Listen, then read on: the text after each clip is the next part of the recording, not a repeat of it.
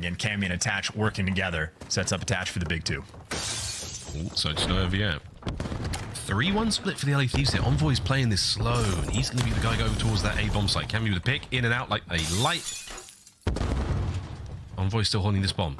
Vance is on the approach towards him. I don't think anyone's there to really spot this out, but if you kill that bomb carrier, that's huge. Here comes the rotation. Oh! Nearly lands it. Oh, and Vance knows. He's fully aware. Plenty of noise above him. He needs some help as well. Number 3 finally starting to wrap back, but Afro's not looking over, so Vance has to make the individual play, and he's good for 1, so he's done his job. And 48 seconds left on the clock for the 2v3. Octane with the bomb. Well, had clean shots, but attaches just a little bit cleaner. And now Kenny left in the 1 versus 3 with bomb down in a bit of a tough spot. We'll have dead silence in a moment, but it would take something magical to win this round. I don't know. I feel like it's almost more worthwhile to hold on to the deadie. Keep dead silence in your back pocket. If you get a kill, it's going to push that forward. You will have access to it in this round, but don't use it. Hold on to it. I don't need to tell Kenny that. He's well aware of it. Here comes the fight. Cammy's going to hold him still. Attach might be coming through for this one. Final 15. Dealing with Kenny. Easier said than done. But Rocker bounced back. This search and destroy is not over yet. And I'd say just a much better setup that time for Minnesota, or at least a better read, I suppose. The mid-map setup, you can absolutely have success, but just unfortunate a few rounds prior. This time, it was basically like a triple stack in and around bedroom. They were not interested in giving up A.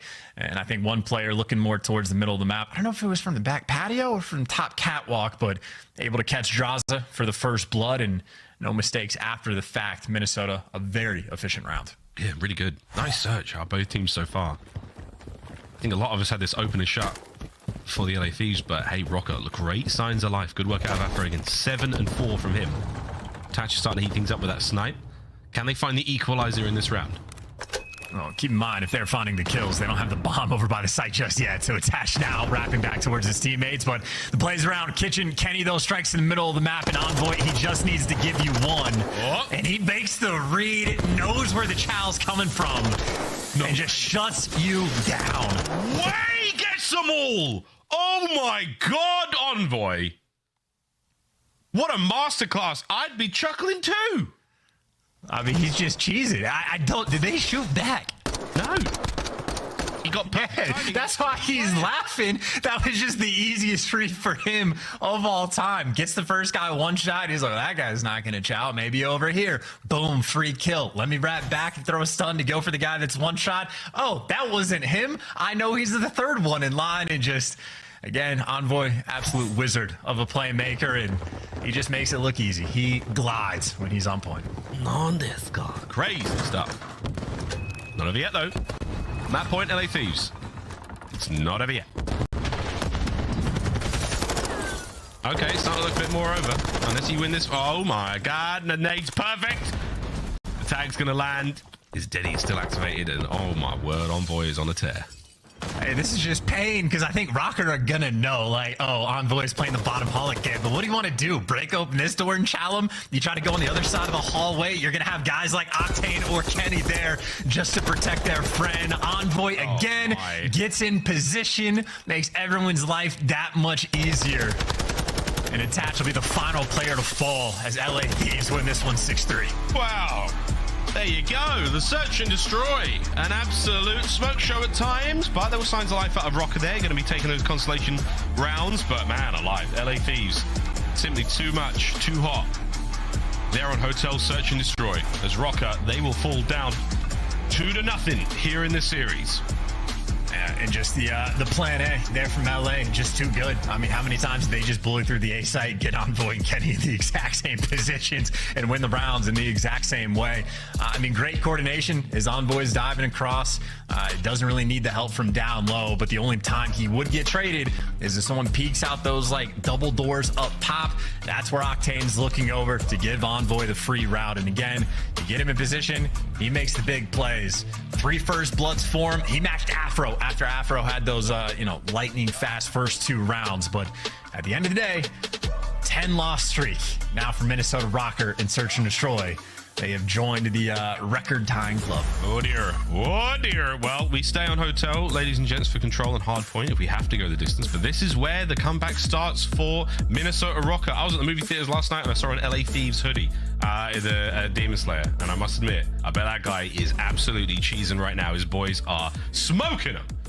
And we'll see the comeback is on the other side of this break. We'll find out. Demon Slayer.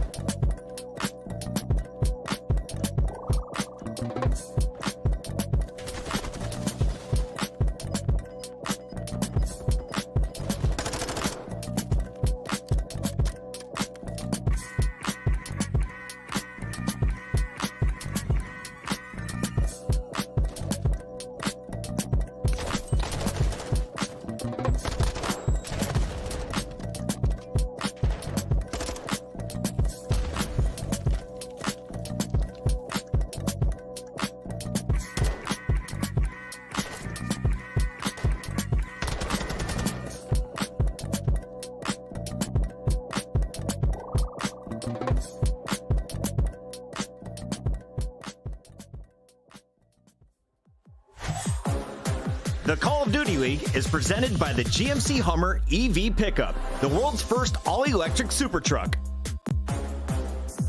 Upgrade your game with the Scuff, the official controller of the Call of Duty League. Oh, come here. And backdoor. Oh, wait, no, I'm coming alley. Oh my god. Oh my god! Oh, The paternity test is in. I am the father. Mid-tier connector 10. Wow, those rank play players are good. I was not ready. Dude. I was not ready Come for on, that. man. I was not ready for that. You can get involved in rank play. Rank play is available right now in MW2. And if you're on the other receiving end of clips like that, sorry, not sorry. Keep climbing, boys and girls. We'll see you in the top 250 soon. Tweet us your clips. Tweet the link. Hashtag CDL ranked plays. Submit your top plays. And maybe, if they're dumb lit and gross like my one was, we might be able to put them on the show. I had no idea that was happening. That's really funny. I just think it's important for the people out there to know that if you're like in gold, you will get destroyed by some casters. Just throwing that out there. Gold? We're in diamond. What are you talking about? We're in diamond. I know. I'm being funny. What? Dude, come on, son. Anyway, speaking about getting destroyed, this series is getting ugly real quick. Rocker better turn it around right now. They've got to go wild here on Hotel Control. Absolutely wild. I mean, this is their most banned map versus LA Thieves' most played map. So LA Thieves love it. Rocker typically avoid it. And this is going to be the map that decides whether or not Rockers start off 0-5 in their qualifiers for their first time in their organization's history, going winless in the online stage. So not a fun place to be. And obviously, if you paid attention to the first two maps, LA Thieves pretty comfortable. Envoy just being the playmaker at all times. He's been able to do virtually whatever he wants. It is absolutely going to be a threat on this map as well. That little number 8 arrow going to be a force to be reckoned with. But all the action, at least right now, taking place at B. The B, we go. Boys are on it. Starting that slow and steady capture. The first segment is getting smoked. Afro attached to 2 A's for Minnesota Rocket finding his kills. Kenny's here, better late than never, but you've already got that first segment in, and again, that all helps towards that final round. Defense! Ooh. Nice work, Afro. Back on the point we go. Rocker, clean start. Yeah, and for a team that is so alphabetically sound, the teamwork right there going to match that sort of chemistry. Easy cap in the end. And now for LA Thieves, they don't even have this set up in this moment. Attach is being the cutoff man to at least take down one player. And maybe LA Thieves can actually make use of that, get pushed up in a kitchen. But it takes a long time to try to get the setup on defense that you want to have. And a delicate thing to try to do to defend this point. There we go. A's going to be a fun one. Get your snakes ready, lads. Good pinch in the works right now. Rocker have got all angles covered. Do the Thieves. Two of their players are going to get there a little late. And by then, yeah, it might be too late. We're already on the point. 3 players up for the LA Thieves now as they approach towards that zone. ASAP, Octane's there in red. Big win out of Afro, looking to get himself streaks. Oh, stay alive. Afro can't get it done. Envoy's there. Attach cut down before he can get involved. Bance is up next. Just about a minute 30 to go.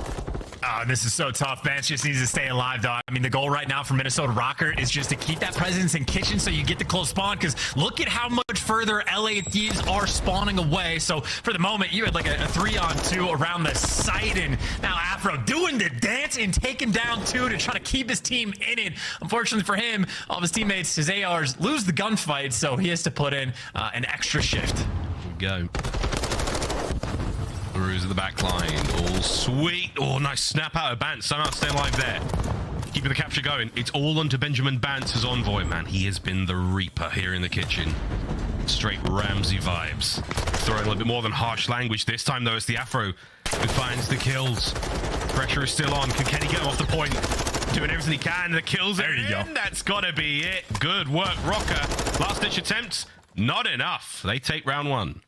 Yeah, just outslant him. As soon as that B cap comes through, Minnesota Rocker seems like they're just wheeling and dealing, and they deliver. It took an extra couple pushes to make it happen, but again, as long as you're keeping those close kitchen spawns, you are going to be to that point so much faster than LA Thieves. So eventually the dam breaks, and Afro, main slayer on his team in that round, putting in some serious work to get that first one in. Confidence is key. We've talked about this with quite a few teams here in the league right now. It's the belief that you can win. And right now, Rocker, with that round under their belt and a nice start from Afro at 9-2, you'd hope they've got that belief. Heading now on the approach towards B. No gunfights. All of them going the way of Minnesota Rock. I'll take it. I will take it. That's a lot of time gained. They were very ready for that push. Let me tell you, 2 SMGs down low, the ARs over top, and look at how quick Rocker are on this rotation to go and defend this A zone. And I guess being quick is one thing, winning the gunfights is another. Afro, last man standing, and he adds up actually taking down 2 before he falls. So Afro still spinning to winning, and I mean that Wheel of Fortune right now is 12 kills. Afro trying to do it all. He's doing a great job. Getting 2 before being brought down there was massive. Not enough though, really, to save the A point here. We're going to see this zone get captured. Rock are not willing to commit for it, but what they are doing is they're covering all bases, so that attack towards B is going to be tough for the LA Thieves. They're going to have to win some mean gunfights. Octane going to be taking his time here as well. Doesn't have a lot of teammate support, so I don't think he's going to be doing too many dolphin dives off the map, but he is drawing a little bit of attention from Bance and Cammy, but you see Cammy making the reads from those back steps. He wins a gunfight on Envoy. In the meantime, Bance ends up delivering, and everything nice and stable right now for Minnesota. Even Afro behind enemy lines in that traditional bottom hallway spot, sort of the safety check if LA Thieves ever dive out to the zone. I love this out of the LA Thieves as well. It's slow. They're taking the gunfights they know they can win. They're not letting those lives go because it's no good if only one of you gets on the point. Hey, that's good work out of Envoy. That might be it. Draza wins another. You're on the point now. Surely. Stack it up. Attach has to win these fights alone now. His teammates are getting kills either side, but you've got to clean these boys off the point ASAP. One man's going to be a 2 in a mo. You need the coordination as well because everybody challenged sort of one by one. Last man through couches. Afro able to do enough damage to try to create the opening, but it's still just a flood through the front. Kenny back on point has the teammates for the help, and now middle of the map is secured by Envoy. So LA Thieves, no issues, guns up, take the easy gunfight to get this round. Should be it. Second done. All crossfire though. Bounces in. Kenny's still capturing the point. You've got to make a move happen ASAP. The timing was a little bit off. Here comes the reinforcements. Nades are good. You're off the point. Oh, baby. It's not done yet. Draza, he's still in a position to get himself onto the zone. Loads of time here. Over a minute. 11 lives apiece. They're back. They're on it. No. Contest. Kills. Cammy. What's going on? No, he couldn't find Octane. What was happening there? Wait a minute. I was all wound up getting ready to call the round nearly done yet. But what was that? Looking at everywhere but the point where Octane was towards the end, but just a little bit too much pressure, and even just like perfect like sort of routes off spawn by Envoy. I know like after the sort of opening salvo goes through, eventually LA Thieves are like, hey, we got 3 bodies to the point. All guns need to be forward because Envoy goes and filters in towards the middle of the map, and it still gets mixy. I think someone on Rocker took a bit of a distant route to sort of wiggle his way around Envoy, but all that time wasted for all that extra pressure on the zone, and right now, hey, 2 for 2 on offense. Exciting hotel. You need this one, Rocker. Here we go. 14-8 from Afro. He is putting in a shift. 14-9 now. After those gunshots from Envoy. Vance is still on the outside that's playing it. He's got to go toe-to-toe with the Dark Prince. Win that fight, and you've got yourself a lot more space to work with. There we go. All right, A zone should be captured here. For at least a couple of segments at the very least. I really feel like as soon as you kill Envoy at any given point in time, you're just able to breathe. Like as soon as that happens, the annoying guy behind enemy lines is taken care of, and now you see the round much more stable for Minnesota. The slow cap on A. Slow cap from Minnesota. Let's see how the comms are going with a quick listen in. Wait, one. Oh, I've got that one. That one. Yeah, okay. Okay. I have one now. Yeah, One just ran out of sight. Nice. I got him. Nice. I'm gonna start working through P2. Yeah, go. It's close to me, Marcus. Nice. Go, Marcus. I'm going. On to anything on the header, you can jump. Spot. Wait, what? I'm gonna pinch. One's gonna pinch. I've got you deep spot. I've got yeah. Let's double it, man. Yo, I'm one shot. Yo, okay. Octane's pushed out our deep. Where were they? Our deep bed. Kenny's top bed. Wait, listen, they're gonna play tight, by the way. I spawned along. I'm in the corner. Let's go now. We focus this stun. Spa, not hurt. Spot dead. Nice, good shit. That guy spawns out. Octane was low, man. We'll keep checking. Octane's top bed on me. I spawn low. I'm playing the guys up bed. Play for the spawner, Marcus. Yeah. Octane's top bed, bro. Nice, Octane's top bed. Kenny was there as well. Kenny was top bed as well. John's a lead. I'm low bed. Play spawners for me, Ben. Octane long dead. I'm gonna get on time. Kenny could be low bed. Kenny could be low bed. I could kill crossing mid. Kenny's gonna be lower top. Kenny lower top, yeah. I've got top. I'm watching Sublong. You got P4? Couches right now. Couches. He's P2 on me now. Couches, probably dead. P2 on me. He's top bed. Envoy's top bed. Another one low couches. Envoy's top bed, okay? Square. Yo, we can go around. It's probably choked. Nice. Good shit. Come on. I'm still finessing spot. He's getting there. Go around. Two spots, spawn spot. Push it out. Play this quick. I'm going deep. Yeah, I can shoot the heady. Play the heady. On the heady dead. Nice, I got naded. Listen, come through like Yeah, I'm aiming to play free He's top gonna better. spawn out Yeah, behind you. he's just one broken. Behind you. Make sure he blocks back. Blocking now. D2. Run away, I think. Yeah, he's Top bed D2 right now. still. Give me a sec. Well, there's the listening in the comms of Minnesota Rocker doing everything they can to orchestrate the push towards this B zone, and every time they get close, someone like Envoy gets the big two to shut him down, but now it's Kenny, last man standing. Rocker, you see Cammy ready for the gunfight, but not quite enough, and the pressure just sort of dissipates and filters away. Gotta reset, take the gunfights from the front again. 40 seconds. Not over yet. Good nades. You clear out the god, Heady. Now you're onto the point. There's the cross, though. Draz gets tagged in. Not enough for the kills. No trophies to be found. Fancy's going to eat that one. Oh, my word. Off the top rope, though. We're in. We're on the point. There's 36 seconds remaining. Oh, Cammy was avoided mid. We're in. I don't care. We're in. Stack it up. Find these kills. Envoy, though, on the flank. Gets one. No more. Over the top comes Draz and gets killed. Last man. Oh, my God. What a manic. Ah, wow, Kenny. What's going on? Band's cut down. Kenny's a hero. Gotta wait for that fat lady to sing. Miles, LA Thieves are fighting, but the bad news for them is only 3 lives remaining. So treat this like a round of search and destroy. Rocker gotta coordinate. They gotta play for the trades, and every trade they get could seal the deal. It's not over yet. 15 seconds. Here we go. Thieves run out of lives. Oh my God, that's huge. And a stick. Stalk him. Oh my, Draza. Unbelievable. We may have won the round right then and there. The tags are in. Kenny, loses the fight in the backstairs. A few seconds to go. Oh, dive onto it. No, what a play. The LA Thieves steal a round they had no right to win. Yeah, and the heartbreaker in the head snapper. Both Bance and Afro did the characteristic throw the head back in the moment. I mean, this is like every single player on LA Thieves like providing in these final moments, right? You get to look at Kenny with the big two, because if he doesn't win either one of these gunfights, obviously that is the round done and dusted. But even just the setups before that, Jaza had to be the player to get the stick. Octane had to throw his body on the point just to slow down the clock and get Kenny enough time to swoop in. And even Envoy, the one who started off when he was basically 1v3 on the point, wins the first gunfight on the steps, does enough damage to the next two. That is all 4 players, 4 world champions getting the job done. Man, that was something. Kenny checked every single possible body, every single possible corner in like a 2.5 second moment, and won a very tough gunfight against another professional player. That was an outstanding moment. Well, LA Thieves, match point. They win this round on offense, and that has been going very well so far. Smoothly, you might say, and the series is theirs. 1 segment down.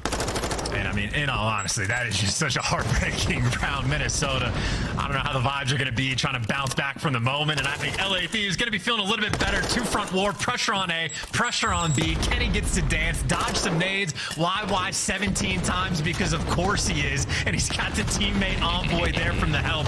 They're just pushing the pace. LA Thieves doing everything on the map. Cammy there with the trades, gets on there. Last man up though, Draz is still keeping the capture going. 2 members of Rocker coming forward, trying to get into the fight. Draz though, these back desks, not this time. A's gone. You're halfway through B now, plenty of time and even more lives.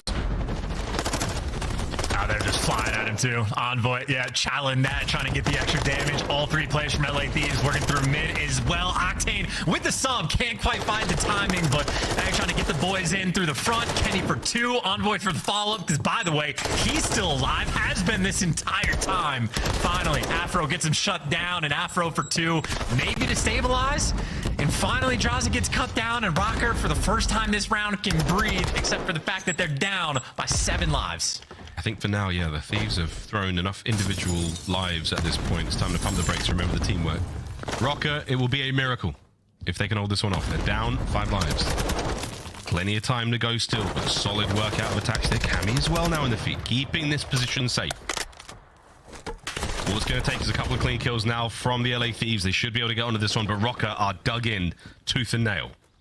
I still think this is just a live sort of count right now for Rocker. They have to be so particular about how they play this, have to keep the pace very slow, and LA Thieves trying to keep the pressure up. I mean, a double flank for the moment. You see Envoy, again, being annoying, getting the kills on the back line, but that was a 3-for-1 trade for Rocker. They were down by 7 in lives, now only down by 3. Still a minute, though, to play. A very delicate balance. How will the Thieves go for it? You got options. 2 of them are hitting the back line now. It's all an Afro to take care of that player outside. He's tagged. Damn, he loses the fight. Over towards the middle of the map, and here comes Envoy, just cleaning house. Afro, though, he's behind him. He's got Making two plays. That is massive. Oh, damn! That was all. Kenny, no way. No way, gets this as well. Kenny stays alive. Final 4 lives for Rocker. As Itachi swinging. I mean, this is it. 30 seconds on the clock, and Cammy now completely out of the picture. Couldn't get his one. He still advanced the sort of safety net behind enemy lines, and I think he wait for the pressure to come and send Banson on the flank. No trophy, though, down for Itachi. He's eating all these shots. He's eating the nades. Bance, though, from low lights, he could go wild here. Kenny's on. Checks it. No, he gets gunned from behind. Oh, that's the round. Afro, what can you do? There's one. Tags into the second. The capture is nearly complete. The round is done. The series is closed. LA Thieves. Another day in the office for them.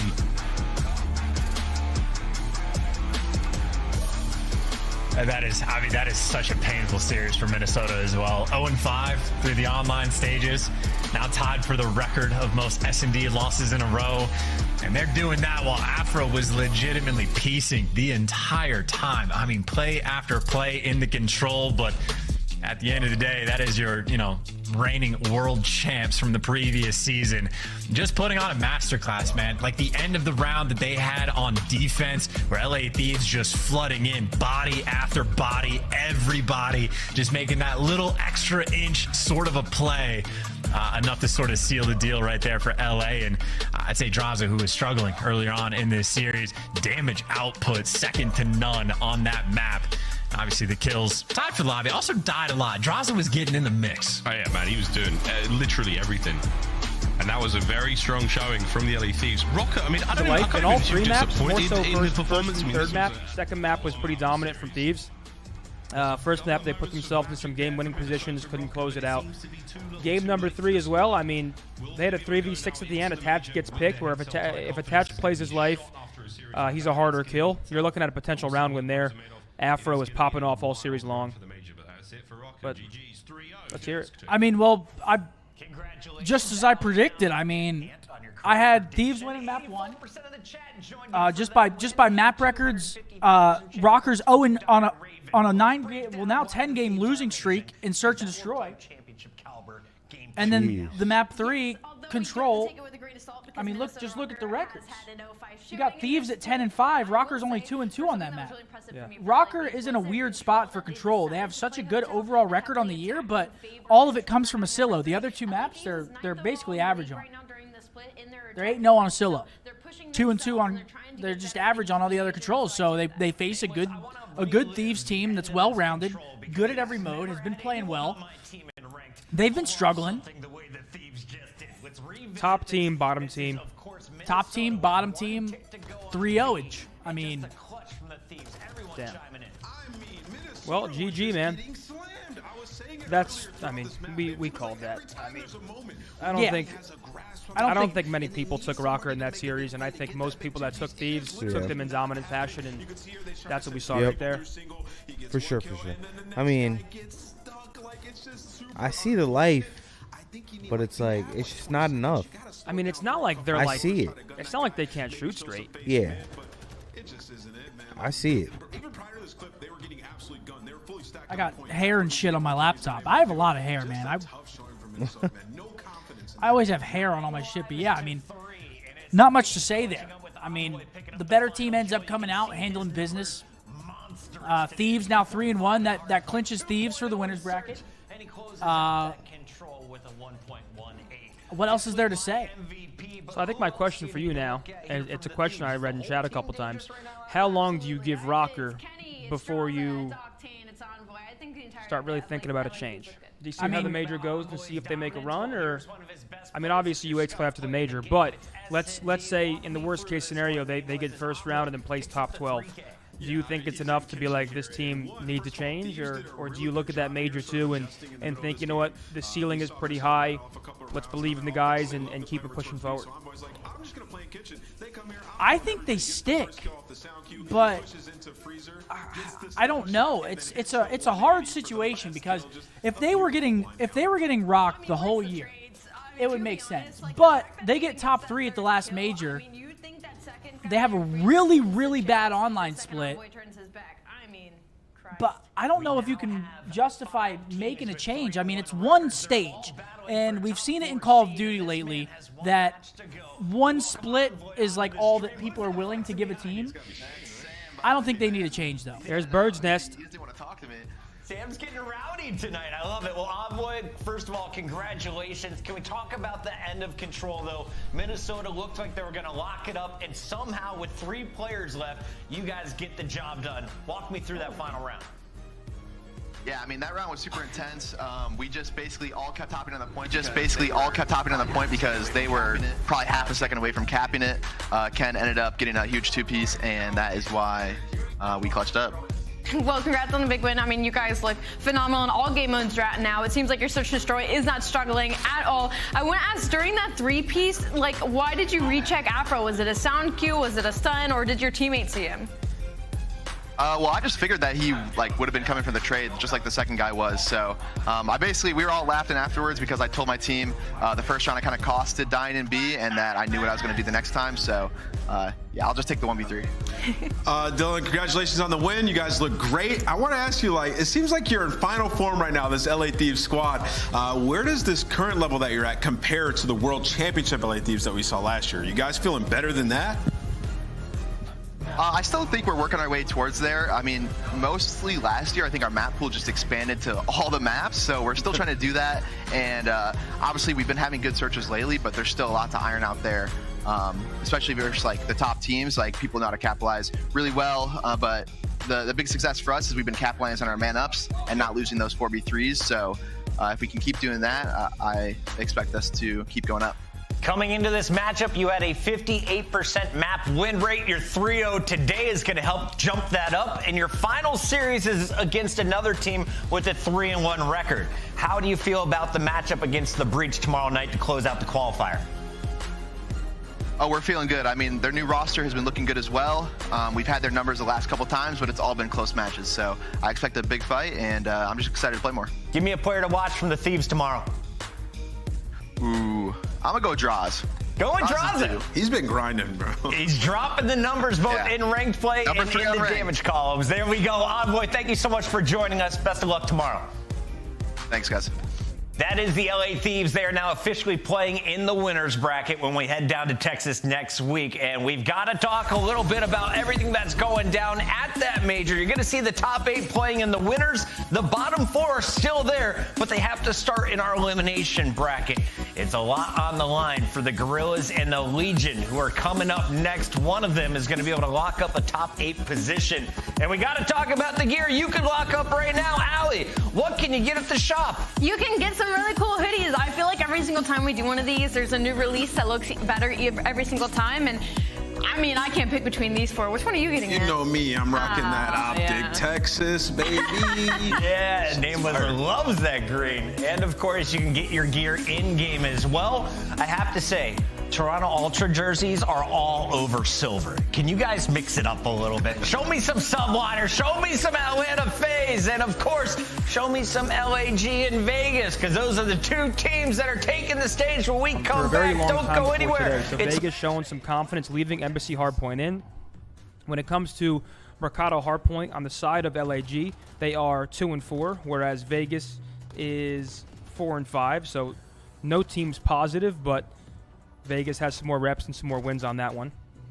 When it comes to Search on El Silo, I do know, just before I even look at these, LAG seems to play El Silo a lot, but so does Vegas too, right? Vegas is 5-3 on it, whereas the LA Gorillas are 4-5. For Fortress Control, both teams struggle in control. Said it prior.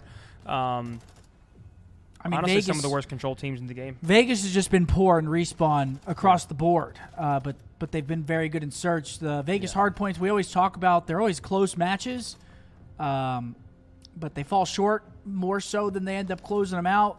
Very good at search and pretty bad at control. Yeah.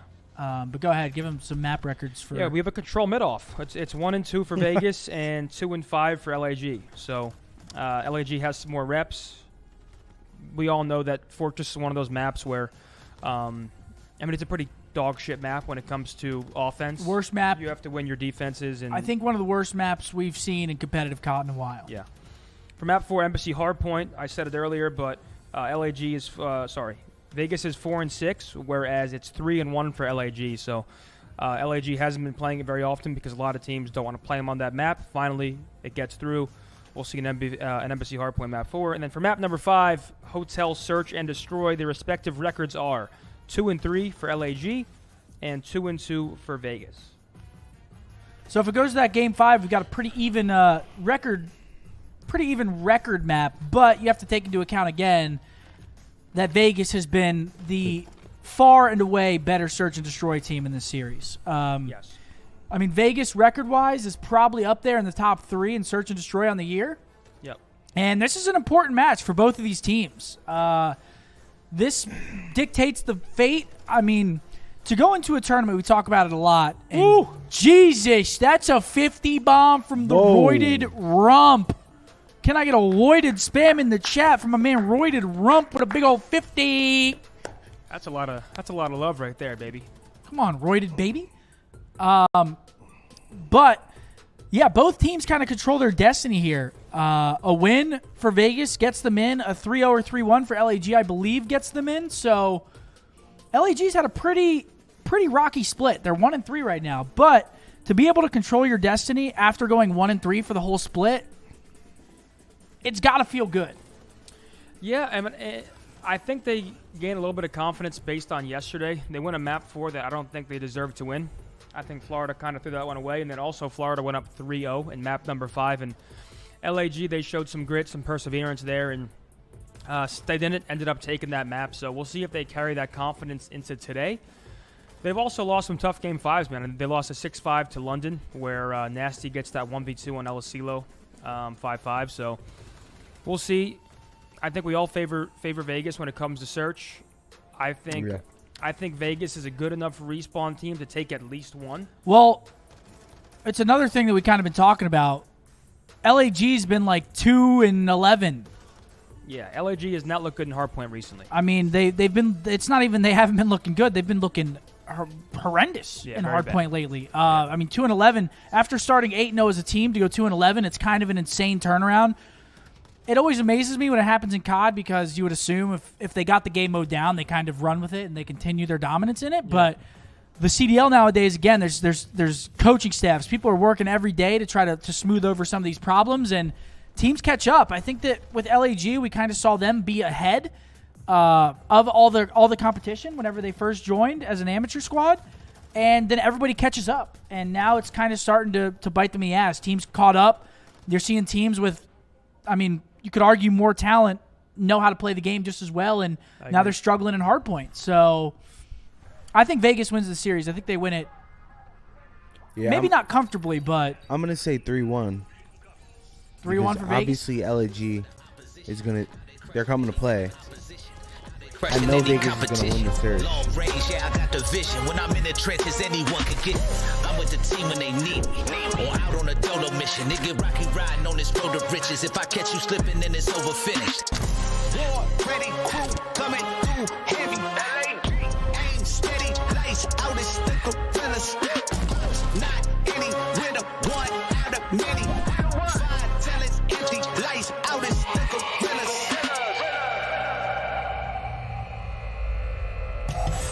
Welcome back, everybody. It is the final Super Saturday before we head down to OpTic's Major number 3 in Texas. Chris Bucket alongside Alley Cat and Nameless, and this could be the most important battle of the weekend, especially if you have, I guess, some money on the line for this one. Vegas versus LA Thieves. We've already have 3, make it now 4.5 million channel points on the line for this one, and it's a big battle for both squads because you're fighting for a spot in the winner's bracket, right, Alley? Let's remind everyone where we're at in the standings and what's on the line here today for the Gorillas.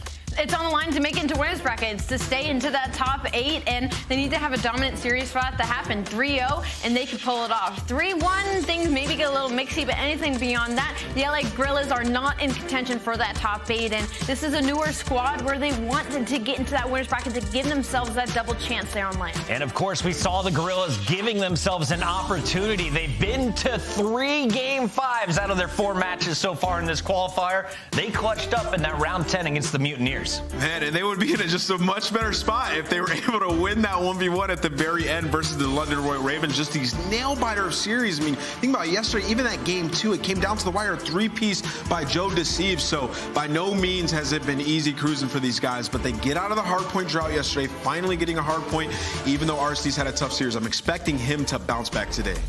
And here's a look at our players live. Joe Deceives and Exceed were definitely the 2 stars for me. We knew what we were going to get out of Assault and RC's. Assault fired up in that final game, but Joe Deceives was Mr. Consistent, and the man was always sneaking up on the enemies with the SMG. He is going to be my player to watch today. Ali, I know he's not always going to be the X factor for the team, but when he is, what are you looking at from Joe?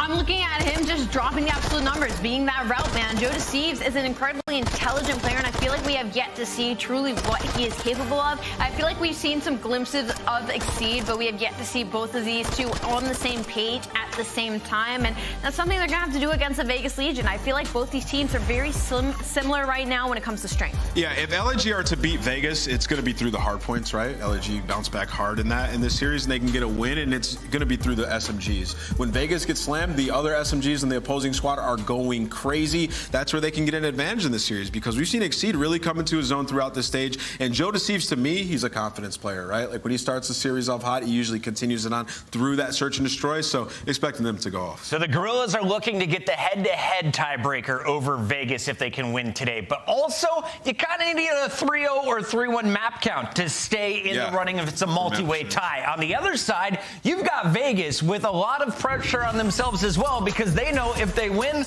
they're in. They're playing in the winner's bracket. They don't have to start an elimination, and they have a chance of making a deep Texas run. Yeah, and I mean, they've been looking great as of recent, especially coming off of that last series. And when it comes to Vegas Legion, it feels like it's just slowly inching to be better, slowly inching to the form that they want to reach. And I think it just comes down to consistency at this point. I think Puckett made a great point in our pre-show that we need to see the same TJ Halley that we saw in the last series. He had that slow map number 1, but maps 3 and 4, he was everything. Let's take a look at TJ and what he brings to the table. Search and destroy numbers through the roof. Despite Vegas's win record, TJ has been consistent in that game mode at least. Yeah, it's search and destroy. We saw it in the interview. We asked him, we're like, yo, what's the search and destroy preparation been like? He's like, my team just lets me do whatever I want in that game mode, and for good reason, right? Like, he's getting behind enemy lines. You can see right here, they had no idea that he was sitting in top cantina, right? Making plays with Deddy, and they're playing maps that really are working into his favor as well. Yesterday in the series, we saw Mercado and we saw Fortress. Those are 2 maps where TJ can really take over. Today in the series, we have Asilo and Hotel, so it'll be a little bit harder to get super mixy with an SMG as the spots are a little bit more obvious, but I'm expecting him to play well regardless. Clay was looking like Batman dropping down from shelves as well. The man's going for all the nerdy spots. They're pulling out all the stops here in their final 2 series. This is their last match, and here are the final maps they will see before heading to Texas. I have over 10 million channel points. In fact, 10.5 million now just rang in, and 7 of those 10.5 are all on Vegas. Really? What are our chances that the fans are going to be happy with the outcome at the end of this series? I think either way, I think the series could be a win-win situation for both these teams. I think the biggest map for me is going to be that El Asilo. Clay right now has a 1.46 in Search and Destroy, whereas Salt has a 1.2, so I think that's going to be a little bit of a head-to-head battle. El Asilo is going to be the match to watch there between the ARs. Let's go to predictions, though. The matches are just a few minutes away. Yeah, I mean, I was looking at the maps, and like in the hard points, I think these guys match up. They are just squaring up on these maps. Like, we're looking at Mercado, we're looking at Embassy. Vegas likes both of those, so I actually think they have the edge in HP and in S&D, so I'm going Vegas in a 3-1 fashion. 3-1, Ali? I think LAG in 4, Vegas if it goes 5, but I'm leaning LAG. LAG in 4. That would make me the tiebreaker. I'm feeling a game 5. The 4th out of 5 for the Gorillas, and they get the win. They're playing for top 8. We got our casters ready. Let's see if I'm right or terribly wrong. Lando and Study, take it away. Well, there's only one way to find out, Chris. That is for sure. Vegas versus Gorillas, Jay. There's a lot of stock in this one. There's all kinds of storylines, but the biggest one is all in focus of winner's bracket. The desk has already touched on it. A big spot for the Gorillas, but on the inverse, Jay, for Legion, a win today would guarantee winners. It would be the first time in Legion franchise history that they would start off a major in the winner's bracket side. No pressure, right? Yeah, definitely no pressure. If you're definitely the Vegas Legion, this is your first time that you have the potential to make it in towards winners, but it's all going to be with this series. You see the players that stand out in hardpoint. Donnie Temp, Mr. Don, 1.12 KD going up against Exceed, who has been stepping up so far in this stage, man. Really starting to make a name for himself. So he had a 1.03. Both of these guys are tremendous players in their own right. Obviously, it stands out a little bit more for Temps as he is running that AR, but what Exceed does on the map with that SMG is very much impactful as well. Yeah, it definitely is. And you and I have had the chance to cast over Gorillas a lot lately. I mean, I know the results have not been stellar, right? We're talking about the hardpoint struggles. We're talking about how they've really not seen the same success that we saw them have in the Major 2 qualifiers. But if there is some positives to take out, it feels like for LAG, you're really starting to see more productivity out of the rookies, out of your young SMGs. I know the desk touched on it, how great that Joe Deceives has looked in certain spots. I think you could say the same thing about Exceed. How valuable are the SMGs for LAG in this series, you think? That's a big part. It's a big part for their success, man, because if you think about the pacing that they're able to put on, the clutches that they also make in their search and destroys when they're hitting those routes, these guys set the tone for how the Gorillas are going to come out and play. You have your slow ARs in Assault and RCDs who didn't really have the best performance yesterday, but they still got the job done versus Florida.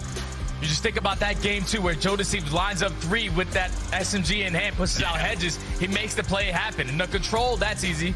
But when they got all the way to that game 5, I think it was the mid-round adjustments that they were going to have that eventually led to them winning that series. Yeah, this is a look back at the game 2 Mercado in round 11. It was a quick little 2v3.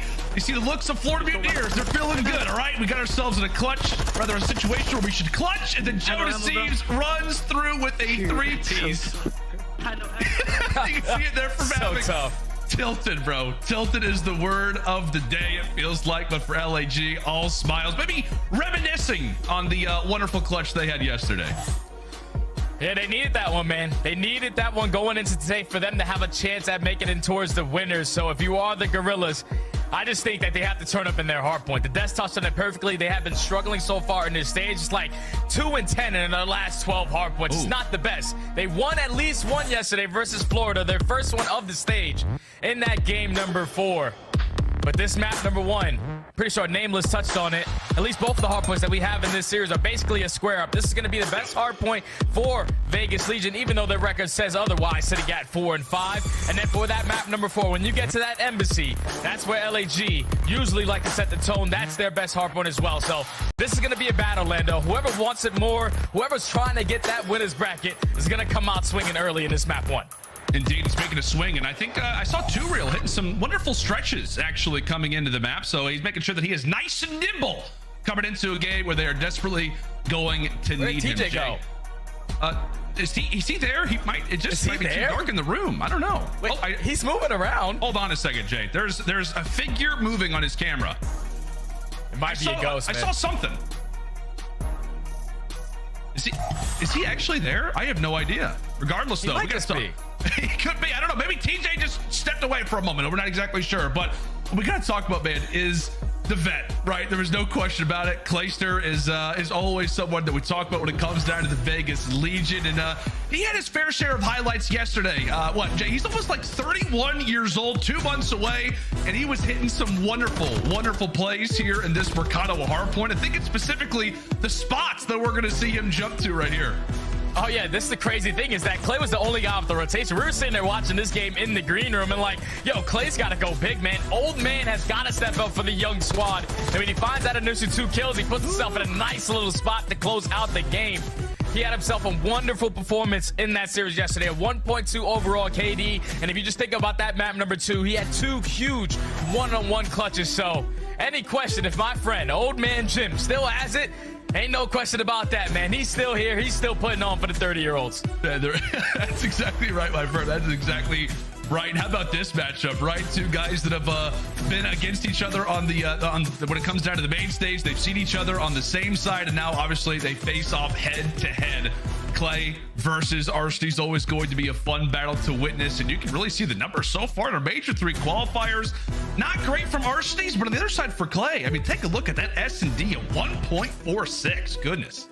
Oh my God, man. And he does it sometimes with a sniper in hand, but keep in mind, he's also that guy, the majority of these rounds, running that trophy system. So he's making clutches happen without having that dead silence in hand. He's just got the ice in his side. And then going on the side of Arcitys, obviously they struggled. They went in this stage, they started off 0-3, so their numbers aren't going to be the best. And then even in this series yesterday, he drops a .86, but they clutched up in that game number 5. And it wasn't really about the stat line for me for Arcitys, because in the game 4 where he needed to step up to extend this series, he did that. And then even in the game 5, when they found themselves down 0-3 in that search and destroy, Arcitys, the leader that he is, he changes his gun. He goes from a TAC 56 to the SMG in hand, and he was basically shutting down that B push every single time. And that's what allowed the Gorillas to eventually chain 5 rounds in a row to eventually close out that search and destroy by just great leadership in Arcitys, knowing what needs to happen for them to turn it around. He made it happen.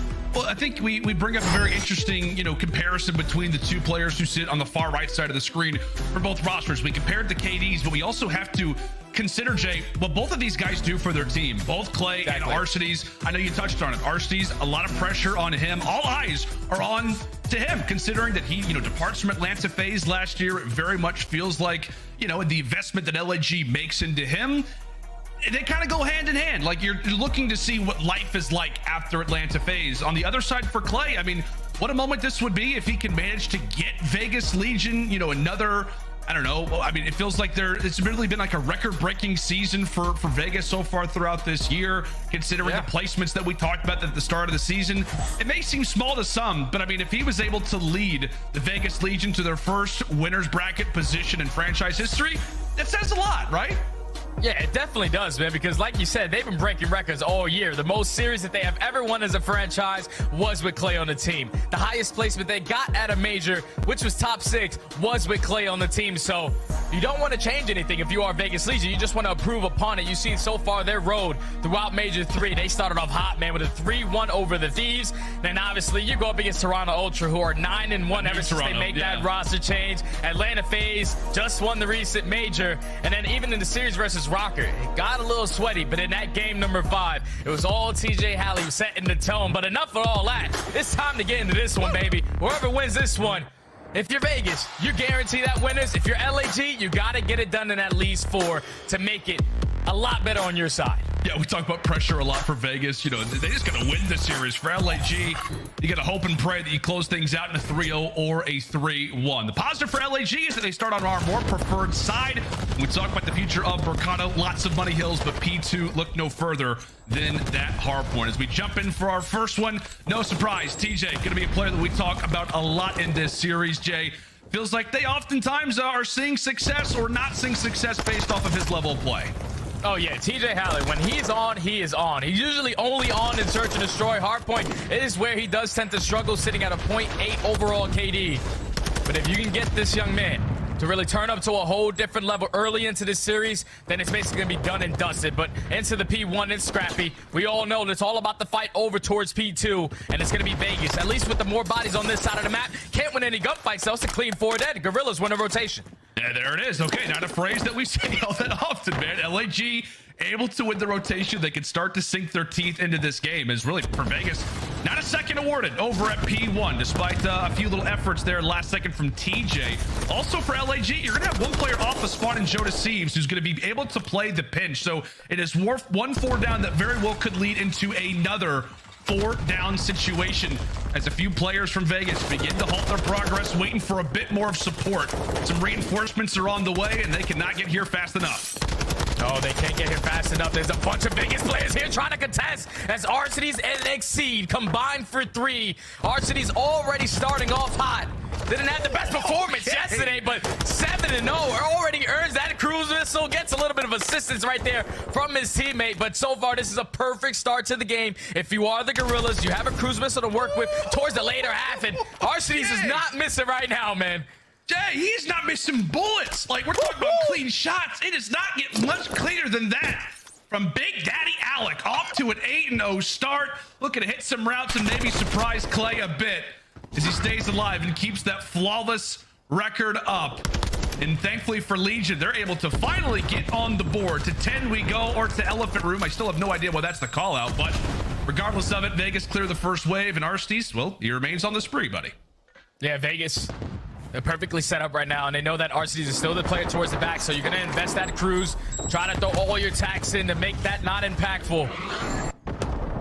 But here it comes. Nothing's going to be able to connect. They're trying to set up the pinch. Exceed starts it off. He gets the first. He's trying to find the trade, but there's too many bodies here for Vegas Legion. They're able to come out on top in those engagements, and that final 25 should be theirs. And off the rotation, LAG, they're all spawning out towards cantinas. You have to try to win this gunfight because Vegas are here already. Yeah, this is great routes from Vegas. By the way, I have no idea where Arsty's cruise missile just went. It just went into an absolute abyss inside of the elephant room. I guess maybe that's the reason why. I have no idea. Oh, Temp up close. Able to find one on Joe Deceives. The rest of the teammates look to set up toward the back alley. Clay able to find his cutoff kills as well. It is an all-out brawl, but it seems like Vegas are able to get a foothold in that barbershop early. And well, Jay, on the other side for LAG, it looks like they've been in the barbershop a lot. Everybody with some fresh cuts. Or maybe they're trying to jump in one last time before the major. They're trying to. But right now, the setup for Vegas Legion is just too damn strong. You have two players who are focused on towards back alley. You're holding down your gunfights towards mid. There's only one player left on a point. Big nade comes in from RCDs, and now those spawns are going to flip. So the Gorillas have the potential to still put pressure on this hill. Getting those close spawns towards back garage. With final 25 seconds, so a majority of the focus has to come down to the rotation. Gunfight's going to be Too Real winning that one versus Joe Deceives, while his teammates are still putting pressure over towards Barber.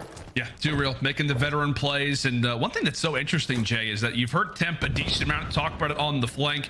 I mean, I think Clay has even touched on it in a few of these post-game interviews, is how great that Too Real has really been for the roster. I mean, it's crazy to think that this is his second year he joined. I mean, in the last qualifier last season for Florida, he happens to be the second oldest player on the team. And it feels like that veteran presence, despite being a second-year player, is there. The team's learning from this guy constantly in the practice. Yeah, Too Real, he just makes the good plays for the squad. When you think about a map like Mercado, we saw it all day yesterday. He was just a guy who wasn't really getting a lot of kills on the map, but he was getting the important kills. The ones off the rotation to secure the spawns, to set up his teammates. And if you continue to do that, then you will find some success. As Vegas Legion are trying to find this final 30 seconds, but you see LAG, they're thinking a step ahead, man. That's 3 rotations in a row that they have not been the team initially off the rip. They're trying to change it right now. Big gunfight between Temp and that player on the Gorillas. Yeah, the last time around, this is where LAG really were able to stretch their legs out a bit, get off to a wonderful beginning, was over toward Cantina, and we're back here again. However, now toward the top side.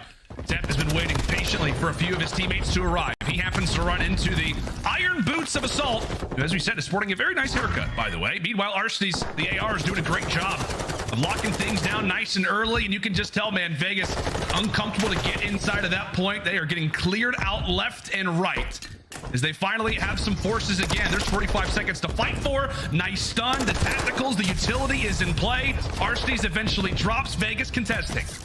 Vegas contesting, and they are eventually able to find the break. And if you are the Gorillas who are continuously spawning out towards Hedge, you have to try to find this, because already Vegas are setting themselves up properly for that next rotation. All out brawl in towards the cantinas. Exceed is able to find one with the stun. The pinch is here from Assault. He finds 2. That's 3 dead in the feed. Vegas now have to cut their losses, and you have to win these gunfights because you have the potential to spawn out. Arcee's putting pressure through the middle of the map. He is indeed. I apologize, Assault. I was giving him the Iron Boots name just previously. Goes and hits the round. Lovely stuff. Coming in from Adam Assault Garcia. Mr. Beams, as Arsty's looks to get involved. As we said, final hill, the first set of rotations. We head toward the parking lot. It has been a back and forth brawl so far, but right now it is LAG sitting in the driver's seat. Nice snaps coming in from Assault. However, he gets made into a quick little 2-piece there from Temp. Legion looking to be in a prime spot to get right back in this game, Jay, and maybe even take the lead. Oh yeah, Legion, they're perfectly set up right now. They know where the spawns are coming in right now for the Gorillas. All out towards the garage side, and Arcees is trying to be the player to at least cause some problems through back alley with him finding that kill. Now the rest of the Vegas Legion players are going to spawn all the way across the map. He finds another one with a little bit of assistance, but Too Real's able to find 2. What was just a 4v1 on the point is now a 3v1. Too Real finds 3 in the feed. He stays alive. He's able to find that final 20 for Vegas as they take the lead. Oh, the cushion killer is slicing and dicing. You love to see that. Too Real with some absolute fire reactions, whether with the gun or the knife, it does not matter. He is ready to go and does give Vegas Legion back the lead. A small one, a minute one at that, but it is a lead nonetheless. And in fact, you know what? We're talking a lot about Vegas. They find themselves up. Everybody's starting to fry. Let's go ahead and see how the comms are sounding. A check-in now with the Legion. One shot. And the rest are going to spawn 10. Yeah, tell me. I'm about to go. That's 110. Yo, deep long, yellow van. I still one tunnel. Out of the map. Yellow van, exceed. One shot tunnel. Yellow van. One shot on time, exceed. Not pushing it, yo. Going back to dark. rotation. Stay like top. Dark corner. Dead. Nice. We should play time. I hear one tunnel. This whole fine. Arsees and Joe T. Just pulling Barber side of the map. I'll just play time. Lights one shot, Alec.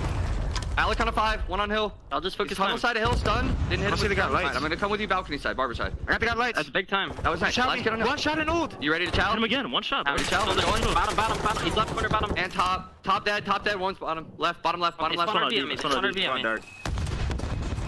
One is RV, one is in hill. One is in hill. We can kill this kid. Hill, guys. Door dead. Nice. I'm gonna challenge out. No, I'm with you. I saw him umbrella. I'm challenging umbrella. I'm going to down. Let's go. Ace top. Inner stairs. Inner stairs. One shot. Nice. One is top. One shot. Let's get Joe to see. Short. Okay. Time. It's good time. I have my short. You can pinch Ace and Elbow. Nobody is tunnel. One tunnel. Last kid. Tunnel. He's close. Let's fucking go, Don. Look at tunnel. Wrong. Absolutely. It was a bomb or something. Shot me in the back. A bomb dead. Nice. Good job. Iron down. Short. This time is huge. I saw him tunnel. Guarantee this time. That was a great check-in there with the Vegas Legion, Jay. I mean, we're talking about how they have so many different things to consider inside of P1 as TJ wins a 1v1 now for the final 20 seconds. So many things that they have to consider, but you could hear how well coordinated that they were trying to break into Cantina. Last time around, that was the spot where LAG was able to grab the massive advantage, and now look at where we are, up by 50. Vegas Legion, one more solid break, and this game could be theirs. Yeah, Vegas Legion see one more push, and Arsees, he's kind of putting himself out of this play. So he's going to be sitting towards back alley. They have the reads. They know that he's in this position. Two Real's able to take him down. So now the pitch is abound. Clay finds one, but Exceed is able to cut them down. He finds two, and Jodeci finds the last one, but it's on temp. He comes out on top. 40 seconds. Would look to be Gorillas fully set up. Instantly get broken, and now Vegas is getting closer and closer to that 250-point mark. Oh, it's another break. As you said, it's a 1v1. It's Temp who's able to take it, sneaking his heart away. He knows. Good form. Good form. He knows how important this map is. Gorillas, they've got to make a break. They've got to find a gunfight victory. However, they're not going to be able to do it. And the positive, I guess you could say, Jay, is that for LAG, on the other side, Legion cannot win it at this hard point. It has got to be a hold and a half. Dig your heels deep, because it's going to take a lot of time, a lot of gunfight victories to even make this one close.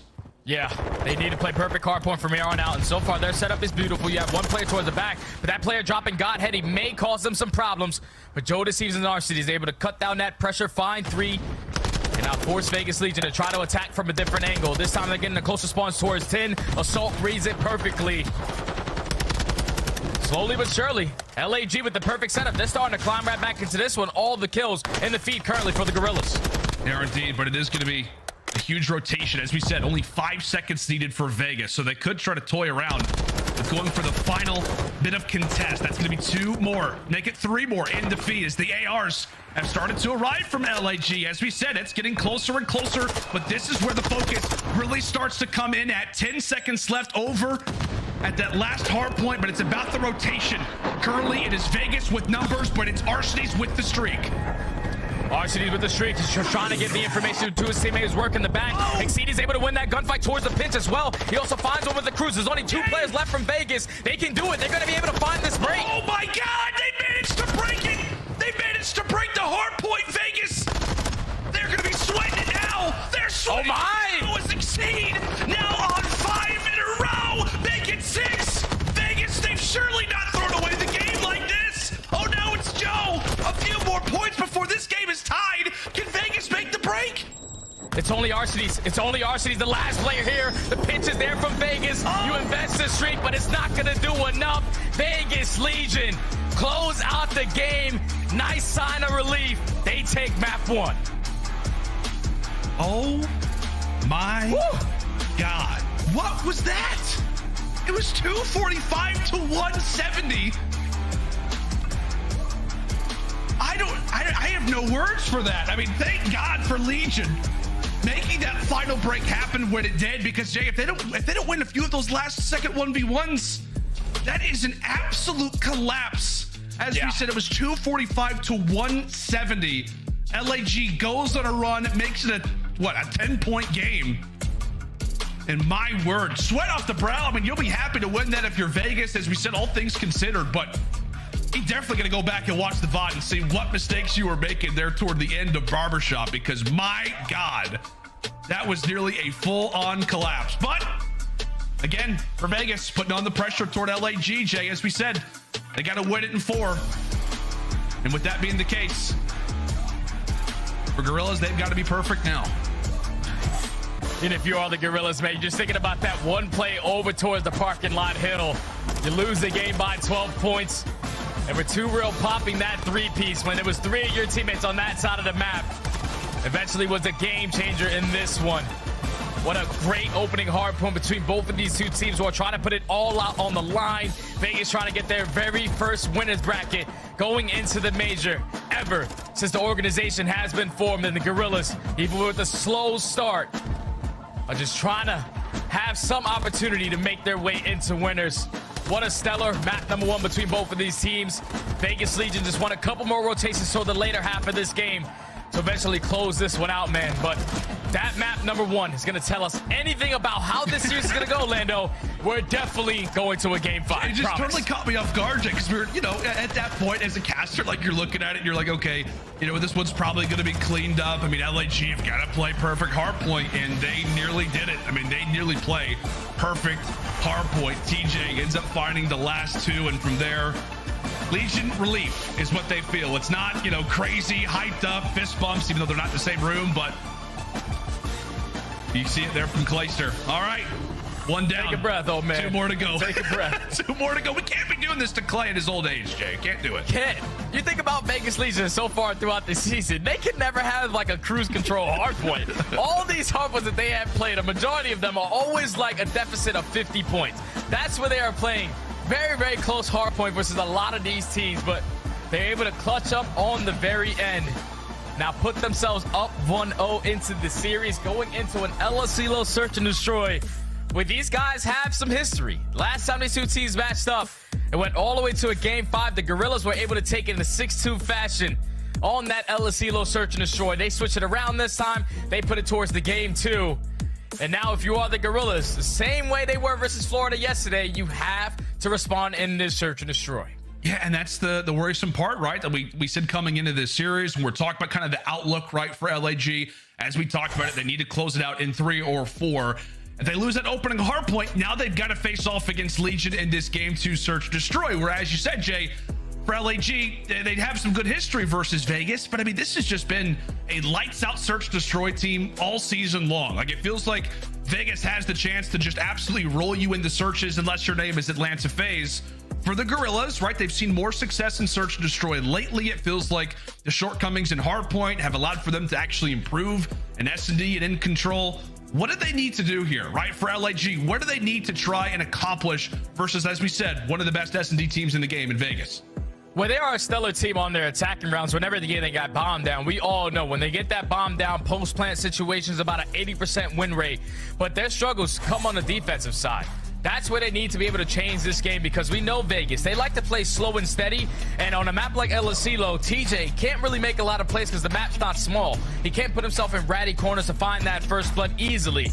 It's always going to be about the trading situation. So you see the stats right there from the Gorillas. Great on the attacking, but they struggle on the defense. So if you are the Gorillas, it's all about that defense. You can slow down a couple plays from your defensive side by just putting a couple players in towards the site, but you need to set the tone early into this search and destroy so you have Vegas make some rounds adjustments early.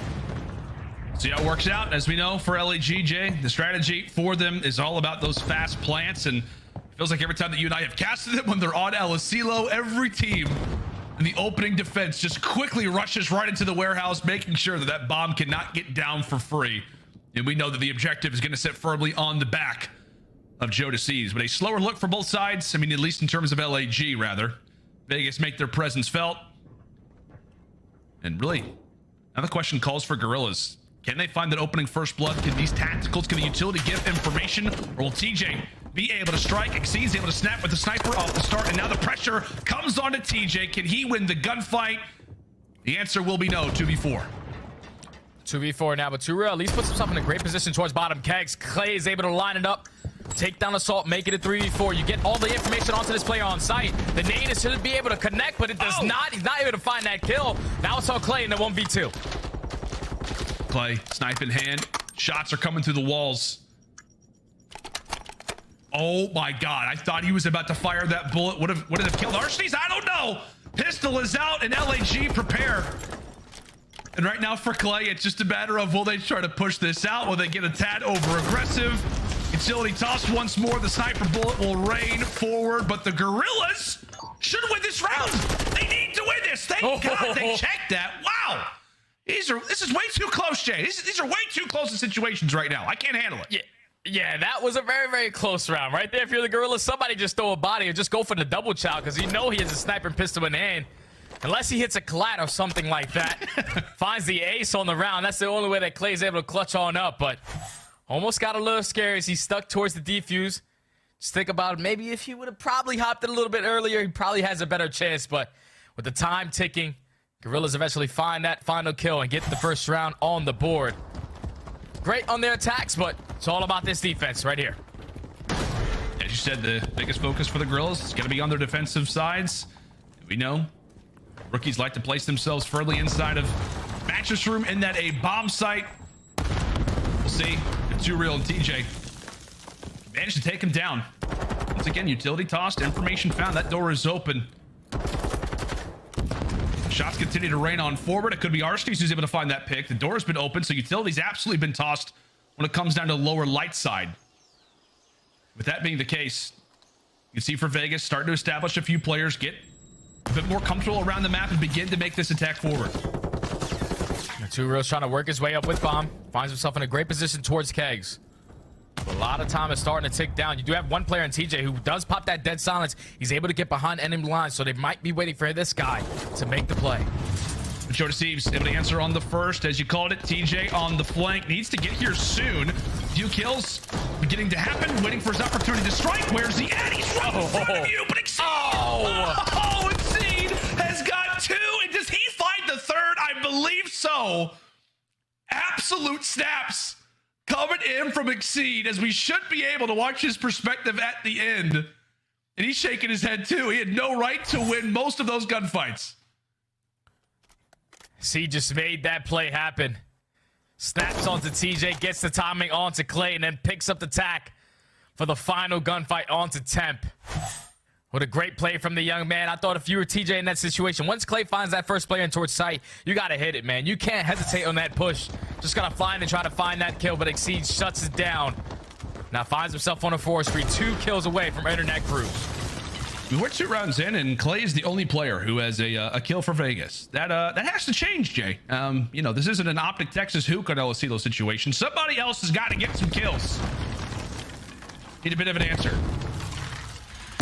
See if they can manage to find it as we jump into another very slow starting LSilo Search Destroy round. However, you've got to be careful because at least for LAG, they've got somebody who is just on the cusp of going for the challenge, and that is TJ. Yeah, TJ sitting himself nice in towards top money. Just waiting for the pressure to develop on the side of the Gorillas as they're going to fly in towards A. Too Real's able to at least cut down 1. Make it a 3v3, but that bomb is now going to get planted. But they're still waiting for TJ because they know that this guy likes to hit his routes. That silence now going to get invested. He could find Exceed going for the route. Does the timing work out for him? Yes, it does. The Exceed spotted. I don't think he did. I thought for a moment that this player might have spotted TJ. However, this is the hottest flank that we're going to see today. That's a pick, and it's on the bomb carrier. Another one will fall, and now it is up to Assault in a 1v3, and he drops 2. A few more players for Vegas are able to put some kills up on the board, so Clay is now joined in the kill column. And what do you know? When that happens, Vegas grabs the round. Yeah, Vegas just read the setup perfectly. Once the Gorillas are able to find that first bullet, or at least the trade in towards a bomb, felt like they just wasted a lot of time when they made that play call to wrap it back all the way towards B, which eventually allows TJ to set up that dead silence play, works his way all the way through courtyard. He's able to find 2 in those final moments and then set up Temp for the last. Just a little too long in that situation if you are the Gorillas. Get the bomb down. You're great post plant. Let's do that. See if they can learn from a bit of their mistakes. jump into round number 4. This time is Exceed and Joe Deceives not inside of the site, but just on the outskirts. Looking for the timing and waiting for the window of opportunity. Arsenes will expire a few bullets, and that's right when they give the green light there to the rookies. Exceed eventually ends up getting traded on out. But for Joe Deceives, he is still there to answer. Man advantage for Gorillas. And now it is all up to TJ, tagged up and nearly bagged up. Found out and taken down. LAG quickly answer. I just love the army of 2 plays that we have out of Joe Deceives and Exceed. It's like, when you see one of them, you know the other one is pretty close. If they're not going to be playing in towards sight, both of those guys are trying to make a play together on the opposite side of the map as they find the timing by pushing through courtyard. Exceed is able to at least win the first gunfight through bottom kegs. Not able to find a trade, but he sets up Joe Deceives to take down 2Real, not allow that bomb plant to go down, and eventually clutch up on the man advantage. So far, that's 2 defensive round wins for the Gorillas. Great work. I'm not a great lip reader, Jay, but I just saw Exceed, like his face light up. It sounded like when somebody called a strat. So I was curious if we could see something nice and tricky to kick off this round. You did see a few nades tossed over the top. So that being the case, other than the utility placement, I don't know if anything's really out of the ordinary so far. But the round is still nice and early. Minutes still to go on the clock. And to no surprise, Vegas, they are ready and waiting for anybody who tries to jump inside of that A-bomb site. He had a double stack in towards A. Temp and 2Real trying to hold down both angles as 2Real's getting all these sound cues of multiple players towards the right side of his screen. It's now time is starting to tick, but pay attention to your minimap. Arsenal slowly working his way up through radio tower. We've seen this guy make this play when they decide to push through courtyard and make their way towards B. And that might be the play call here with 30 seconds. Yep, Exceed pops dead silence. Then begins to run on out. TJ not able to hear him, not able to spot him. Nearly goes for the second snap. Clayster is able to trade, but he does reveal his position. Now for the Gorillas, what does the strategy look to be? They've made some presence felt on the flank, and now for Vegas, tuck yourself in a corner and prepare for the attack. When's it going to come in, and where at? Temp ends up falling. Clay again is still able to put in some work, and 2Real does not necessarily 180, and now it is all on to Clay. He's got to do it solo. I'll lift up the Clay in the 2v1. Finds the first. Gets the sound cues where he is. 30 seconds. He has the opportunity to clutch up. He has that dead silence. Oldest player in the league versus the youngest. And it's going to be the Rook who's able to stop what could have been another big collapse. Clay nearly with the clutch. It also would have been for the ace. But Joe Deceives able to spot him. I don't know, Jay. That just felt like there was a lot of pressure put on Clayster's shoulders there at the end. Oh yeah, without question. Like, Tura, what we doing, baby? Like, all we got to do, is 7 seconds on the clock. All you got to do is take that one player off bomb, not go for the ballerina spin.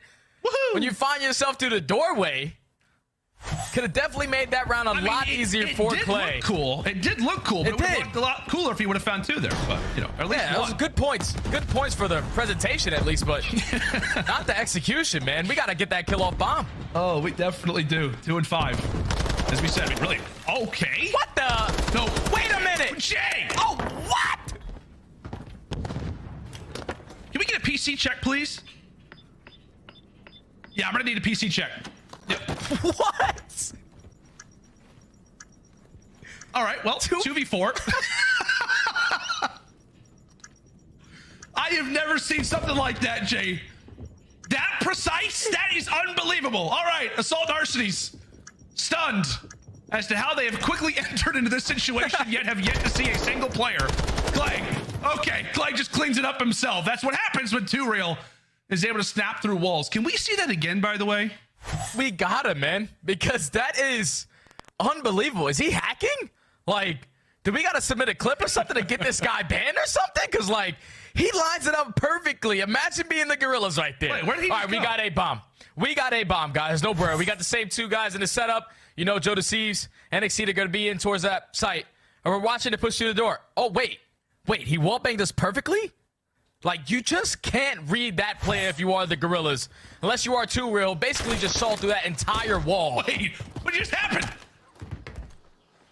I couldn't believe it, Landon. I still can't believe it. Jay, what a round right there. He just disconnected from the game. Oh, did he just get banned live? I have no idea. I have no idea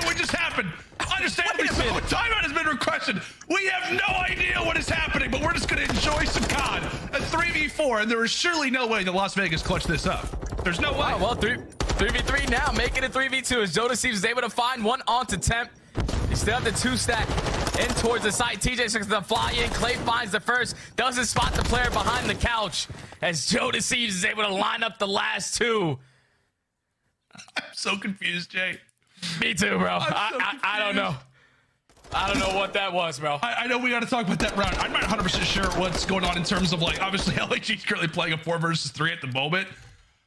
But yeah, I'm very confused because we were looking at that highlight of Too Real, obviously taking 2 players down through the wall. And then he just stands up. And I'm like, wait, did they just win the game? No, they obviously didn't win the game because they're down. I mean, he's just putting on a sweatshirt. He's getting warm. He can't believe it.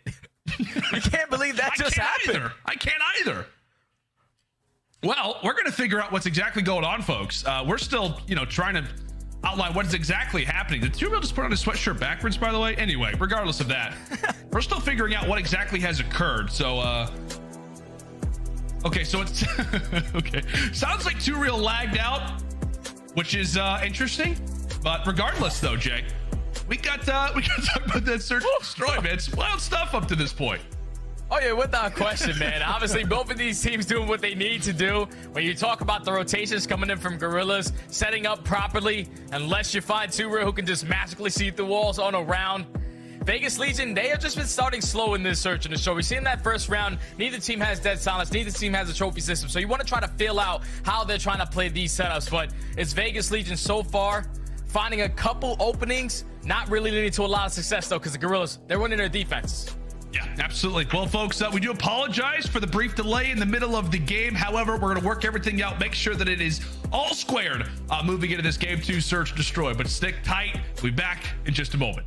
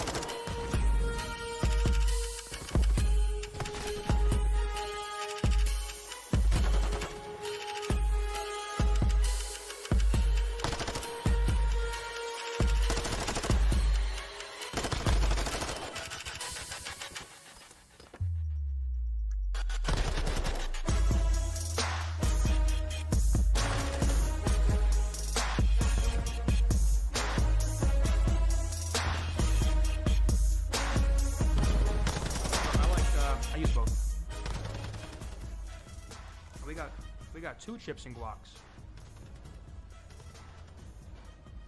I'll be sharing. That's the guac. Put a bag of chips down here, Mark. Yeah, show me that again. That was hilarious.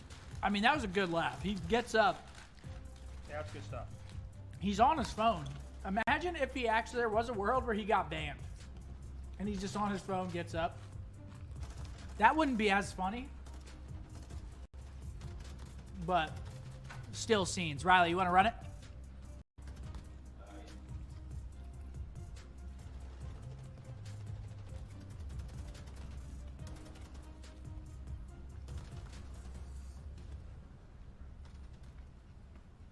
I feel like the limes they usually give you are pretty dry.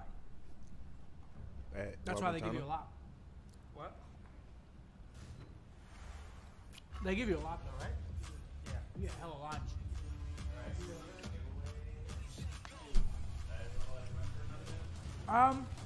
I think we close it.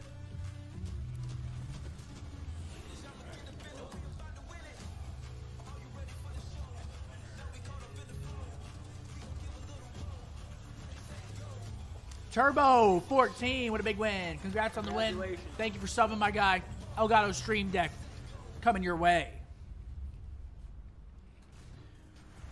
Yeah, Chris, if you don't mind. Congrats, Turbo. Same thing. Oh, we got another 5 minutes. Sure. That means eating. And butter.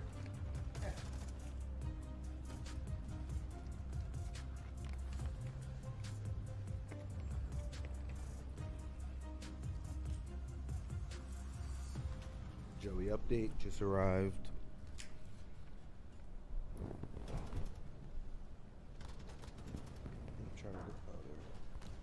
Thank you, Matt Willis. I appreciate that, man. He said the watch Yeah, party keep vibes it, are chill every weekend. Gatorade. Thanks, man.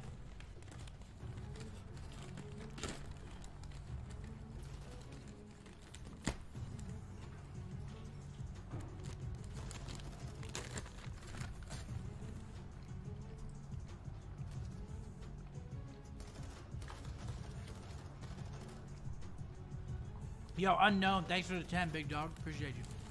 What's happening? We got a lag out on the side of Vegas, so.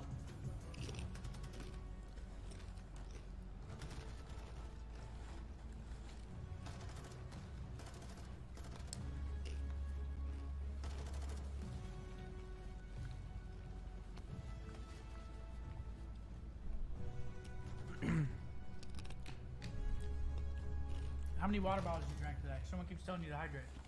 I only took a 1 sip of one because I'm trying to piss less because I think I get up too much. So I'm trying to drink Dude, less. drink so I'm not. water, man. Well, I just don't want to take. I don't want to keep getting up. You're good. You got a quesadilla? Dude, they're insane from there. They're Yeah, actually, low-key they're full. too good. Dude, they might be my top 3. It's one of the best quesadillas I've had. Yeah. From anywhere. Speedy, thank you for the vibe.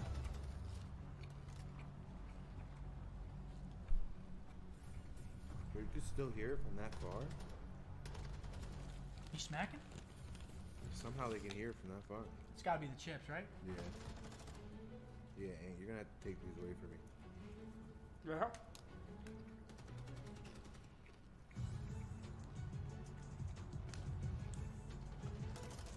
Why don't you guys look into getting NFL off-season players who play COD in the stream? What do we look like?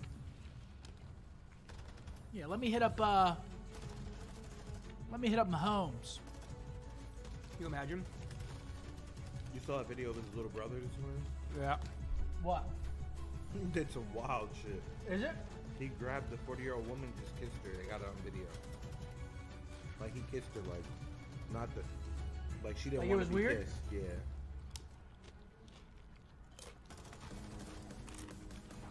He walked like right in front of me at the game. Jackson? It was crazy. Jesus. I mean, that is the ugliest thing that's ever spawned in. It's not me. But I was surprised because at the Super Bowl, you would think like the celebrities go like through like the bottom bowl or some shit to like get to their seats, but they were just like walking in the crowd. Like Jackson and Mahomes' wife walked right in front of me. Rick Ross, I was like, literally, basically face to face with him. Renzel. Him and he had a bunch of guys. He had like 6 people with him. It was kind of weird.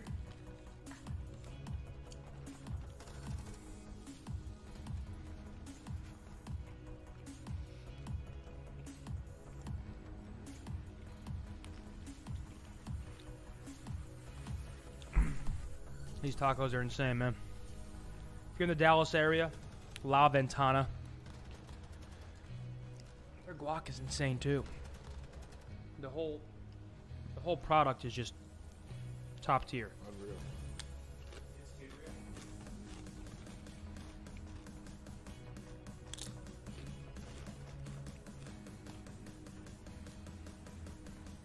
Mullet scump is the Seth we need, dude. Imagine me walking around with a mullet. I mean, it'd be vibey. Had to get him PC checked after those wall bangs. We will be continuing shortly. It's 100% a troll. He has to be trolling. Right? 100%.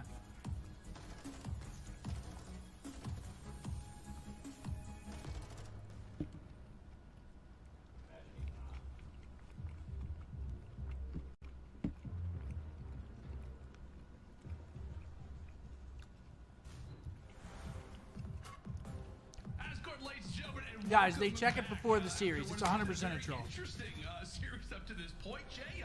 Well, the last round that we saw officially was 2Real finding some interesting kills, and then from there, his game just completely crashed, and we've yet to see him since. But looks like that sweatshirt is on, I believe, the right way, and we're about to get back into this game.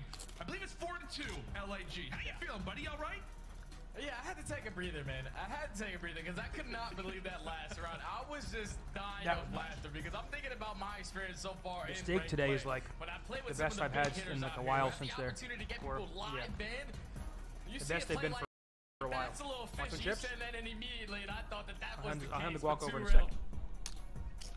I don't want to reach into the bag because I got. Yeah, it ran a little hot, man. Actually, I don't want guac. I have no idea. Ran hot, Jay. His PC. Yeah, it ran a little hot, man. Not. Could have been maybe 2Real or 2 not real. I have no idea, but insane stuff. But we are back into it. 2Real is in the game, and if I am LAG, I am also terrified at the same time, Jay, because if he can wallbang us through there, can he wallbang us pretty much everywhere? I have no idea. Gotta be careful going in towards this A site if you are the Gorillas. No, we're going. Here we go. We're going. The Gorillas are up. They're up 4-2. And back. It's basically resetting in this round as no teams are gonna have dead silence to work with, no trophy systems to work with, so you can stack in towards that A site. Gorillas have full control of it. Exceed's able to start it off with the first blood, make it a 3v3. And Archie's able to crack out the sniper bomb. Still yet to go down. Currently in the hands of Joe Deceives. Still like to lay down the objective soon. But as we said, just considering the 2Real is prowling around the map, it could be a matter of time before he begins to strike. Bomb planted. And into the 3v3 we go. 3v3, Joe Deceives earns that trophy system. Assault is able to take down Temp, that player who's trying to work his way through courtyard. So now it's on to 2Real, who eventually does get spotted. Assault finds his second on the round. Reads the play onto Clay. Clay at least makes it a manageable one in a 1v2. Dead silence earned. Yeah, the problem, though, is that time continues to tick away. It continues to run down. Clay looking everywhere, through the pool tables, through the kegs, whatever it may be, but he's got to check over at the mattresses. LAG able to handle business. They wipe away 2Real off the map, and from that point, they're feeling confident. That's now 5-2, by the way. Yeah, that's good stuff. Taking 2Real off the map, because anything's possible with that guy still trying to play, but Assault just reads the plays perfectly, finds the pinch onto from Temp, then finds the kill onto 2Real. Then they get the information onto Clay, pushing out towards bottom pool. Sets up Joe Deceives to find a final kill on the round. Is now going to put the Gorillas at game point. I know we're having a hard time, Jay, just trying to get focused back, get into this game. It's hard, man. It's hard. It's very hard, but we got to give a lot of props to the Gorillas. As we said, their SD has seen quite a bit of improvement. Like we said, so early on, they were, pretty much just one-dimensional hardpoint team, but they have clearly turned up their game in Search and Destroy. And how about Arsenes after that wonderful hardpoint performance despite the loss? Is trying to close things out here. Goes for the early flank. Dead Silence has been popped. We'll see if Assault can manage to put through another. Yes, he will. A 2v3. Another man-down situation here for Vegas. Baturo's just going to commit towards getting this bomb down. They do get the information that Clay's going to be playing over towards Keg, but not the hit marker with the nade. Sets up Jodeci to take him down. So now it's too real. Who can shoot through walls? Left in the 1v3. Okay. Can he do it again? They do it again. Spot the Assault. That's an easy one. Not able to find the other Jodeci with a few extra bullets. I saw that tweet near the commercial break, Jodeci. Don't think that I did not. We got some fun happening. We got Arsenes even knifing his teammate, but that will be the game. Punches in the digits. And there it is. 6-2. Clean work. Wild rounds. Hilarity. Everything in between. We got ourselves a series now, Jay. Yeah, Guerrillas just came out and did exactly what they needed to do in the Search and Destroy, which is respond. They do a great job on their attacking rounds. Slow and steady wins the race. You get the bomb down, you find a lot of success. But the biggest turning point in the Search and Destroy was those defenses. They clutched up on a couple, forced Vegas Legion to try to win some attacking rounds where they usually tend to struggle. But eventually they could not find any success. Guerrillas closed it out 6-2, tied the series up at 1. And now keep in mind, this match is still for that winner's bracket, man. That's right. If you are the Guerrillas, you want to try to get it done in 4 to at least put yourself in a better map percentage win rate than the Vegas Legion. You will be able to overtake them. But even if they do get to a map number 5, with the other squads that they still have, you have to at least LA Thieves eliminate themselves from that bracket because they didn't go 0-2 in their last 2 matches. It's all on NYSL and OpTic. If either one of those squads go 0-2 throughout this stage and the Guerrillas win 3-2 in this series, then that eventually will knock them out. So if you are the Guerrillas, good work for them to at least tie the series up at 1 after the second map. But you're still thinking about the big picture. You're trying to close it out in 4. Yeah, without a doubt. Looks like we learned a lot in that Search and Destroy. We learned that LAG is still solid in the game mode, and we all learned that we all need to get the pillow out. Make sure that you've all got yours, because I know that I have mine. Ladies and gentlemen, 2 games done. It's a 1-1 series, but when we come back after the break, we are going to some control. Make sure and stay with us, as Fortress will be on your screens in just a moment.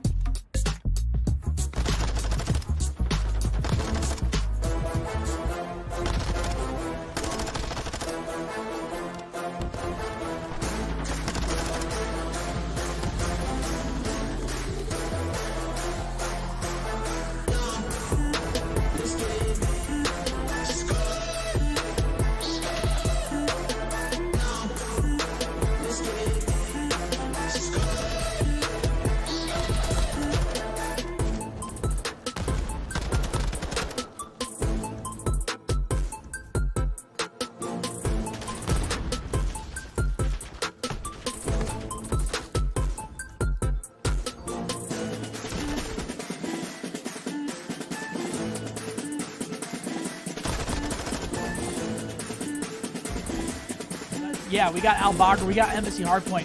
This series gets interesting, man, because it's gone the complete opposite. Yep. Of the way that I thought it was going to go. I didn't really have LAG winning map 1, but I definitely didn't have LAG winning map 2. Straight up.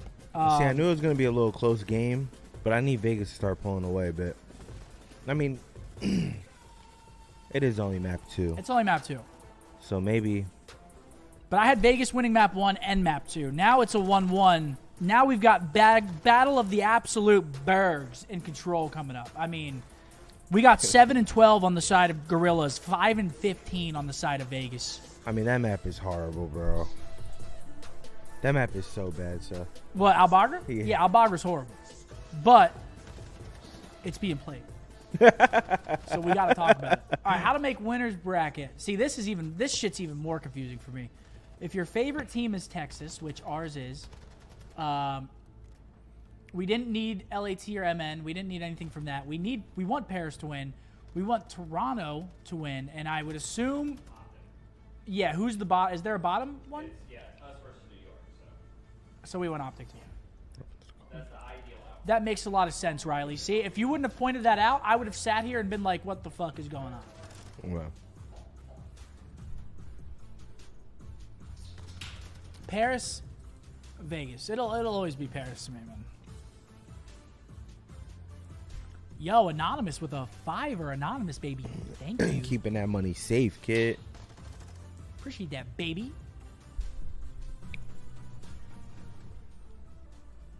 OpTic plays last today. They play NY. Last match of the night. Banger. Here we go. OpTic intro vid yet? I'm not going to say anything about it. That's a 10 bomb from Xenox Payne. Thank you for the 10. Are you making cocktails? Yeah. GMC Hummer EV pickup, the world's first all-electric super truck. Upgrade your game with the SCUF, the official controller of the Call of Duty League. Howdy, friends, and welcome back to what has been a very interesting series up to this point between the Vegas Legion and the LA Gorillas. Jay, I am pillowed up. I'm not kidding. I'm casted with a pillow from now up until the end of time. But currently, we've got ourselves a 1-1 game going into Fortress Control. Got to refocus a little bit. Wake me up, Jay. What is the focus for Fortress Control for both these teams? The records, all the wonderful stuff. Oh, this is everything for both of these squads. For Vegas Legion, this has been their auto veto all season long. They only had the opportunity to play it 3 times. They vetoed it 11 times out of all the series they had played. That is 55% of the time they are getting rid of this map. And then on the opposite side for the Gorillas, we know that they struggle in control. Both squads do tend to struggle in control, but the biggest thing that stands out for me when you're talking about the Gorillas is their slaying, man. They still have a team KD of a 0.8. The only player over a 1.0 KD in control is Assault. Everybody else is kind of struggling. And on a map like Fortress, we know what this is all about. Yeah. All guys that are playing rank play out there. It's very, very difficult to try to win some attacking rounds. You're always just trying to play for those segments. But on your defenses, those have to be guaranteed. You have to be able to set up the trap. Yeah, Jack can confirm after playing quite a bit of ranked, in the silver surfing myself. I could say the Fortress Control is difficult at any level when it comes down to the attacking side. Obviously, if you have 2 of your superstar SMGs that are at 0.7s, it is never going to be an easy time. However, off the gates, we are into that A objective nice and early, and they are primed to maybe grab that opening segment nice and fast. Yes, indeed. 1 segment grabbed, and now the first bit of contest will come in for Joe Deceives. He gets wiped away. You get awarded for 1, and can they make their way into B? Only player here is Assault. Yeah, and Assault, he's read the play beautifully. He knows what his player is going to attack from, but big nade kill comes in from TJ to at least find that trade. And now you put the Gorillas in towards the trap. You have everything cut off. Big kill comes in from Joe Deceives, but Exceed with that team nade is now going to slow down that pressure. They're trying to get out towards stables. They're trying to get out towards maps. But so far, Vegas Legion, they're cutting them down. Yeah, after that opening start there from LAG, from since then it has been pretty much solid work. However, Gorillas find a second window of opportunity, and now can they find their second segment? You see a few of those nades tossed there from Temp as he looks to get involved. As we said, every segment means a lot in Fortress Control, and right now Vegas are trying to prevent that full-on capture at the A zone. Joe Deceives ends up finding 2. Meanwhile, he's made a decent dent at A, and that will open up the lane once more from Assault. What can he do at B? Yeah, Assault's going to be the only player at B. He's just trying to stall time for his teammates to try to get out through double doors, but Temp did a great job of cutting them down on that side of the map as Clay finds the final kill onto Assault. So now the reset button has been pushed for the Gorillas. Have to try to fight out of your base again. Big trades going back and forth, but they're just trying to be sneaky. You have some map presses over towards that B side. is trying to find a couple kills to at least extend that. Well, the third opportunity. Can they make it 3 for 3 in segments? That would be a wonderful start to this control. As Jonas Teams eventually does receive a bit of fire. Exceed finally is able to get on the board with his first kill.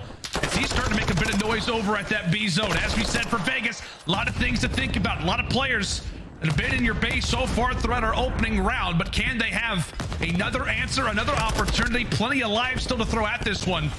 And right now for Clay, he looks to refocus. He's even going back and forth with the player cam. One player's made his way to the backside. That's going to be Exceed again. Trying to be the thorn in the side. Clay eventually challenged, eventually falls, and that will be the A zone captured from LAG. Good work. That's big plays coming specifically out of Exceed. He was the only player that stayed alive on the opposing side of the map and now finds himself on a 5 spree. 1 kill off of earning that cruise missile, and the Gorillas are currently up by 2 lives. So you have a minute to work with. It's all about starting off these gunfights on the right foot. So they're going to put pressure over towards the P1 street side. TJ finds the first, trying to find the second on to Exceed. Can't pick up that cruise missile, but at least he's still pushing for it. Yeah, it's all about that second kill right now for the Gorillas. They look to get a few down in stride. Obviously, the close spawns are there for Vegas, given the fact that this is control after all. And 2Real coming in from the top side is able to wipe away 2. Now a 6v6. In terms of lives, 30 seconds to go. You got to have some bit of pressure over at that B zone just to make any play happen. Well, Jonas Teams could be one player to make the flank. You can see for Vegas, they are ironed up and ready to go. Another pick found. And Clay laying down the shots once more. It feels like for the Gorillas, they cannot get a solid look at it. Farthest pushed up 2 players are going to be Arsonies. Wait a minute. Exceed. However, they're able to win a few. 2Real and Clay able to answer back. Exceed. He'll jump on the point. He gets made quick work of, and that is the way the round will close. LAG 3 segments. So, well, they had a few decent looks, Jay, and it's not around at the end of the day. Not around at the end of the day, but at least you complete those 3 segments like you said. It's so difficult to try to break out of your spawn. Vegas Legion, another sign of relief. They were able to clutch up on that defensive round and at least put themselves up 1-0 on the map. Now they have to be thinking about how do we complete 3 segments? How do we try to tie it up in that department just in case it does get to a round number 5? It's all about this initial push, though. Big days coming in from the Gorillas. Are there any trophy systems to work with on the side of Vegas? No, there isn't. So you have to play nice and slow if you are Temp. Oh, Temp eventually does get found out. Meanwhile, for Vegas, the 3 players are sitting firmly at that A zone. I say firmly, but with a great assault, they instantly get wiped away. A clean 4 down off rip. Clean 4 dead, and now Vegas Legion have to try to find an opening. You have 2 players from the Gorillas who are stacked up in towards map. They know where the pressure is coming in from. Big kill, though. Taking out Arsony towards Stables. Now you can try to get out towards the left side. Jonas Teams still cutting them down in towards maps. Assault from top is able to find the 3rd, and now the only farthest player pushed up is going to be 2Real. You just want to try to maintain this position, find a couple kills to get your teammates out. And 2Real ends up jumping in toward the top. At least finds 1, but has to sacrifice his life in the process. That's really just what you can't have on the attacking side. You got to fight a few kills, stay alive, but they have not been able to do that at all. Only 3 deaths so far in this control round from the Gorillas as they look to hold firm here in round number 2. Maybe one last push at this if you are Vegas, but it's Assault from the top side as he looks to maybe continue on that spree. Maybe make things easier for them in a future attack. But this is just, I don't know, buddy. Fortress Control at its finest. Not a segment awarded. The final few seconds will begin to echo away. And now you've got yourself a sizable lead if you're LAG thinking long-wise. Yeah, now you're in the lead if you are the Gorillas. And also Assault does find itself on a 5 spree. 1 kill off of earning that cruise. But for all my teammates in ranked, that's what it looks like when you're setting up properly for defense on Fortress Control. Everybody holding their angle. You're filling in the lanes when you need to, when teammates do drop. But it's all about staying in control of that 50-yard line on the map and not allowing them to get out of their base as Gorillas do it flawlessly. Find themselves up by now 3 segments. Yeah, we'll see if Assault can earn that streak. As we said, I mean, that could be maybe what nets LAG an even better opportunity here on the attacking side. We talked about what do you need. You need to find those kills, but streaks, you will take them without question. Arguably, the most important spot in the entirety of MW2 is maybe having a streak in the attacking side of Fortress Control, but able to earn it on that 6 spree now for Assault. We know that he has won the pressure quite a bit over at B. And right now with the free lane, the issue is that his teammates are not able to win their fights. It is a clean 3 down. Assault able to stay alive. We'll see what he can do with it. Attack toward bottom maps eventually evaporated. Good work there from 2Real to drop him. Look at LAG make any more dents as Joe Deceives finds 2 there. Oh, it's a big 2-piece out of Joe Deceives to relieve that pressure in towards map, but TJ finds 2 of his own. Now it's going to slow down that play. Coming in from the Gorillas. You have one player in Exceed who's taking his sweet time in towards close. The farthest player is pushed up for LAG. Wants to just try to wait for his teammates to find an opening on the kill. Try to find a timing on towards TJ. And he might have just done it. Exceed might have, however, he opts to the point, and TJ says, wait a second, where are you at? Okay, and Clay ends up getting taken down, so Exceed doing his best, trying to be somewhat of a distraction. No segments yet for the Gorillas. Can they finally hop on one? Assault is at least able to find a double, so that will open things up now for the Gorillas. Can they add on another segment? As Vegas have got to get on this objective soon. Vegas, they got to go, man. They're giving up a lot of this time as the first segment is about to come in. Great work from Exceed and Assault to at least complete the first one. You're still gonna have TJ here trying to put the pressure on. He finds one, but the teammate comes in from Clay. Now there's only one player left here. It's Clay. He has to try to go big, and he does. The vet finds the 2 kills, not to allow that play to get out of hand. But at least if you are the Gorillas, you complete those 2 segments. Not gonna put them up by 5. With only 10 seconds left, this is looking like a Vegas round. And that's a great distraction though from Arcees. You see he hops on that B point for a moment, and from there, all right, it was a good effort. It was a good attempt. Arcees tried to make the veteran-like plays there at the end. Distract Vegas, get him out of focus. However, well, he does that. Legion still end up winning their gunfights. Great little spree here at the end from Clay. But same thing, man. They do allow for 1 segment to go the opposite direction. I believe that's now 4-0 in favor of LA, or 5-0 in place. 5. So now for Vegas, you've got big work to do. That's for sure. Hey, Toronto. Hey, Lon. Hey, Toronto. How you guys doing? Yeah, now if you are Vegas, you find yourself down by 5 segments. So it's either you're winning this attacking round and closing it out in a 3-1, or you will have to try to at least win 1 of the attacking rounds in the last 2. As they're going to get their trophies down towards double doors, put a lot of pressure already over towards that A point. Going to force Assault to invest his cruise. See if we can deal with it. Flies it forward, cuts down TJ. The trophy was there, but it was not his friend in a sequence such as that one. So streak does get invested. And now for Vegas, can they manage to make something happen on the back end? As we said, they lose a player, but ever since then, they managed to stay up. That's going to be 3 straight kills. It is 6 in a row. Now for Clay, so for Legion, you very well could see that cruise missile invested it nice and early as they look to get their first segment of the game online, managing to do that. And Clay, well, he's continuing on with the spree. Now at 7 in a row, the Vaznev is out for the 30-year-old. Oh, the heat check onto Exceed. And while that does not happen, Jay, objective work done. First, oh, that's good work right there. On top of 2 other ones, that's another minute added. Yeah, it's another minute added, man. Now 2 minutes to work with, and you're already out slaying the Gorillas in this situation. You are pushed out of your base. It's all about finding these kills from here on out. So they don't want to get put in towards the trap. You're trying to find the opening. Exceed shuts down Clay. Trying to put the pressure over towards P1 side. TJ shuts down 1. Temp finds 2. So this is where you can start to hit that go button. Start to take control of art. It's just really just all about map control, right? I mean, for Vegas, every time they find a kill, they push on forward. Big kills. 2 big ones. Now for Tej, it's going to be a 4v2, making it down 2 inside of the point. Last player in the back is Arcees. All he can do, I was going to say, is lie in wait. However, TJ somehow gets killed from that spot again in an absurd way. Clay sends himself forward. He eventually drops. 1 segment done at B. A did indeed. And can Vegas quickly enter back in toward B is the question. Oh, Vegas, they put themselves in a very, very great position. Currently up by 7 lives, a minute to work with, already completed 4 seconds. And keep in mind, Clay has that cruise missile.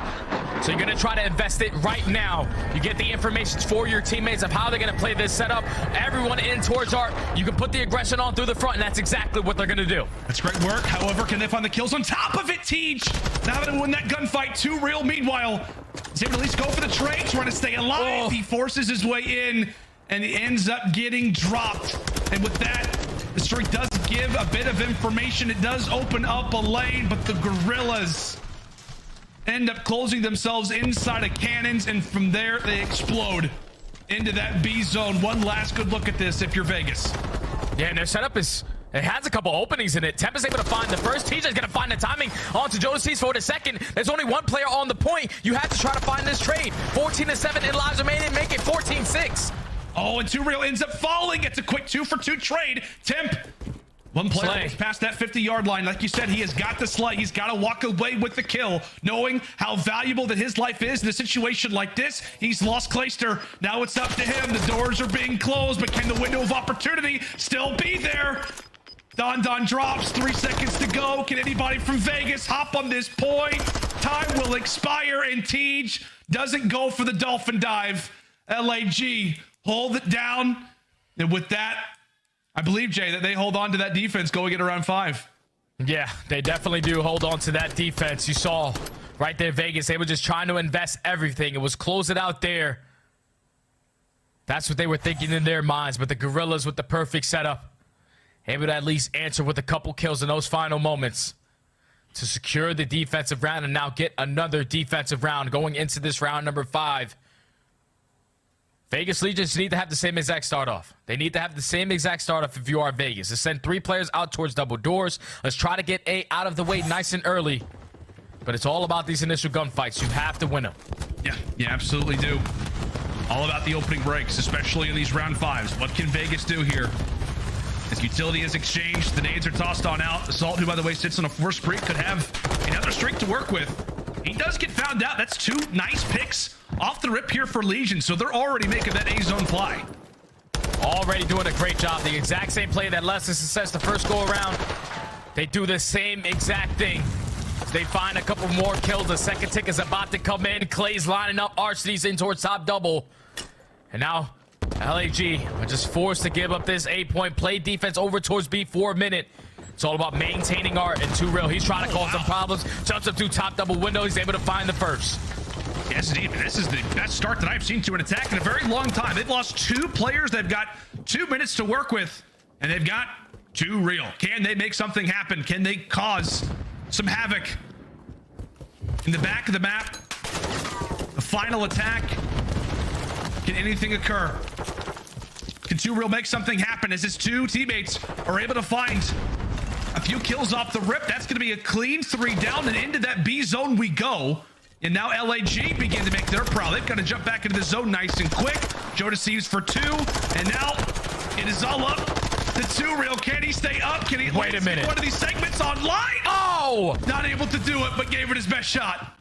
Oh, with 2Real putting a lot of pressure, though. When he finds those 3 kills, it allows his teammates to get out of the base, and they already find himself in a great position. Clay towards that forklift is able to cut down 2. So now you're going to spawn out towards cages. These gunfights are going to be big. Exceeded assault. They're able to at least find 2 of their own. But TJ and Clay combined for 2. They're able to stop that clock. They are indeed. You can see for LAG, they're just trying to close off that spigot of spawns right now for Vegas. 2 men up, and that's all they're going to have. No reinforcements for the moment. LAG retake, and they hold. 1 segment awarded for Legion. Jay, this has been wonderful work for them so far throughout this game. Currently up 16-11 in lives. Can they have another heroic push? They need one, because right now the Gorillas, they're playing really passive. They're not trying to play for that map control, not trying to set up the trap. They're letting Vegas come out for free, but it worked right into their hand, man. That's 3 dead already in the feed. When you find those 3 kills, now it's time for everybody to put the pressure on. They wipe the lives remaining and make it at least 12-10 now. Because now Vegas Legion have a tall task ahead to try to get out of their base. Yeah, as we said, they've managed to make some magic happen, but boy, do they need it. As you said, those lives have quickly started to sway the other direction. Nearly even. 35 seconds to go. In Vegas, find an answer. As they may have to do it through lives. We'll see if they can gain a bit of map positioning, but every time they do, they just continually are cut down. Exceed, just trying to be annoying, opens up a door, gets a gunfight win, and closes it. As Vegas Legion, very well, they have seen their window of opportunity begin to slip. Not a great game 3 for Arseny's, but at the end of the day, it looks like it could be a map win nonetheless. 5 seconds to go, and nobody from Vegas is going to get into that objective. Gorillas will hold and keep that winner's bracket dream alive. Hello everyone, thanks for watching. This has been a pretty good series so far. I've been doing some paperwork, so I haven't had all my stuff on, but I'm gonna try now. Gorillas just clutched up, man. They just clutched up. I thought Vegas Legion on both of their attacking rounds set themselves up perfectly. You close out A, you find yourself up by 6 or 7 lives with full arc control. At that point, all it comes down to is the slaying.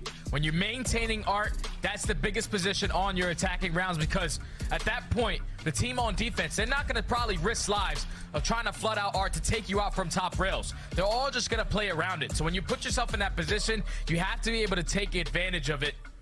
But once that player dropped and the LAG maintained that map control right back into their favor, they put Vegas Legion in the trap, man. What a control that we have between both of these teams. But if you are Vegas Legion, that one's got to sting, man. That very first defensive round is going to come back to bite you. And eventually it did. Now the Gorillas find themselves up 2-1 in the series. Yeah, it's just a credit. As we take a look through the highlights, it's just a credit to the way that LAG started off this game, how great that opening attack was, or rather their opening first few rounds were. It was excellent work there from LAG, and that will come to benefit them in the end while it bites the other side of the screen in Vegas Legion. But as we talked about, Jay, LAG, a big spot. Can they win that control? They've managed to do it, and as we said, now we're not guaranteed to have a game 5. So with that being the case, they're up 2-1, a chance to close out Legion here in a 3-1 fashion. And when we talk about this next map that we're getting ready to have, I mean, historically, for this exact LAG lineup, this could be their favorite map in the entirety of this game. Oh yeah, without question, man. Ever since this roster has been formed, this is a map they have looked stellar on that Embassy hardpoint. They have an overall 3-1 record, but with this roster, 3-0, taking down a lot of the Titans that we have in the CDL. The most recent matchup that they did have was versus Atlanta FaZe. It went all the way down to the wire, 250 to 233. But one thing that they do best when it comes to that Embassy hardpoint is their breaks. Second in breaks on this map, going up against a Vegas Legion who struggle in their breaks, 11th overall. So now if you are the Gorillas, this is exactly the situation you want it to be in. Obviously, you wish you could close it out in a 3-0, but when you find yourselves up 2-1 going into your best hardpoint map to control your own destiny and make it in towards that winner's bracket, you couldn't write the story better. Just comes down to them winning a couple rotations, but having that same success in their breaking. It's a crazy sequence. I mean, we always know it, right? When we've had series like this previously throughout COD history, you know, just the level of pressure that you experience as a player. I know Assault's been in a spot like this, you know, similarly back at COD champs in World War II, where they had to, you know, beat OpTic back in the day, and obviously not the same stakes at hand currently, but another spot where you just know what you have to do. You know that you have to clean up Vegas Legion. You come in with a bit more of momentum, a bit more of pressure on your shoulders at the same time. But as we said, for this LAG lineup, man, 2-11 in their last 13 hard points. Not great, but the positive for them is that they have a map, that of which they absolutely love. And the weirdest thing, too, is that they have not played this map, Jay, since the Major 2 qualifier. So when this team was going on, you know, the incredible run, starting things off flawless in hardpoint with the new lineup, Embassy was one that they were playing consistently and constantly. And so we're hoping that maybe they can get back to that same form. Yeah, they have to show that same exact form because teams do not want to test them on this map. Like I said, the last time that they played it was versus Atlanta FaZe all the way in January. We find ourselves in March now. Like, you can just tell when you're one of these teams that stand out on a specific map, and then you also take down Atlanta FaZe. In that situation, some teams probably do struggle on the map, didn't want to square up against them on their best hard point. So that's why they haven't had the opportunity to play it. But it gets into this series, and it couldn't be the best opportunity for the Gorillas to potentially close this out 3-1. Vegas Legion, they need to find something, man. Too real, hit a couple more wall bangs. That would be nice, right? Maybe that's what you need in a situation like this. So far, Assault has absolutely been killing it. A 1.4 right now so far throughout this series. Did some great work on the Mercado, but ultimately it was the control where he absolutely took over. They're nearly at a 2 KD. Jay, as we said, right now for LAG, the opportunity to close it out. We saw the spirits are high. Guys are making jokes coming into this Embassy HB. On the other side for Vegas, whether it's a strategy, if it's a player, what do you want to see most for Vegas Legion that could allow for them to force the game 5 here? In control of spawns, man. Just winning your rotation, setting yourself up for success, setting up properly for some of these money hills. So the main guy that I'm really looking at is the veteran of this squad. It has to be Clayster, the slow AR for this team. He's going to be the guy that tries to control the spawns for Vegas to try to force that game 5. Exactly right. We talked about it coming into this series. The pressure that's on the shoulders of Clayster. The same thing for Arcties. We had that comparison. We went back and forth and talked about how Clay, in 2 months is going to be 31 years of age. Just put up his best overall series stats in that last one that they had versus the Minnesota Rocker, a 1.2. And right now they're going to need that level of Clay, clean shaven and looking like he's back in Black Ops 2. We'll see if he's able to light it up as we head toward P2. And right now for Vegas, Jay, they've got the spawns and currently they've got the slays. Everybody on a 2 spree. Oh, that's a perfect setup, perfect break right there from Vegas to win those gunfights over towards P2 and now influence the spawns for the Gorillas all the way towards backside orange. They're trying to at least push out towards back kitchen. The Clay's the guy that's trying to cut them down. Big shots.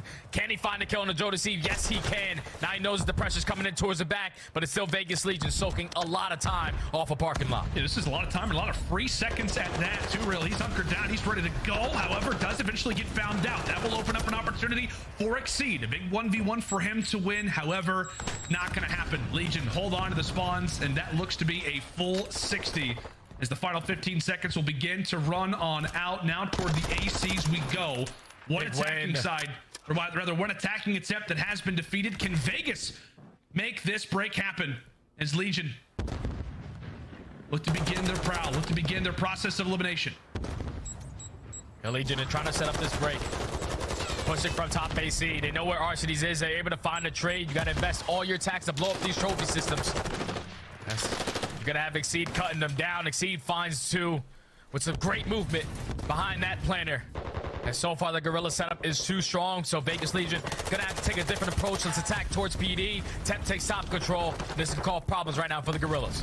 Yep, definitely can. As we talked about it right here for LAG, needing to answer back on the ACs. And right now, they are not comfortable at all. Not comfortable in the slightest.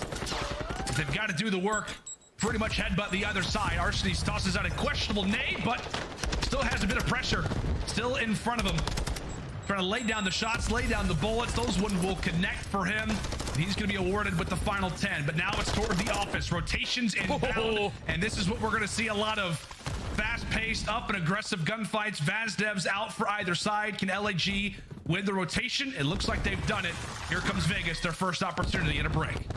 Yeah, so far it's been back-to-back hard fronts for both of these squads, chaining them together. P1 and P2 for Vegas, P3 and P4 for the Gorillas. But can they withstand this push? Temp and TJ, they already combined for 2. There's only one player left in the hill. He drops and Assault eventually falls. That is a perfect break from Vegas, who usually do tend to struggle on this map. 11th overall as they make that one look easy. Yeah, I was going to say, that was, the one thing we were talking about coming into this Embassy hardpoint was that LAG, phenomenal at their breaks. For Vegas, not so much. However, trying to right the wrongs. There's right now a lot of time still to contest for. A lot of valuable seconds, but Joe Deceives trying to style on him. Now it's up to TJ as the rookie will now set up for the veteran. Assault not able to win that final 1v1. So scrap points once more, this time awarded toward the likes of Vegas as they will reach that 100-point mark. As we prepare now for the kitchen, LAG in desperate need to get something going because it just feels like this has been a game so far dictated very much by the Legion boys, Jay. Oh yeah, Legion. They're setting the toe right now in this hard point, and so far they put themselves in a great position to try to execute this break. So only Joe Deceives in towards the point.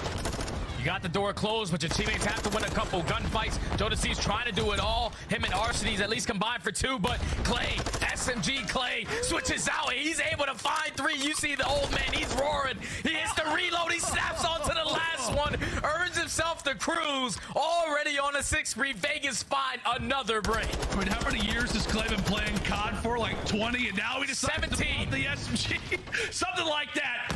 The SMG, who knows, maybe he could play for another 50 years. With the SMG shot like that, racking up the time. And how about Clay?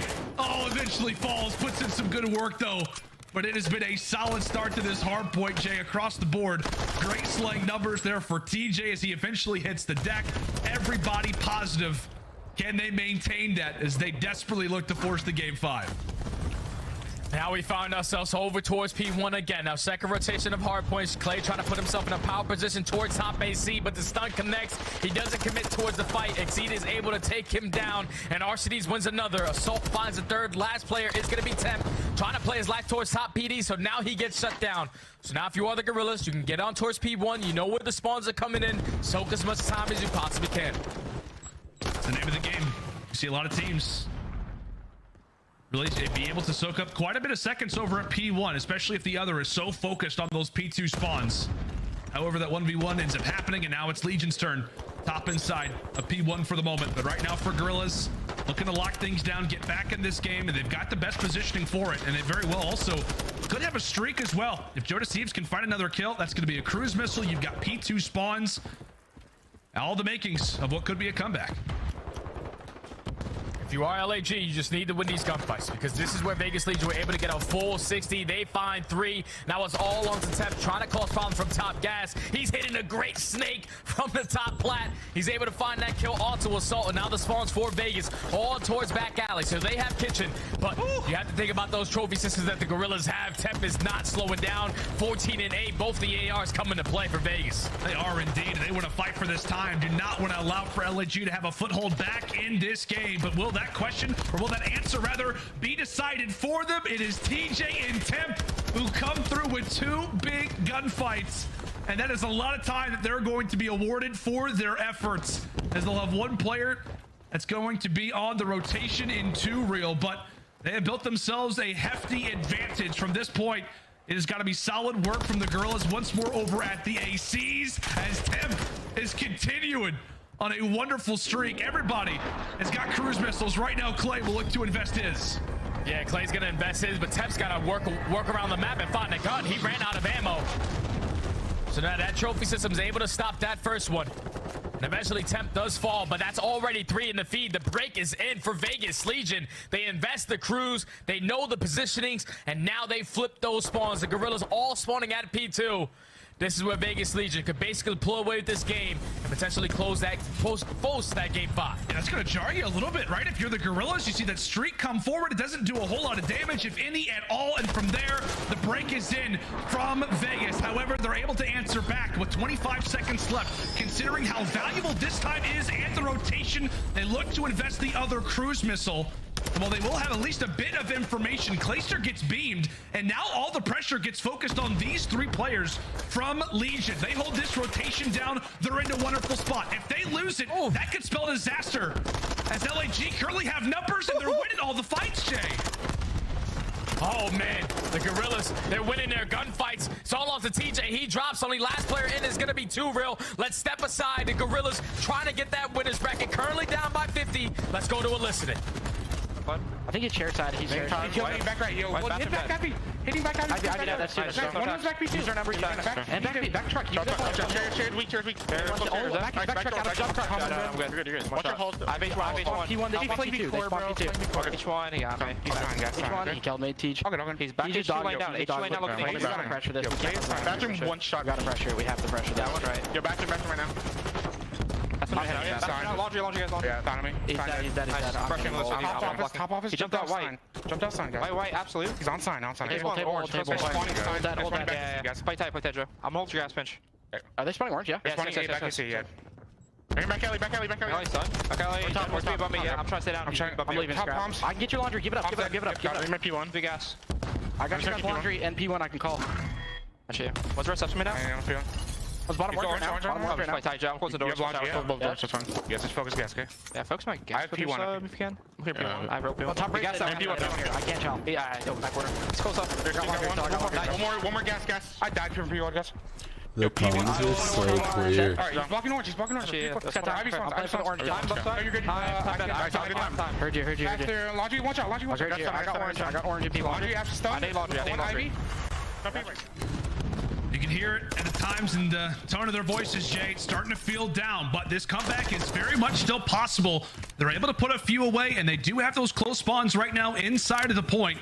These 20 seconds are going to be huge. If they grab these, they're right back in this game. But Vegas, quick on the contest, quick to try and arrive. These 1v1s are going to be massive. Oh, Exceed runs out of ammo. Last 5 seconds go the way of Legion. But Jay, there is still some fight in that LAG camp. Yeah, there's still some fight for the Gorillas. Now they make this a 40-point deficit. How much time can they get off P1? They're in control of the spawns right now, forcing all of Vegas to try to break out from PD. Jodeci has a huge one-on-one. Great movement, but not able to find the kill. But they're doing a great job of getting back into this game. That's 15 uncontested seconds so far on P1. Yeah, Vegas, they look to go for the spawn investment. However, that does allow for LAG to sit up at P1. By no means a super risky strategy, but one that could net into a bit of a negative if they're not careful. At the same time, Vegas will hop on side of the point. That's going to be a few down. A few begin to fall. Exceed and Jodeci, the rookies here for the Gorillas. Look to try to get something going. 20 seconds still left at P1. That final engagement goes the way of TJ. So you can feel it across the map. So many big gunfights, but Assault is able to win that 1v1. And with that, LAG have got numbers as we fly in for P2. Yeah, P2 is the hill that has caused them problems so far in this game. Vegas, they're going to just put a lot of pressure on through the street. They find the initial 2 kills. It's all on Jodeci's and Arcitys. They combine for 3. Last player up is going to be Clay towards the street. He has to try to play his life. His teammates are spawning all the way across the map. Yeah, Clay, he's going to stay alive. He's at least going to be able to find a kill, but he's not able to do anything. Dropped by the nade, and as Vegas are coming off a spawn, they can't do anything. They're not even getting an angle over at P2. It was a wild, near major comeback for LAG in the Mercado, and now they're looking to do the same thing here on Embassy. An opportunity to win as they continue to fall by the wayside. Jay, Vegas, they've got to contest at the very least. They gotta get to the point. They have to contest this, but right now the setup for the Gorillas is too strong. You invest that cruise missile to pick up all the info 10 seconds away from them calling series. It looks like it could be that way. However, here comes the last second contest. Can't win. Can't win. Can no longer win it here. They can no longer win it here. It's a race as we fly in for the ACs. Assault, the sole man off the rip as Vegas are able to clear the board, and now they've got the advantage now.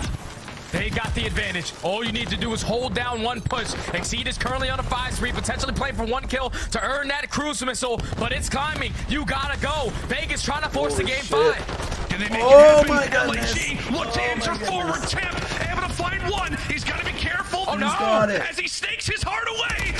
Off. Turns for 1. The knife is out in LAG. They make the break and they win the game. Damn. Vegas fought so hard for that. They were not able to do it in that opening hard point. They were down huge on the Mercado, and we said, what if? What would have happened if LAG would have made the comeback? And now they get a second opportunity at it here on Embassy, and they bring it back after some stellar play across the board. One that is going to leave you with nightmares. If you're Vegas Legion, the chance to at least guarantee the game 5, and they allow for it to slip. 3 games in a row as LAG call this wild series their own. What an unbelievable performance. What a comeback from the Gorillas in those final moments. It was like a 70 to 80 point deficit going into that Kitchen Hill. They get a great hold there. They soak a lot of time off of P1, and the game-changing play was them taking control of that P2 hardpoint. You saw Vegas. They had no choice, man. You had to put the pressure on because LAG would have closed it out on that P2. They put so much pressure that they only have 1 player left over towards the rotation. Exceed eventually goes on a 6 or a 7 spree to close out that game. You saw the young man. He was roaring on his chest, man, because the Gorillas, they did exactly what they needed to do to secure that winner's bracket. Great series from them. Yeah, incredible stuff. They're out of the LA Gorillas. We talked about it so often. Hardpoint has really been the story around this team, and they're able to close out this series, close out their Major 3 qualifiers with a hardpoint win. Much appreciation and props to the LA Gorillas for pulling off something like that. However, you can speak, but it was going to be the Gorillas. If it went to a game 5, it was Vegas. What about? Do I have to? Do I have to say? You have to be careful with your words. Do I have to say that No, don't. No. Listen. Exactly. So what do you want me to say? I can't speak? Just be careful with your words. Yes. That was scary. Scum might work for them people. I don't know what he got going on. That is a crazy turnaround, man. Just 10 So I plugged it in. Send that over to True, yo, True. 0-3 going into this week. They had dropped the game 5 to Texas. Got 0-3'd by Boston. Yeah, man. Vegas loses that search, and they're just not good enough to control to like justify. They kind of have to win their searches because their respawn just not good enough to make up for it. We were ready to go to a game 5. Where did the Gorillas turn this around? It is the same thing I mean, that we the Vegas Legion on this map. I'm sorry, guys. I just, I didn't know. They're getting those early rotations. It wasn't even That was eye-opening to me. break from the Vegas Legion. They are the worst team in breaking It was eye-opening. so far this split. So now, that does put a little bit of pressure on OpTic.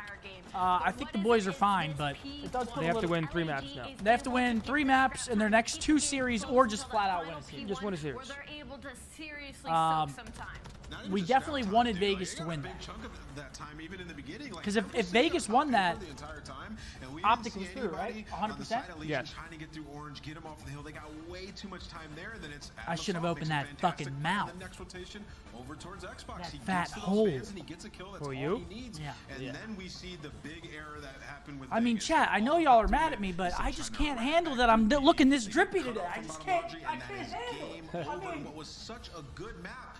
LAG Come on, ended man. up getting the win in the end. That has to be so painful. Gotta give major props to Assault. It looks like he sped up his game, and the team is feeding him kill after kill. Congratulations on Los Angeles Gorillas. You are now playing in the winners bracket, and we still have to find out who's going to be joining you. Before we move forward, though, let's relive one of the best moments. This comes from So the what are you SMG. looking at? We So highlighted the young man. Exceed with the You're first dumbass. Yeah, I felt like Exceed was a big player to watch in this series. Where This was filtered. This 3-piece from Exceed right here. Exceed with the 3K here, Allie. Yeah, I felt like Exceed was a big player to watch in this series, where a lot was on the shoulders of the SMGs when it came up to Vegas Legion, and it was really in that search and destroy where we saw him shine. Excellent stuff there as he gets the I know it is. Alec interview. And you're now looking at Yes, the one winners of my bracket favorite start to players in the Texas. league, What Alec was it like Arcides. this week? That's a Wallach. Talking with Goo the goo management, gaga. talking with coaches in your teammates back again, and you're now looking at a winners bracket start to Texas. What was it like this week talking with the management, talking with coaches and your teammates coming in? I don't talk to them at all. Whatever. No, I'm just kidding. Honestly, there was nothing really. I pretty much just called them, told them like I have no confidence recently, and like these last 2 series were good for me. Obviously the first one I didn't play that well, but I think just winning is more like a boost for me. Absolutely, and sometimes it's not about how you start, it's about how you finish. And you guys, well, you finished in winners bracket with this win. And I wanted to ask you, during that Embassy hardpoint, and obviously throughout the majority of it, you guys were down. Was there ever a moment where you felt like the tides had kind of turned in your favor near the end of it? Honestly, it's when their AR started killing. Clay has a big loogie on his forehead. He said yesterday, don't give me my bread and butters, and he gave me the butter and bread. So he has a loogie for sure.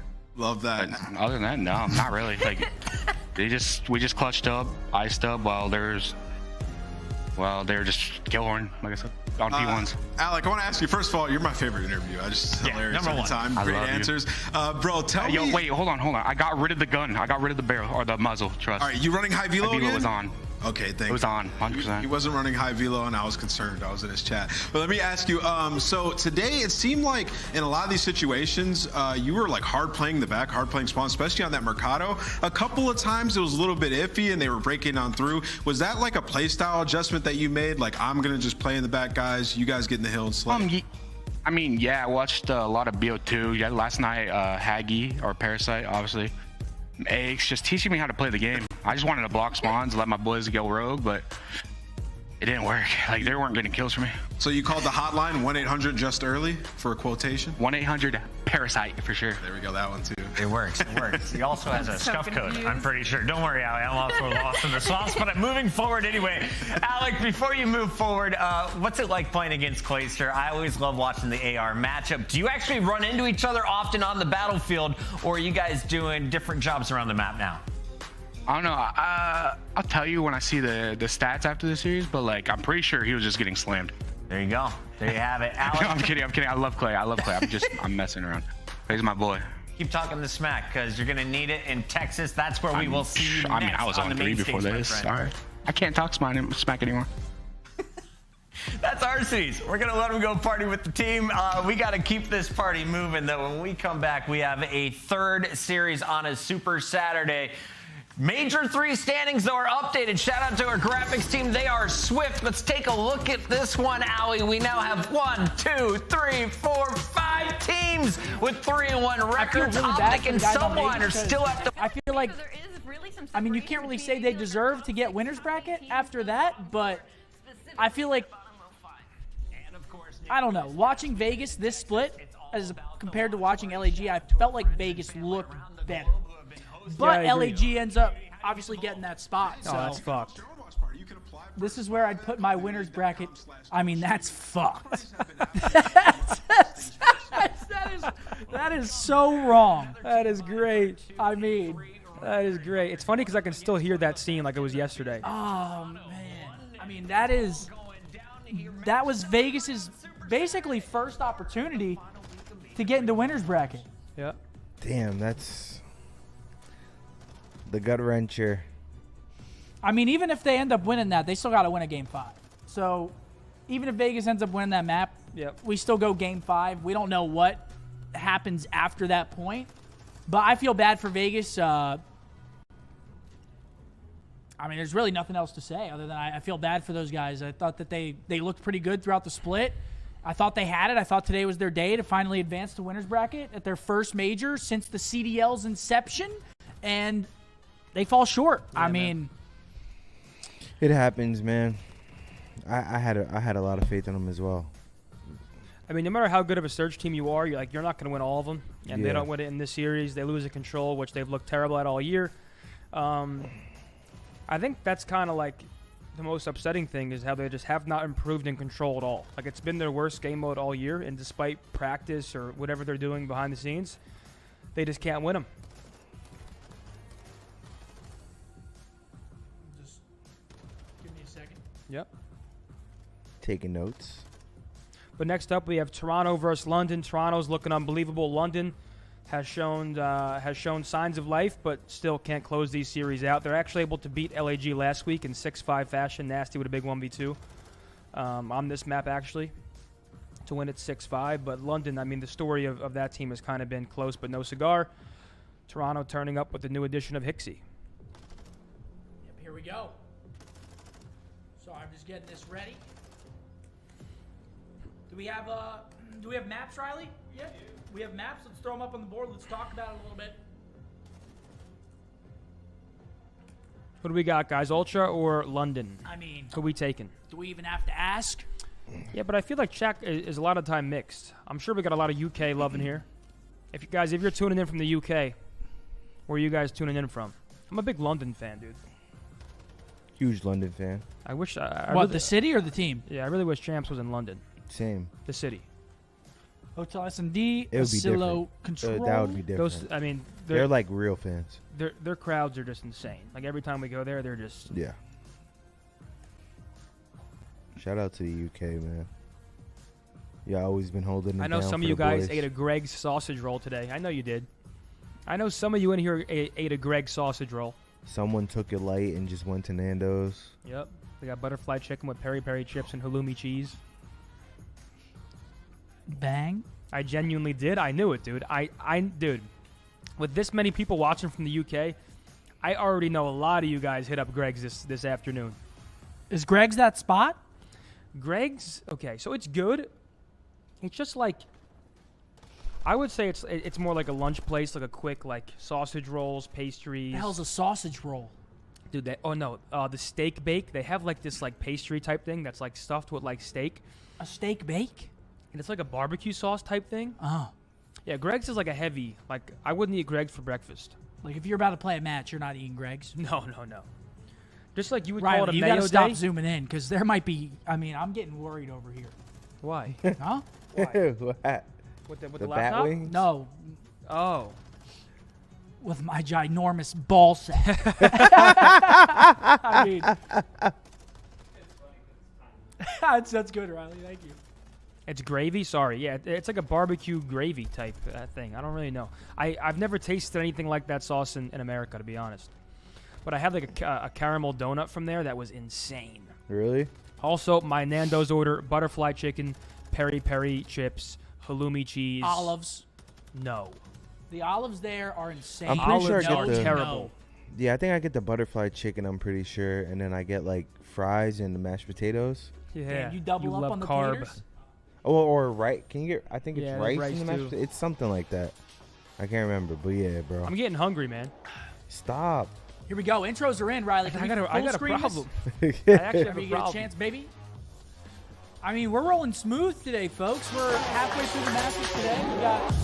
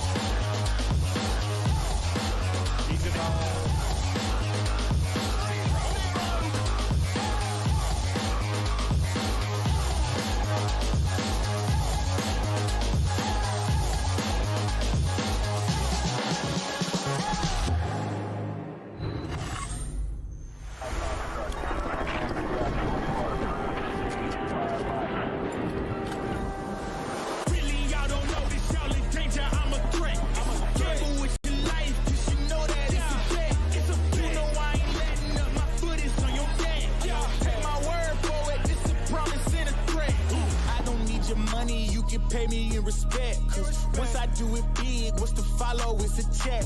I need 100 bags, nothing more, nothing less. And the ops feel away, cause I'm next, I'm a threat. Oh yeah, really, y'all don't know this, y'all in danger, I'm a threat. It's a gamble with your life, cause you know that it's a bet. Gotta one up the next, point to the sky with the one up, I'm blessed. I'm young, rich and black, so you know I'm a threat. Get your predictions in right now. I just peeked over 83% of you are going with Toronto Ultra in this next battle as they take on the London Royal Ravens. But what do you feel about my man Dire Ravens' chances of hitting big here? He put 250,000 channel points on the upset today. Oh, man, I don't know if I like that pick. I'm going to be honest, man. They're going up against Toronto Ultra, who look like they're a top 3 team in the game right now. It's going to be very difficult. Hey, never say never. Let's start here with the Ultra then as we talk about this squad that has been just crushing their competition since adding in their new substitute.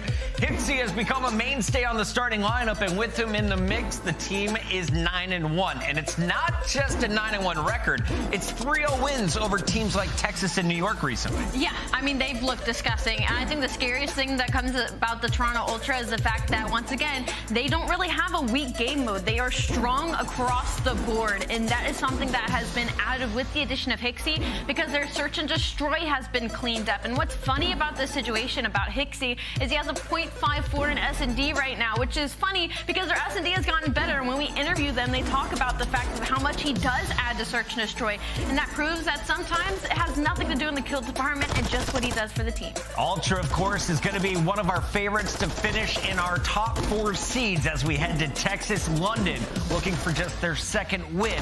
But it would be back-to-back here as they close out the final week of action.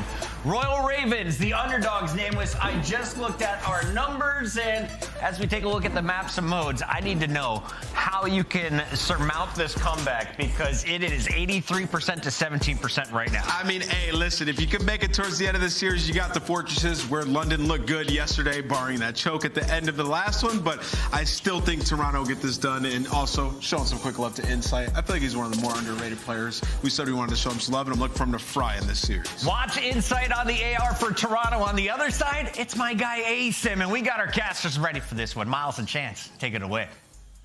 Oh, take it away we will, Puckett. This one, Chance, is an interesting one indeed. The seedings are still up and about. There's still a potential for change, but that change is statistically unlikely. That is absolutely one way to phrase it. But I'm with Amos, honestly. I'm excited to watch Insight play this series. Underrated just because he has like a very particular role. It is kind of interesting. I guess like Hixie and Insight truly are just like the setup players, right? I know Ali pointed out Hixie is like the 0.54 in Search and Destroy.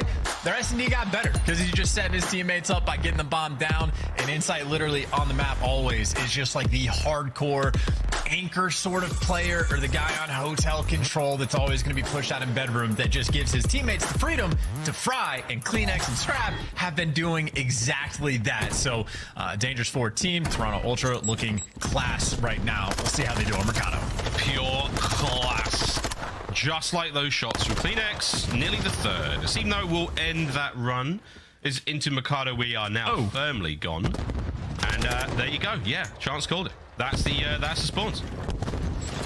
Yeah, they got the spot. I was going to say, I don't know how aware Paulex is going to be because it took a while to turn, but he actually delivers with 2 pretty big kills. Now Scrap is actually going to be potentially in a bit of a pinch. Good news for him, Insight spawns up towards New. Bad news is Nasty is there and ready and frying. It's still a 50-50 fight for the spawns, though, and there's still scrap time to be got. So Toronto's going to be able to get the scrap, and it's only Scraps actually, funnily enough, now behind enemy lines. So many scraps. Wow, that is unreal. Scrap time, scraps, and Scrappy. What are you going to do? Way too much. But we thought we'd struggled earlier today with the Cami, you know, was it the Cami and yeah, whatever. Crazy man. Good time though out of P1 Nat from neither of these teams as we now roll into second. Ravens full of control. Wow. This by the side of the map. Big wins there from Paulex and Scraps. They get them kills. As everything's worked out for them indeed. That's a 3 spree from Scraps.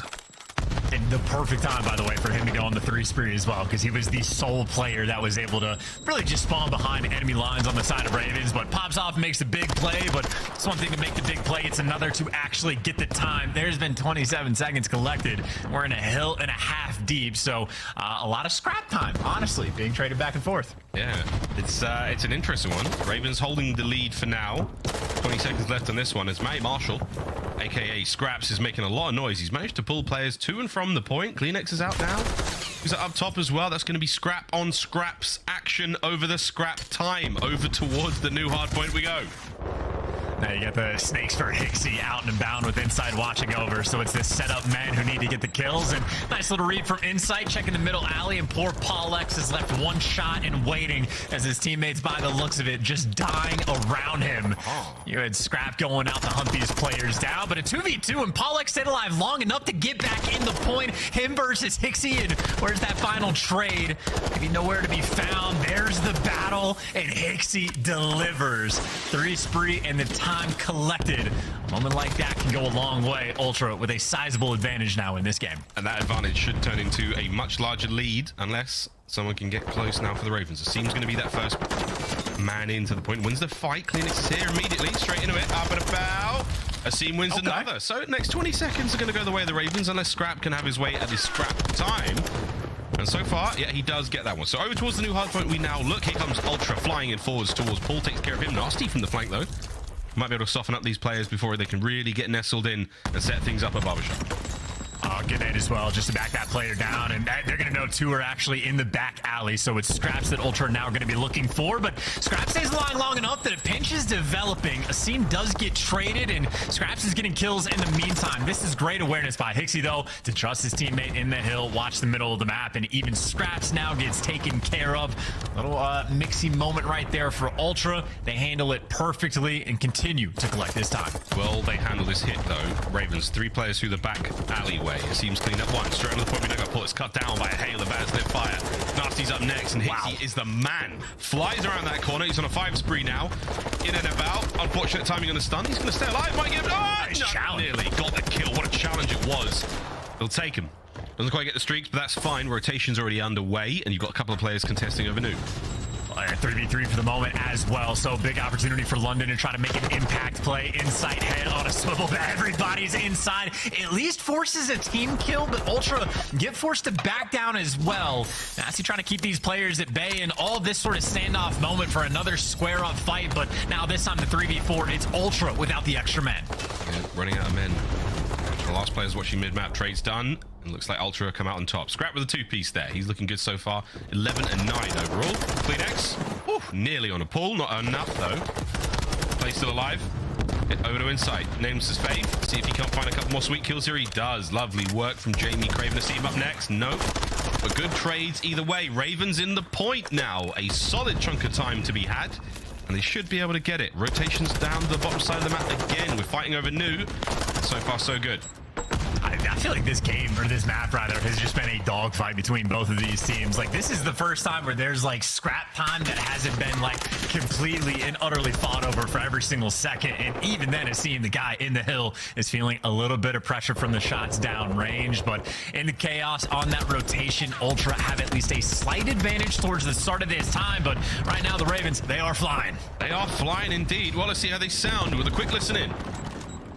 You want bottom house. Heal with the nade. Weak top. Bomb really weak. Oh, he's in the left corner of the door. He's in the left corner of the door. One shot bomb. Scrap. That's one on mid tunnel. Nice. Nice one, still top. Yep. He's not peeking me. You have numbers there. 3v2. I'm stunned. One nade there side. One top stairs. One's going top. I need to watch out. Top dead. There's a guy side. I have time. I have time. Okay, one can be bottom house. I'm gonna go mid. Here. Have you bottom? I'm going mid. Alley, weak. There's two there. Last two all. Ivy top, Last two all. P4 dead. Nice, one more. He blew me. Dead. Nice. Baron, go mid. I'm gonna go warehouse here, okay? Are you going? No, you should go that way. You're gonna last one. I'm gonna go warehouse gate. I'm gonna go warehouse gate. Okay. One back alley. Hold him back alley. You're alone now, bro. You want blue on me? Back alley did to me. I'm good. I'm working up caution. No, I got stunned, bro. Scrap back alley. Play your life from the house. One small. We brought it back. Okay, boys, let's go. I spawned behind the blue side. I'm getting on time weak. He's in the back alley. I'm needing over. I'm here. He's on the back time spot. He's gate. One's gate. One's P4, one's back alley. Close parking lot. Back alley, back alley, one shot. Get on P4. Let's see P4 weak. P4 white trap. P4 really weak. Not bad comms out of the Ravens now, though. Ultra starting to push the lead forward, looking at almost a 50-point lead as we dive in for a listen in. Say nice. You're gonna be close already, like mid. Top here, right? I need you close mid. Yeah, I'll track it mid. Might do the wall hook, Jimmy. Okay, I'll look it. When we get pitched, follow. Come on, climb to the wall. Okay, once wall weak, Paul. Yeah, close right there. Nice, big one. Just keep off this, man. Trust. Deep right. I spawned 10. 136. Like backside or guard heading behind each other. Yeah, guard heading, scraps. Weak. Back one L. Too odd. Let's go for the right. Yeah, one's got mid heady now. There'll be two right. Guard heady? Yeah, he was guard heady, yes. Let's go with it. He's probably just playing. Guard heady, one shot, he's on fronting. Might be in Zig then. Nothing in Zig right now. Might be yellow. Unknew yet. Nothing in Zig. Tunnel one shot. Tunnel weak coming out mid. Lay down tunnel. Nothing now. We'll shoot over mid. I'm laying hill, watch out. Yo, long corner, challenge. Still time. Tunnel, that wall, deep RV on the mid heady long. RV and one mid heady long. Mid heady long. I don't know where the guy is. I'm going left, I'm going deep again. I'll see mid heady. I need it, stun mid heady. Still long, but I'm mid heady, boys. Tunnel dead. Yellow van. Tunnel stun on time. RV, stun on time. Weak. One shot tunnel. On me. Longer bully dead. Alright, Charlie, bro. They like P4 side. I need you, my bad. Big soaks. Good. Yeah, get his time and come to P4 or fold. Get my out, bro. Yeah, get his time and I'm getting to P4 or fold. Done it. Yeah, they're all playing slow. Hey, stun. The coolest comms you'll ever hear in the Call of Duty League there. Ultra pushing the lead forward, but the Ravens' chance not out this yet. Yeah, very calm, but with the scrap bit of flavor that always throws some spice in the mix. And I will say, by the way, that is a good chunk of time that Ultra were able to get on P1. I mean, not even scrap time. That was like an extra 30 seconds. So an underrated hill. And in London, if they're chalking up all that time, you better be damn sure you hold the bottom of new. And so far, so good. But Ultra getting ready to pounce. Scraps holding the line, though, on the inside of the hard point. Can Dixie find the kills? He does. It seems there or not the second. Once again, Scraps finding these 1v1 fights, holding down that hard point. A lot of time still to be had here on the second. Can the Ravens hold on? Insight now making his way through top. His teammates downstairs, waiting for that perfect hit. It's got 3 clean down. Ball's gone, wiped out. That's 25 going away the Ultra. Yeah, and again, there was so much time sort of given away for free on that old P1 hill to try to set yourselves up for new. But now that Ultra have broken through, and it was off the back of a massive play from Kleenex, getting a cutoff kill before doubling back towards the actual point that sets him up. And talk about the setup man, Hixie back in action, made the big play on this hill last go around. And if he makes a big play here, it's going to put the stamp on the game. Yeah, we go, Hixie from upstairs. Not a lot of auto aim found through those railings. Kleenex on a spree. Looking for number 5. Great corner to be in. Catches a seam over the top. What a play out of Tobias Julianson. Gets another. And we're well over the 200-point mark now. The business end of the hard point. And Ultra are looking for the win. And I'm fairly certain this is a 6 birdie from CleanX where he just broke 2 hills back-to-back and hasn't died since then. Just finding the big pieces and, again, being the difference maker in the game. Is Slang second to none. Literally, in this lobby, he is leading everybody with 25 and maybe finish off the game with a little addition to the 7 spree. Scraps next up in the hill. Final 10 seconds now. Raven's got to get in there quick. CleanX. The 8 spree closes out, and you've got a bit of time so now tough. for the Ravens. Oh no, the trophy system. Jesus, son. The lineup in the middle is not going to count for much. Final 5 seconds, and Ultra have taken Mercado Las Almas. Map number 1. It goes to them. Ravens. It was a hard-fought battle, but not quite enough. As CleanX, bottom right-hand side of your screen, he is a menace. And I think there were just a lot of plays sort of early on. Like, obviously, CleanX is just a consistent slayer. Him and Scrap doing things the entire time that obviously it makes everybody's life easier. But even for that, like, first hill in 10 where Hixie was, like, you know, snaking his ass off onside that little desk, but winning so many extra gunfights where I think after, like, 3 or 4 hills, Ultra built themselves, like, a 60-point lead. London had plenty of fight in them, but it just seemed like those big sort of pop-off plays, whether it was Hixie doing it or whether it was CleanX repeatedly getting the 2-piece to go on the brakes. I just think Ultra a little bit stronger in the slang, and even on that sort of like exchange rate that you play. All right, we'll trade away 30 seconds of P1 to make sure that we lock down these spawns. Not even successful at that. Ultra just doing the well, making the hard things look easy. Clean game through and through, and I think the scoreboard is typical now for this Ultra team. Very indicative of how the map went. 251.57 as we look across the highlights here, and it really was CleanX running things from the start to the finish.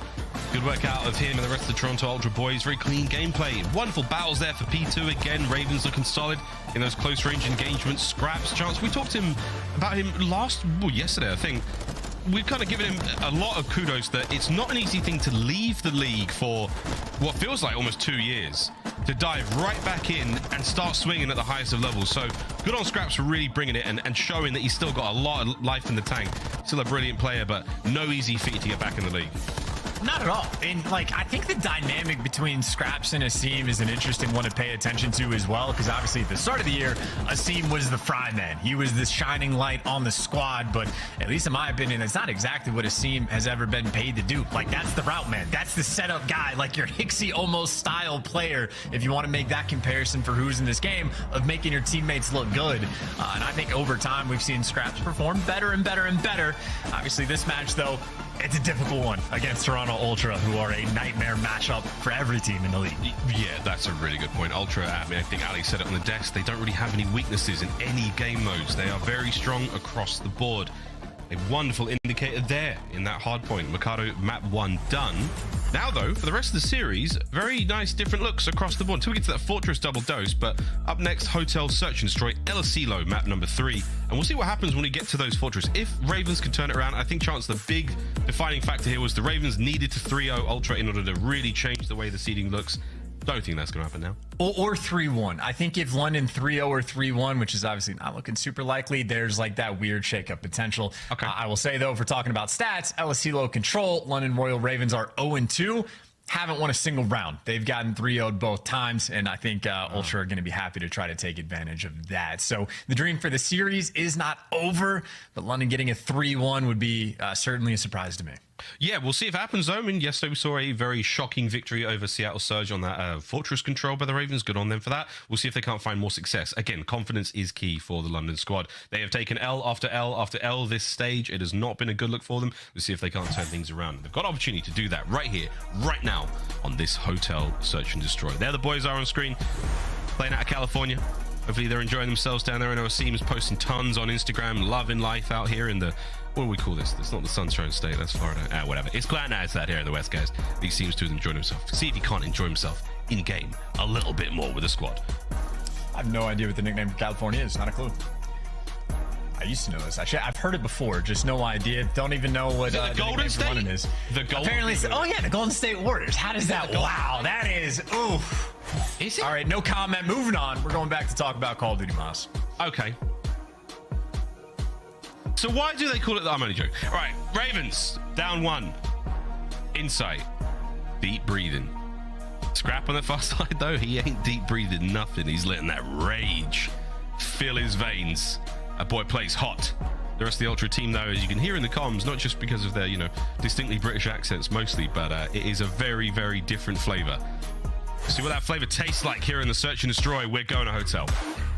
And I think the situation for Ravens is obviously on this map, one of the ones where you found the most success. Obviously, Ultra, a dangerous team, and their Search and Destroy has been certainly looking at least a little bit better as of late with the addition of Hixie. But this is where London want to take advantage in this series. This is a good map for them, and I think long term, obviously, if they do get the 3-1 win, weird potential maybe to make winners bracket if tie breaks do X, Y, Z. But I think you've had enough closed maps that you're just looking to see those signs of improvement going in the majors. So this is the map to try to find that shining light. It'll be scraps with the old sniper. Nothing peeking couches though. Ultra are playing this very cautiously. Way cautious. No one has exposed himself decently or indecently here on Hotel. It is a clean, quiet setup across the entire map. Like glass broken top bedroom. The Ravens now shuffling over by that bar side. Matt Marshall with the snipe. No one home there by lights. Here comes a bit of movement. And this is great timing. No! Oh, wow. I mean, it was for Hixie. Going for the stretch plant, though. I think Paul X is doing the slow crawl to get in position, but obviously Ultra, you see they're starting to creep up, right? A player in couch is making moves, shots on the guy on bomb, and he waited a little too long, and Ultra take care of the planter, see the snipe, don't want anything to do with that. Oh, nothing to do with that. You saw the angle that Kleenex took from top bedroom there, pre-aims the bomb site through the curtains. Easy shots for him. Less than 20 seconds to go now. Ultra have suffocated the London Royal Ravens here. Wow. And that a couple more kills go their way, and it's Insight. What a round. They do get their kills in the end. But an incredibly strong defensive setup. The Ravens had nothing there. And that is such a cheeky little strat, too. The way those doors were open bottom hall, someone for Ultra went down low and stunned them open. So you just had Straps worried about that the entire time of like, someone's going to be behind the luggage, someone's in the hallway for sure. And it was like maybe 40 seconds of the round got wasted of looking for a ghost. And then it was literally the worst timing possible of when Higgsy actually showed up to check is when Scraps went away. But again, just a lot of time wasted, focused on a location where a player was not. So cheeky to side of Ultra, they will take the first round. See what the Ravens' defensive hold looks like here on Hotel. Oh. Asim starts the party. Nice big kill there. Scraps not going to fly forward for the trade as you would expect. He's going to pump the brakes. For now, Ravens, full B-bomb site control. No one's getting into that side of the map without it being known. Asim, that headset is cranked. He had Dead Silence popped. He had it popped, and it ran out and Scrap. He might have known, but Asim a little bit smarter in the moment. Finding the big kills. Now Ultra, they're trying to get the bomb down, but you're going to do this in a 1v4, and all that's going to do is feed extra score to someone for London. Nasty gets the cleanup kill, and now Scraps, after the Dead Silence runs out, can hop the defuse and build it right back up. Love that. It's a little trick, but it's an important one. All you ranked players out there. Planting bomb, defusing bomb, all those score adds up to help get your field upgrade ready faster. 20 seconds there on the round, and the Ravens got it. You can see those percentages across the board. Scraps should hit the defuse. We're going to really milk this one, lads, aren't we? Wow. And take your time. Also, why not give it to Scraps there? I guess like, it's not a massive deal. The rounds are going to be played out slow on Hotel anyway, so Scraps can build it right back up. But who knows? Whatever the case may be, they gave it to Asim, and I think we're going to see that sort of square-up gunfight battle towards the opposite side of the map over by Restaurant between Asim and Scrap a few more times. Because I think even when London were on offense, that's where Asim was playing. So an important matchup to keep in the back of your mind, but Asim right there for London basically just wins on the round. Ravens attacking this time. First go around, not very good. Toronto had full A-bomb site control. Bedroom was locked down. They were grounded. They were not leaving that room. Here we go. Asim Dead Silence pop. Checking the corner. Gets the kill. Scrap. Love that first blood. That's 1 HP right there. That is the Vaznev diff. And look at what this has done to Ultra. This is just instant. All three of those players wrapped back. I think Kleenex just now made the call of like maybe they're actually going over towards A if they haven't planted yet. But London certainly put themselves in a spot where they have options, or maybe just the option is let us see him go get the kills. Gives you the next one might get traded, but that's more intel. That's the attempt at the bomb plant. Kleenex is only there to buy his team a little more time.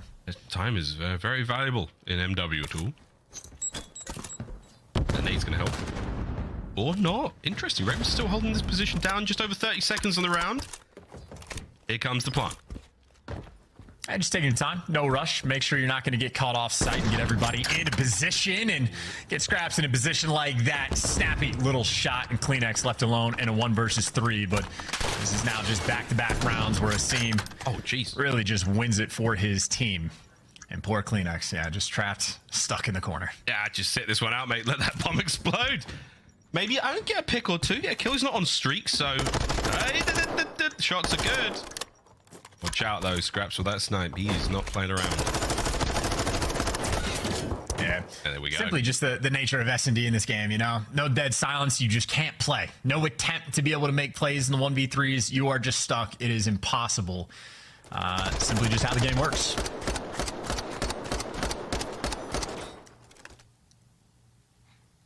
Little moment now to reflect for the Ravens. Second time round on attack, way more favorable for them. Those hits towards the A bomb site, that bedroom side of the map, not very favorable. Not particularly adept, let's say, at cracking through this setup that Ultra had. But they've got the lead now in the search. 4 and 2 out of Asim. Those first bloods, very, very important. We were thinking maybe Asim versus Scrap. Well, this time Scrap has all the reinforcements, right? It is still Asim, outer icebox, though, and I think he's the one that's going to feel the pressure. And I think so far, Scrap's the only player on London to respond. He's backed up just a little bit.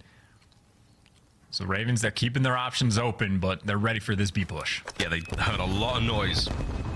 Those concussions going off. You don't see anyone move their way through mid-map. You don't see anyone through double arches. Then all of a sudden you start to think, they're behind us. Or they're going towards B. That little rattle of gunfire pushes Kleenex back, but Nasty, he's got eyes on. Daddy's finished. We get Hixie on the feet first. Oh, man, look at how fast Ultra are moving, too. They are bolting over towards A and getting kills in the meantime, just swarming on this map. Wow, they're flying. Absolutely soaring. Kleenex, what a setup there. Asim gets a tag or two, another player moving across. It's a 1v3. This might be done in sight. Big win. That's the equalizer found for Toronto Ultra. And just playing with the information they had. They knew Asim was tucked away back over to kitchen. They showed enough presence over towards the site. They expect more players to wrap back, and I can't remember who it was. I think Kleenex, actually. Yeah, as soon as he spots out the player on patio, makes the call, baits himself out just a little bit as he's flying across. Hixie finds a kill in the meantime, and then 0 time wasted. Over towards A, get the bomb down, and no one from Ravens was left by the bedroom to stop it. So playing with their food right there, Toronto Ultra. Yum, yum. Was this the battle of beans on toast and poutine? Quite hungry, I have to say now loud. 2-2, here we go. Ultra on defense once again. It's an aggressive hit on defense, though. Here we go. Hixie's going to fly forward. That stun's going to land. Enough to get the kill. We're seeing once again another solid opener. Not technically the first blood, though. That goes to Scrap.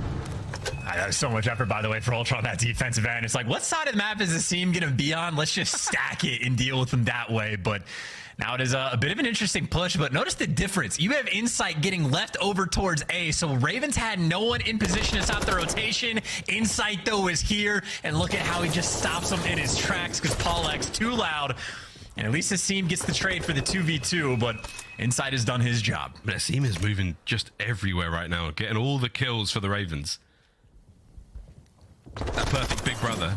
He's done it again. Wow. He's on a 3 spree now. So I'm like, he's top bedroom shooting me. No worries. Daddy Asim's coming to smack him. 30 seconds on the round, and it's all onto Kleenex. Spot bed. Oh my God, here comes the chow on Asim. Another for Asim. The Ravens keep it going. Was that the ace? Did he just collect them all? I know he got at least 3. I just lost count. I mean, he's on his feet. It was a 3 spree on the round, so that was the 4th. And what a play from Asim. Every step of the way, covering the boys. You saw the pop-off, like, straight up over the table. Fist bumps. Loving it. I just appreciate like the play call from Ultra of like, all right, Asim is played over by Restaurant every time. Let's send everyone to take him down. And they tried. They did at least technically trade out after getting the first blood, but didn't stop them. 9 kills in 5 rounds. Asim is simply on one, and yeah, if I'm Ultra, I'm just playing over towards A. Absolutely not dealing with Asim anymore. That doesn't matter. He will go where he goes. Update from Tim. Don't forget, everyone, that Asim currently has the S&D record for kills at 17. Not sure if he's going to be able to do it here on Hotel, but wouldn't be too surprised. Here we go. Oh, that's a cheek. That's one cheek at least. Part of a pair, usually. Hold this angle, Scraps. Look at how aggressive Ultra are. They got the bomb. They got players both, 2 players in bedroom now, trying to cause some damage. Scraps' first blood takes care of Asim, takes care of the Wonder Kid.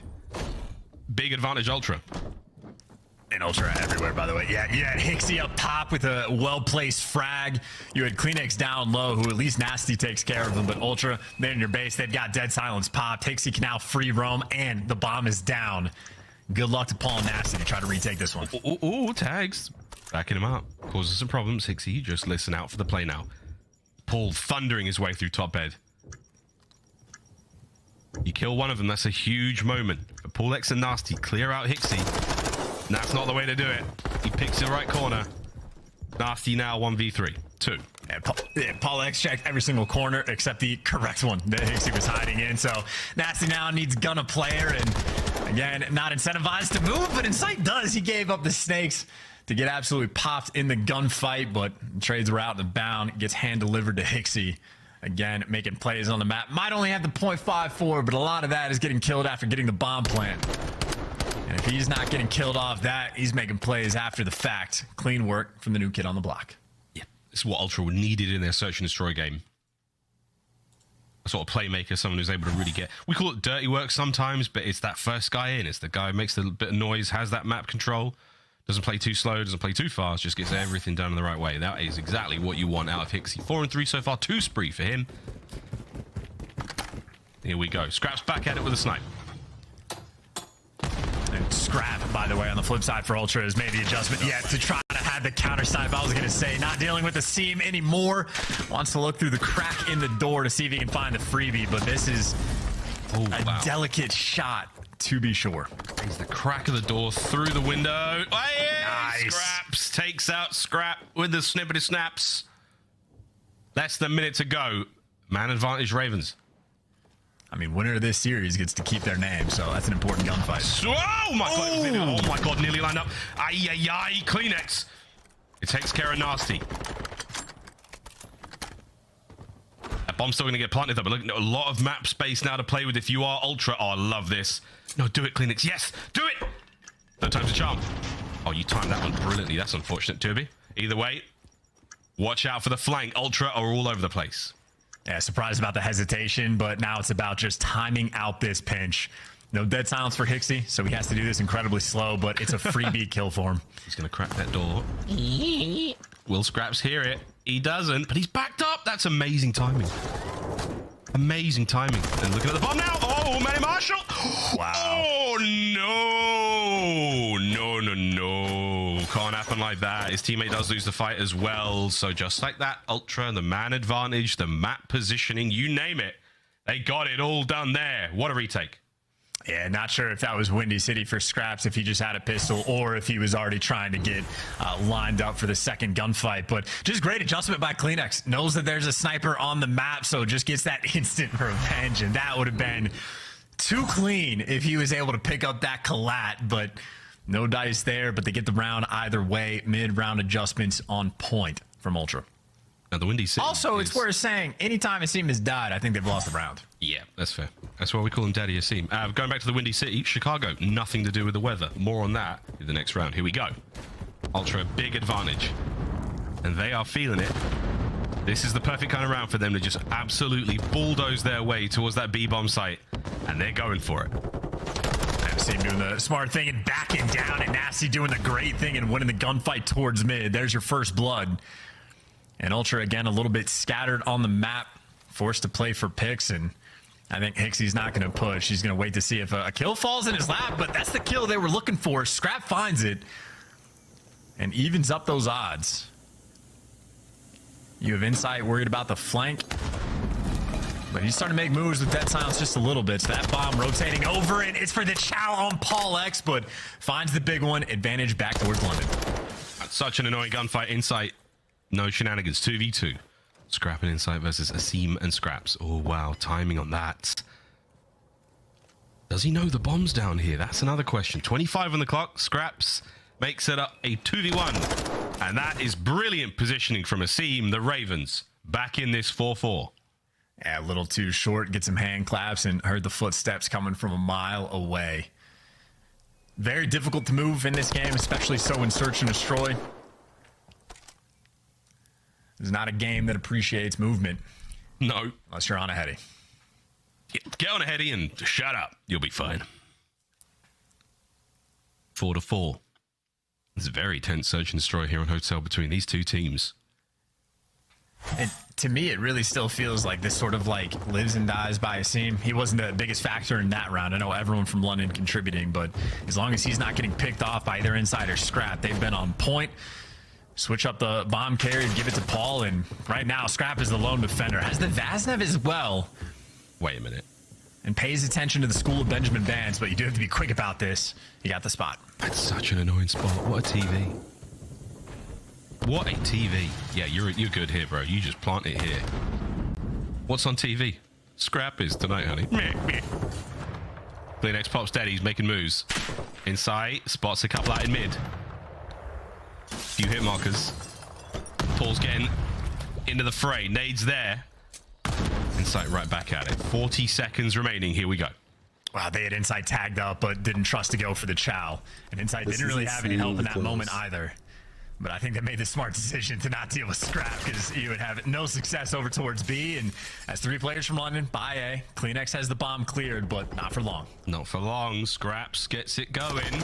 22 seconds. That's your bomb carrier down. Oh, CleanX is gone. Deddy gets full reset. 20 seconds. He's going to rehit this. He's going to dive straight back onto the bomb. Look for an ankle. Nice. Look for a little bit of nasty stick out where it shouldn't be. Gets away with his life. Scrap and CleanX now doing what they can in the 2v3. And you have, again, Asim versus Scrap. This has been the battle the entire time, and Scrap is waiting for the Chow, so it's a standoff, but time is on Asim's side, and so is the man advantage. Scrap's trying to play this so smart, but just going to get pushed into death. A wonderful setup by London. They're going to go up 5-4. And it's Nasty's first kill. It should seal it. Will he get the second as well? Mr. Plumridge nails the pair, gets the plant. What a recovery from the Ravens. It's just such smart gameplay, man. Again, they're getting the picks, not overcommitting to Insight when they have them weak, and I think it was Scraps that finds that first blood. Very quick on the trades or the repositioning to get the bomb down, even after CleanX trades out Paul on the actual site. And then just for that little standoff moment between Asim and Scrap, like it's very heads-up gameplay from Scrap to know that Asim is going to be going for those late flanks, but Asim knows he's got the timing on his side, doesn't have to overcommit, doesn't have to chow. And just sets his teammates up for success. 1 round away to tie the series. Map point, here we go. And look who it is. It's Asim, and he's rolling right forward. Classic Asim versus Scrap fight here. Oh, he's walked right past him. No way. Scrap will be infuriated by that kill, but that is a first blood when you solely want it, London. And now look at what Ultra has to do. They have to wait for a kill to come their way. They have a little bit of bedroom control, which is great, but they haven't actually planted the bomb and have to be so concerned about the flank. And even Asim has just found the perfect position. As soon as this bomb gets planted or he hears a footstep that's a little bit too loud, he can just jump on it. Yeah, it ain't too much. It's not fancy. It is what it is. Insight, you're in trouble. Here he comes. Oh! Nasty's there, though, to pick it up straight away. Man advantage Ravens, and now it should be over. CleanX, good luck. Not even the Great Dane could stand up to the Ravens there on Hotel. GG's in the chat. They pull it out in the last few rounds in a convincing way as the Ravens tie up the series 1-1. And look, impressive stuff the whole way around, but that game felt like it was just run through Asim. first blood's completely on point. I think he was like maybe 3 or 4 to 1 on the battle that he was having with Scrap on the flank side of the map, and even just the positions he finds himself towards the end. Insight, one of the better S&D players in the league, might have the perfect read on Asim making that play and guns him down, but Asim is feeding the intel to his teammates. Nasty knows, I'm not getting flanked. I can sit in mid and watch the cross. I know everything that's going to happen. Asim just orchestrates the map, hand delivers rounds to his teammates, and even Scrap's putting up some first bloods as well. London again on Hotel. They enjoy the search and destroy. They really did it. Across the board as well. A lot of damage from everyone there. They really put their weight. Solid. Super solid stuff out of the Ravens there. Hotel search and destroy goes their way now to El Asilo Control, where the boys in red have yet to win a round, offense or defense. Will today be the day where they manage to crack that one? I'm sorry, I'm fixing it. For the squad. Let's find out after this quick break. We come back. We're playing Control. Don't go sorry. Call of Duty fans. It's going to be a banger.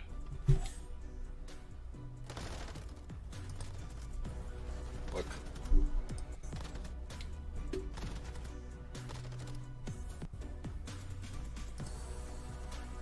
There we go. I apologize. I accidentally turned off my monitor.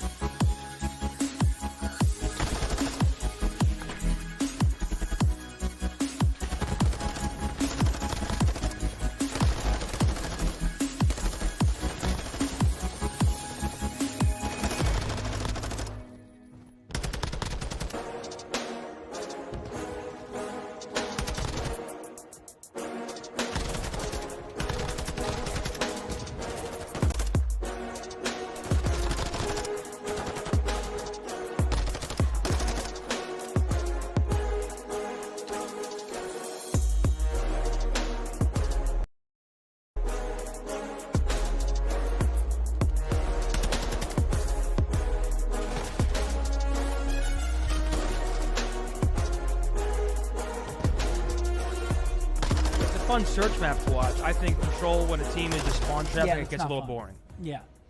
Only people having fun on the Albagra controls are the SMGs when they get into art and maps and can just run around. Yeah.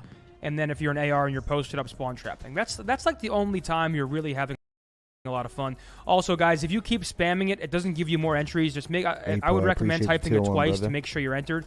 That's Razer, R-A-Z-E-R for the Razer earbuds. Make sure you guys enter that giveaway. We're getting a tan here. Are you getting smoked right now? Yeah, I'm getting smoked. I mean, does that hurt your eyes? Yeah, a little bit when I look that way, yeah. Riley, could you block that? Oh, okay. See, Riley's got you, man. That's my man, Riley. But yeah, I think Riley's working on it. That's a fun series to watch. I'm excited. Yeah, I'm going to use the bathroom real quick and throw I out some of this food. Pee too. I'll hold it down. You hold it down? I'll hold it down. Wait, yeah, you can go real quick. I'll stay. Because I may be a little longer. Are you serious? I mean, not too long. Stream, how we feeling, man? We're almost to that OpTic match. Day 2's been a banger so far. We're 1-1 right now between Ultra and London. If you got a Twitch Prime just laying around, you get some extra luck if you use it, man. So.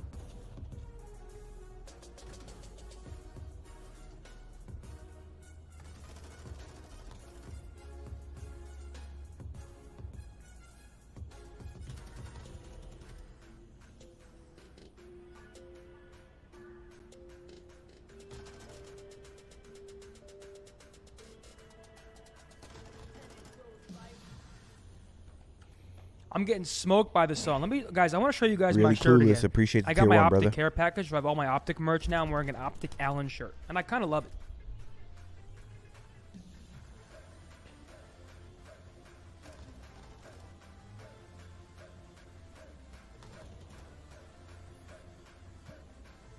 front 2x, or the front is a medium, guys, and the back is a 2x.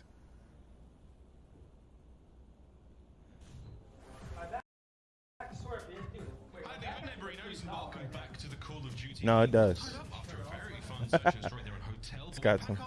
We check out of the Greenberg and we go to LSClo, which quite frankly is a hole, and that's right. It's not a nice place. There's lots of mess on the Folks, hi, neighborinos, and welcome back to the Call of Duty League. We're all tied up after a very fun search and destroy there in Hotel, but we pack our bags, we check out of the Greenberg, and we go to LSClo, which quite frankly is a hole, and that's right. It's not a nice place. There's lots of mess on the floor. There's somebody was tortured. I presume it's a horrible place, and that's why we're going to play Control on it. Let's get it, ladies and gents. Ravens versus Ultra, map 3.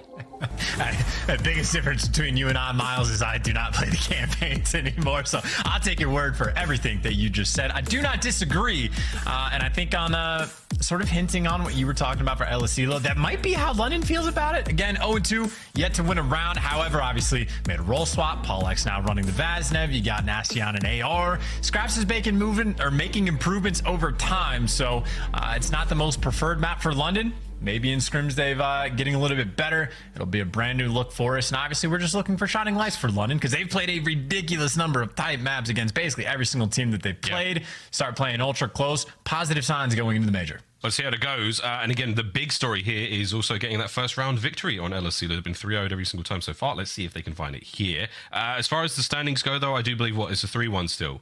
We'll trust that to the others in the league to confirm what's going on here. But Kleenex and Pullix, the two X's on these teams. Those boys had a lot of fun in the last one. Quick look now at their control stats overall and chance. I'll leave this one to you. Well, this one is not difficult to break down. Kleenex, especially again since the roll swap got made, and obviously these are the major 3 qualifier stats, has been one of the best slayers in the game. The sort of Kleenex we have all come to know and love in the gameplay we expect from them. Offense, defense, does not matter. Kleenex always on point. I would say for Paulx, I guess technically better on the actual number of caps that he's getting per round, but I think that is very much a map dependent thing on how many captures you're able to secure. But I'd say Paul absolutely has his work cut out for him, because if you have Scraps versus Scrap and the loser has to drop the name, does the loser of this battle have to drop the X? So just have a clean or a Paul in the league potentially, which honestly kind of works. We'll find out though whose names get changed by the end of this one. Those are the old school rules, guys. You know the deal. If you've been out there, we play with a flash. There's a lot of flashes, and we tell them after every game when they lose, like, sorry guys, you got to change the tag now. We'll send you the Microsoft points. No worries. Here we go. Ravens, get off your phone, Asim. And I apologize in advance for bringing this up, but Method Sick did beat Methods in a 1v1 back in the, not a 1v1, but Heretics beat him and whatever. And that was the square up. Yeah, I think they actually agreed on Twitter. Yeah, loser drops the name. And, yeah, so he never changed that name once. Never did. It's probably for the best that he's retired. It's probably for the best, isn't it? And we know your listening's in. You didn't change your tag after losing. Them's the rules. Disgraceful. Okay, you took that too far, man. If you give me an inch and I'll go a mile. There we go, though. Let's get into this Control. What is going? The London camp, everyone's way chill. Way chill. While we're looking at the these player boxes, let's have a dive into the standings and see where we're going into. Of course, this is the run-up to Major 3 next week, Charles. Can't wait. This is where, like, the funny business kicks in. If London get the 3-1, the map count makes a situation where, like, Vegas could potentially get through, or London could potentially get through. Because, like, sort of the crux of the matter is New York and OpTic play against each other next. One of those teams is guaranteed to end up 2-2 because someone has to lose. New York plays against Seattle, dangerous matchup. OpTic plays against Atlanta, very dangerous matchup. So there's very real potential for one of the teams in 6th or 7th to end up 2-3. To be tied with LAG, to be tied with Vegas, and maybe even tied with London. And then, of course, the head-to-head, map counts come into effect. So that's why London needs sort of a dominant win. But even then, they don't have great odds, because I think both OpTic or New York, whichever one loses, would have to go 2 or 6 in map count or worse to not end up in winners. So there's a bunch of particulars around this, and obviously by the end of the series, things will be a little bit more clear-cut. But there is always that wild back pocket 0.1% chance that some craziness happens for your favorite team to get through. Or Your least favorite team to get eliminated. We will find out. The OpTic New York Subliners match will take place right after this series here on twitch.tv/Call of Duty. Get your pals in here. Whether in here or in the watch parties across Twitch, we hope you're enjoying yourselves. We're almost ready to get into this control. Map number 3, we will be seeing the hard point.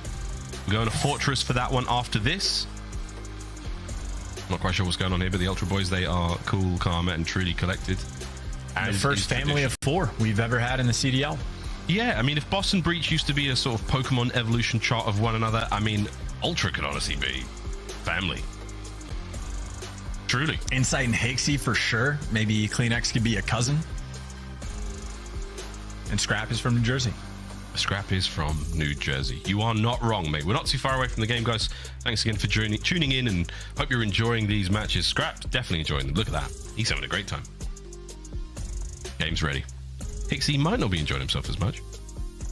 He's been a lot of fun to watch, though, since joining the team. Again, a contentious team change, I think, for many people. They thought, Stanley was definitely a better fit for the team, but Hixie has slot right in, and it has not been a bad run of things so far. And here we go. We are ready to load in. LSC low control, map 3. Let's get it.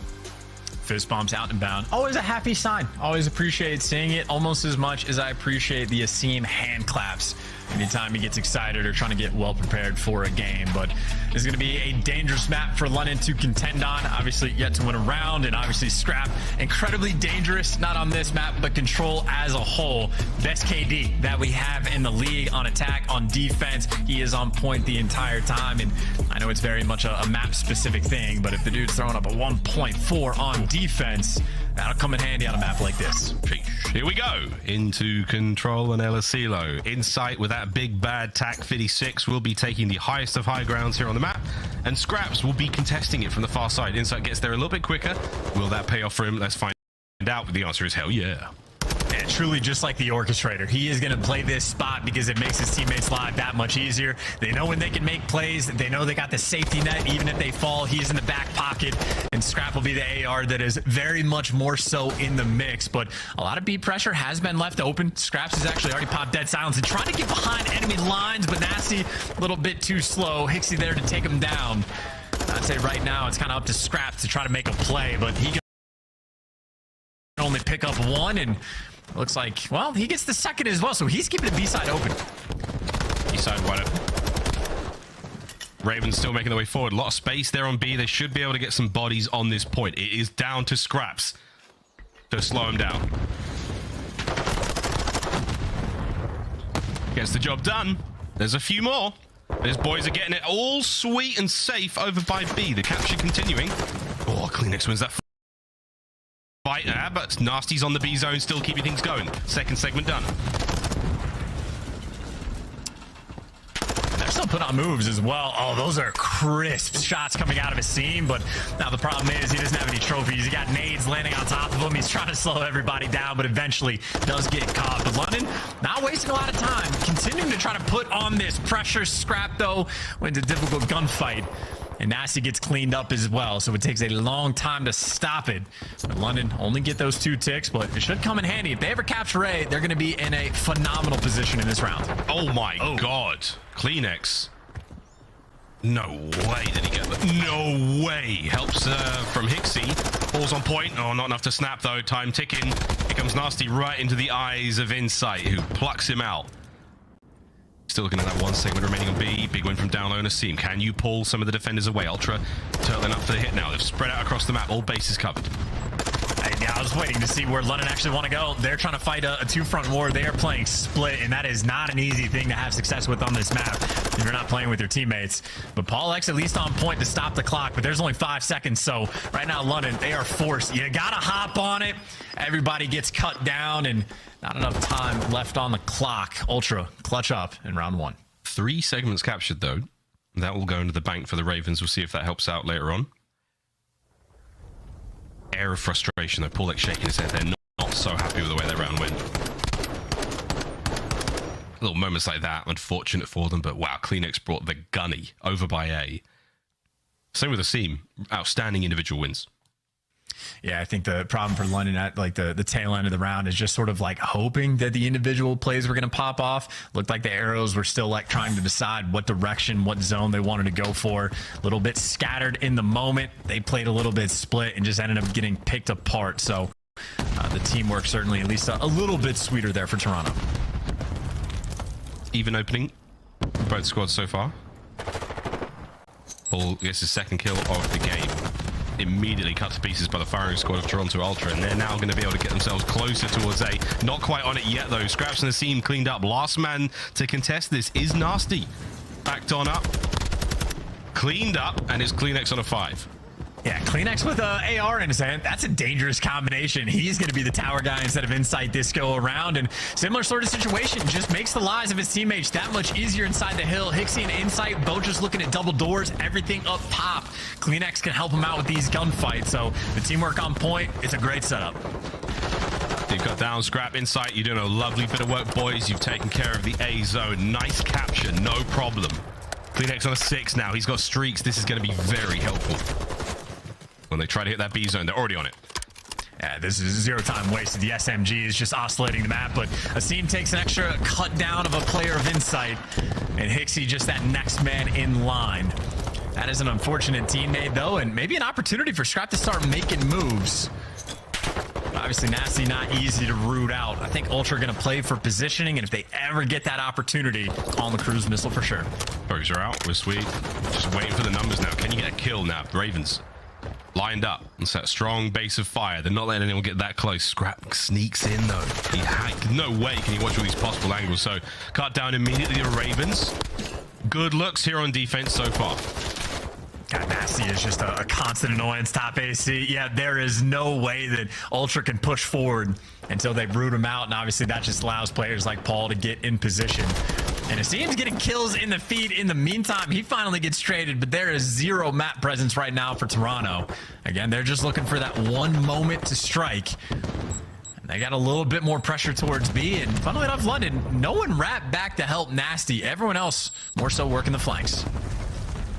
Yeah, they're working their flanks. Asim gets his. Scraps is out there as well, but all that noise is close to the B zone.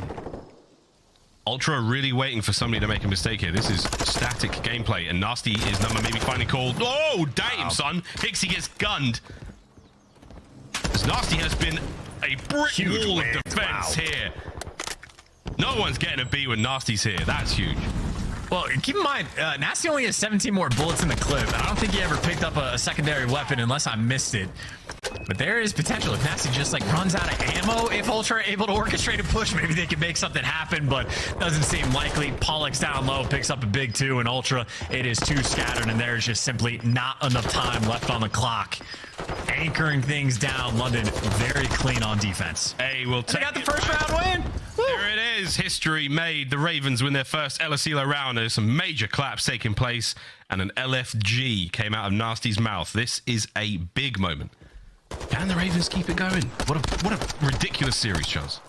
I mean, you got hand claps and leg slaps coming out of Asim, so he'll mix it up if he needs to. And again, I mean, he's pulling out the tack on occasion. You had CleanX pulling out the tack. I think for that entire round is what Tobias was rocking with. But I say the biggest difference maker right now, just the cruise missile. Helps to have. I know the B zone, when you try to capture it, a lot of bodies stack the point, but if you get the tacks and you get the nades over, the cruise missile can be hyper effective on that zone. It's all about timing, coordination. Great timing from Asim there. Good trades, though, as that was Scrap from up top. He's still fighting for this map positioning, looking to take care of those players in the power spots. Scrap is just going to sit there and keep farming these players. Paul, good shots. He started the last round 1-5 or 1-6, I believe, and now 11-12. He has pulled it back magnificently, and we're onto the B zone. And Paul's been a two-piece machine, and this is honestly enough pressure. This might be CleanX thinking about the cruise, but I guess enough tax and aids come over. No trophy on the zone just yet for London, so they have to back off and play for kills. And you have Nasty, by the way, the anchor this entire time, picks up another two-piece. Scrap the last man standing, and 2 bodies on the point right now for London. That's big. That's the first segment done. Okay, good. Keep it going. Here comes the cruise. I don't think there are any trophies at play, so these players have to dip. They have to get it out, and a quick change of course there from Kleenex. Nice work, takes care of Scrap. You've still got those members of the Ravens a little further forward. The play not done yet. I just wanted to see the teamwork from London. You have Paul down low. He can wrap over to this A zone if he ever needs to, because right now Asim is capturing it by himself. Nasty, the next man in, though. That is going to be a Semtex that deals some damage. Kleenex debating about the chow. He is just waiting for his moment to strike. Yeah, waiting. He's been pinned down. His teammates are now showing up. Progress on A, though. Second segment done. They're looking to get the third. That's going to add a minute to the game clock. Here we go. Ultra have had to chalk it. They've called it out. It is not going to get any easier from here on out. The Ravens, they are moving with purpose.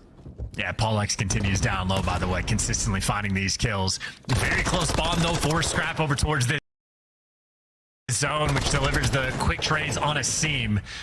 London, though, keeping it mixy. You got Scraps behind enemy lines. Kleenex has popped dead silence on the flip side, though, so a couple of these SMGs are these players that have the Vaznev in hand trying to make moves. Kleenex could be very damaging here in a moment. Paul's going to find out the hard way. Yeah, he does. Now, everyone has to watch that play from behind. Asim, though, they're driving forward. They're not going to give too much attention to Kleenex here. And all right, good luck, boys. Scraps holding the zone down. And this is not a bad setup from Ultra. This could get real bad for the Ravens quick. 50 seconds to go. Oh, that is so tough.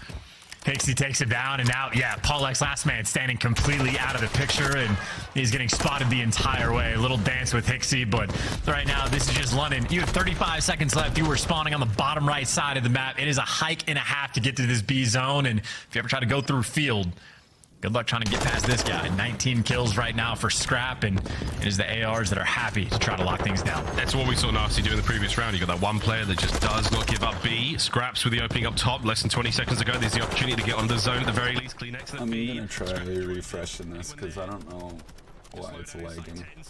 But yeah, I'm going to wait the 10 seconds. And now things are getting a little squirrely. 5 seconds clock stops. Scrap gets it. That should be the round. Ravens put to bed. They're in the attacking round. Toronto.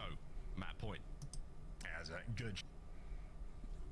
Because it's super choppy for me, and I don't know why.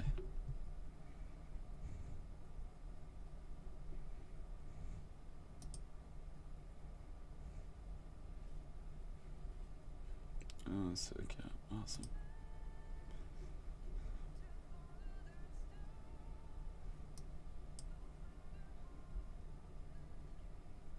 Fucking ads.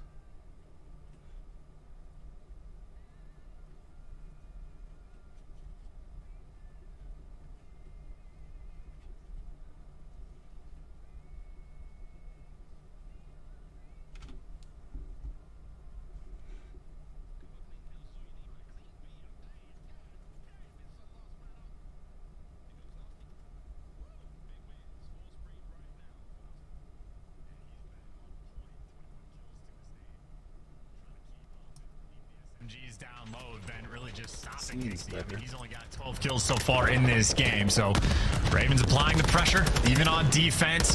Clean shots coming through, and even through a wall. Might not get the wall bang finish in the kill feed, but Scraps does damage from everywhere. Has the intel on Insight, as Ultra, I think, more so feeling out this B zone. Yeah, he's not going to bang that wall.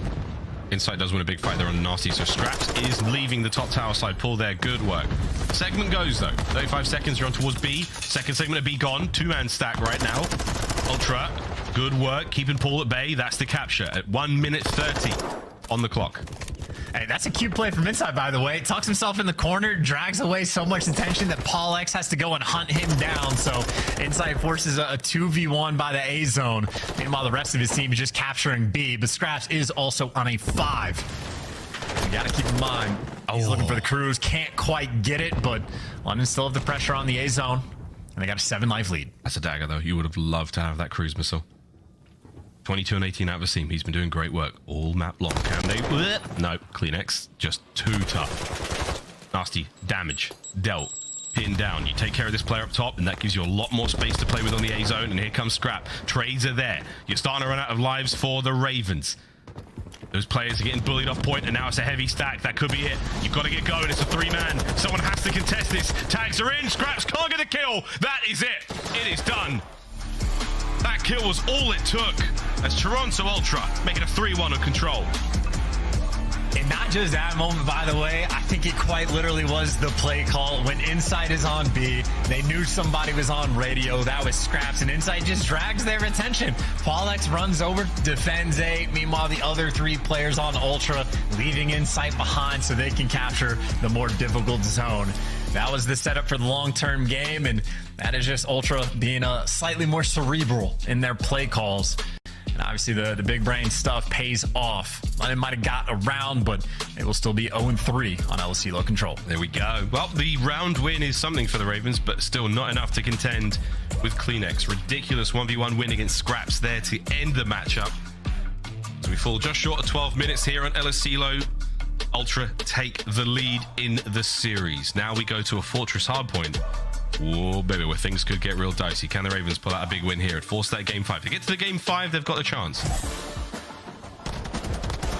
We'll see how it goes. Highlights now from that Control game. And I would say overall, I mean, that's the situation from Ultra. I think they got outslayed by 9 kills, it might have been. So they weren't exactly keeping up in the slaying category. They just knew how to play the map a little bit better. And again, finding those sneaky little moments to just get the captures on offense, really all it was. Other than that, a defensive showcase. Nasty absolutely putting in work in the slaying category. Scraps might have gotten gunned there, but I mean, had his time to shine going on a tear. Paulex certainly a fair few 2 pieces, and the seam slate as well. But I think Ultra care a lot less about the KD more so than the victory. And again, the 3-1 towards the end felt convincing. It did, yeah. It was the first few rounds way tighter, but that last 2, absolute cleaned up there by Ultra. Great stuff out of them. Nasty, brilliant wins. Saw a lot of them in the highlights here, but not quite enough to pull out the dub. And this is the final moment. Kleenex's kill. Absolutely preposterous snap on a Scraps there, and that was it. The 3-man stack helped get that point softened up so quickly, which was great out of them, but damn son, that final kill, that was a stinger. Twisted Tobias. He definitely lives for the moments like that. No stranger of the drop shot, the gunny, do whatever he needs to do. And I think London, again, a lot of close maps. You see, like, it's these small little things that have been costing him, but they've been playing everybody tight. But I think now that they've already lost the extra map, even if they win the series, no expectations, I believe, of winners bracket for them. So less funny business there, but still looking for those positive signs. And again, in the slaying column, they are keeping up. Favorite spot to eat in Toronto? My favorite Italian place is Sugo. If you're in Toronto, you got to go there. Casamoto is the best rooftop in the city. I like Marble a lot. For burgers, I liked Harry's Charbroiled and Maddie's Patties and Burger Drops. For tacos, I like 7 Lives and Gus Tacos. Yeah, it's Maddie Matheson's place. You know who that is? Maddie Matheson? He's a chef. You're a big guy. Yeah, I know.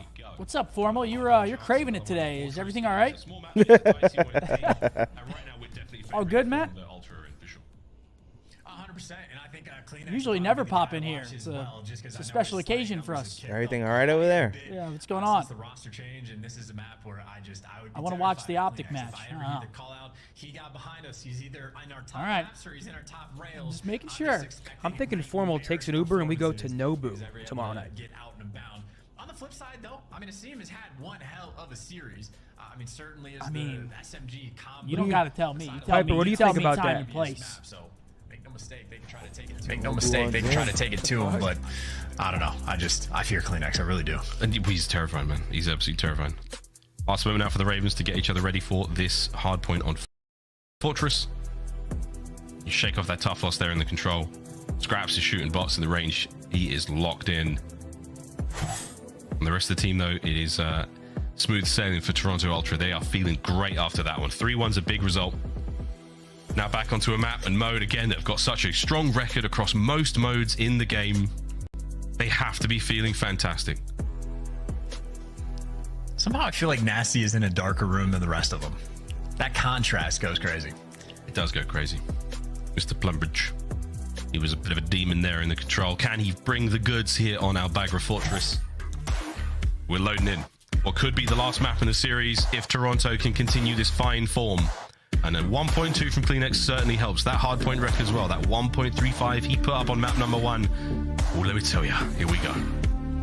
I think for Kleenex, it was really just like sort of snapping his positions in those moments on Mercado of when they needed the breaks. He was picking up the 2-piece, but not just the SMGs who have been frying. Scraps has been on point. Again, we have seen him improve series over series.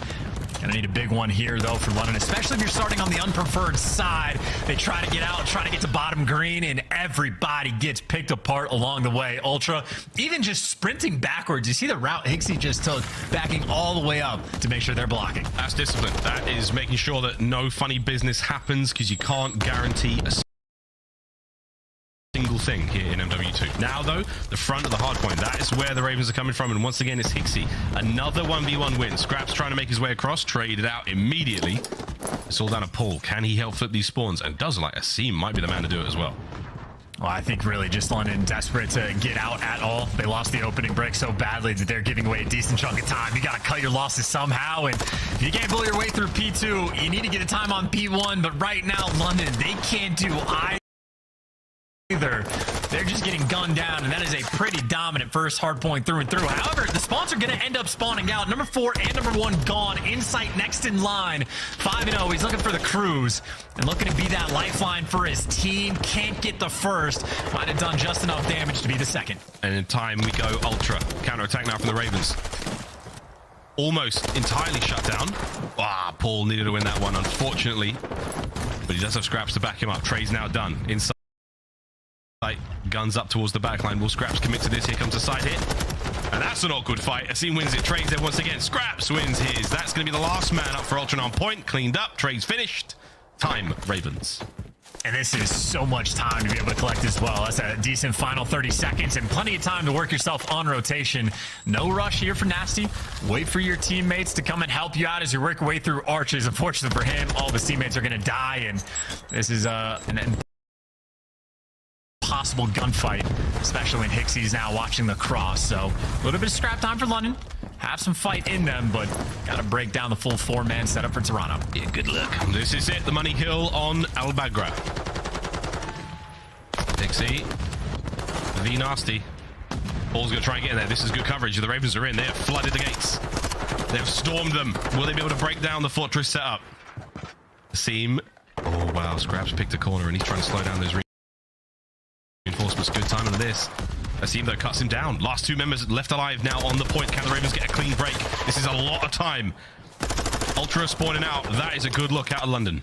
And that was wonderful from the Ravens as well. All 4 players grouped up through the gate. Everybody taking their time. No man left behind as well. Asim making sure he takes down Scraps so he doesn't get shot in the back. And breaking this hill is not easy. As you called it, it can be a money hill to be sure. But London created a situation where not only do they have the break, Nasty's actually out and about putting on some pressure. Asim is flying to pick up for his teammate where he's fallen. And Asim unfortunately ended up in between 3 players. So Ultra keeping things secure, trying to stay ahead of that rotation game. And they're well ahead, but Ravens now trying to creep their way out of that right-hand side of the map, out of the trap. Beams from Scraps. Beams. Forward they go. Try to apply the numbers you've got. If you are the Ravens. As they're in. Now it's post up, find a corner and try to catch these players. They sprint in. That's a good bit of work. Again, the Ravens with another sweet break. Yeah, those are vintage shots coming out of Scraps as well. One of the perfecters of the crouch shot, but if he's got to spam the trigger, he can do that as well. Time to shine as well, trying to back down Insight. Scrap might be that next man down low. So Scraps has his work cut out for him, but his teammates are delivering. He might get traded, but Asim gets sent in for the kill, and Paulex has the cover. 2 for 2 on the past 2 hills for the breaks for London, who have now taken the lead. That's an outstanding hold from the Ravens as well. Final 10 seconds might be contested over, but either way, we're looking towards the blacksmith now. Wide open. Right back in the middle of the map. Not quite that P1 open.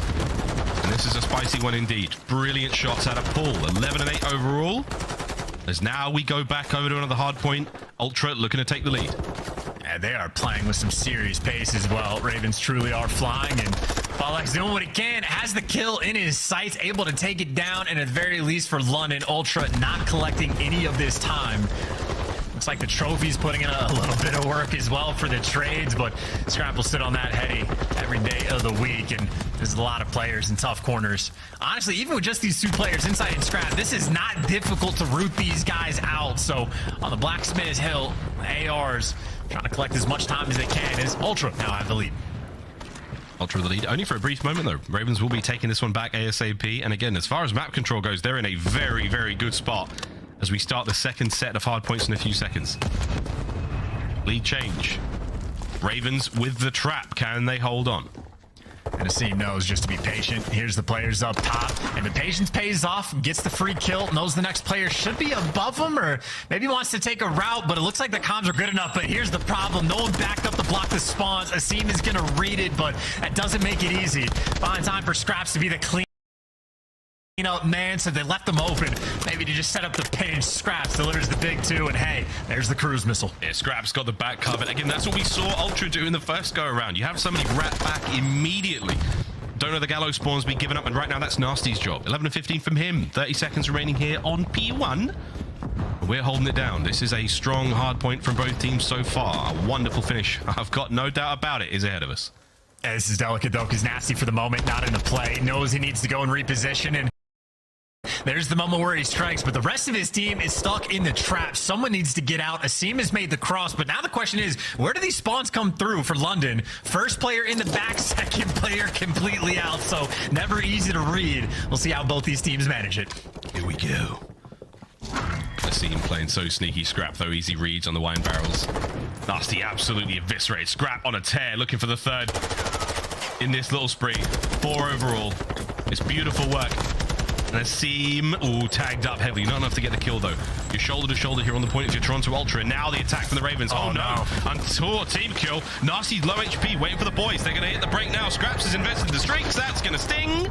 Keeps the players on the inside of maps for now. Lead change is a matter of moments away again.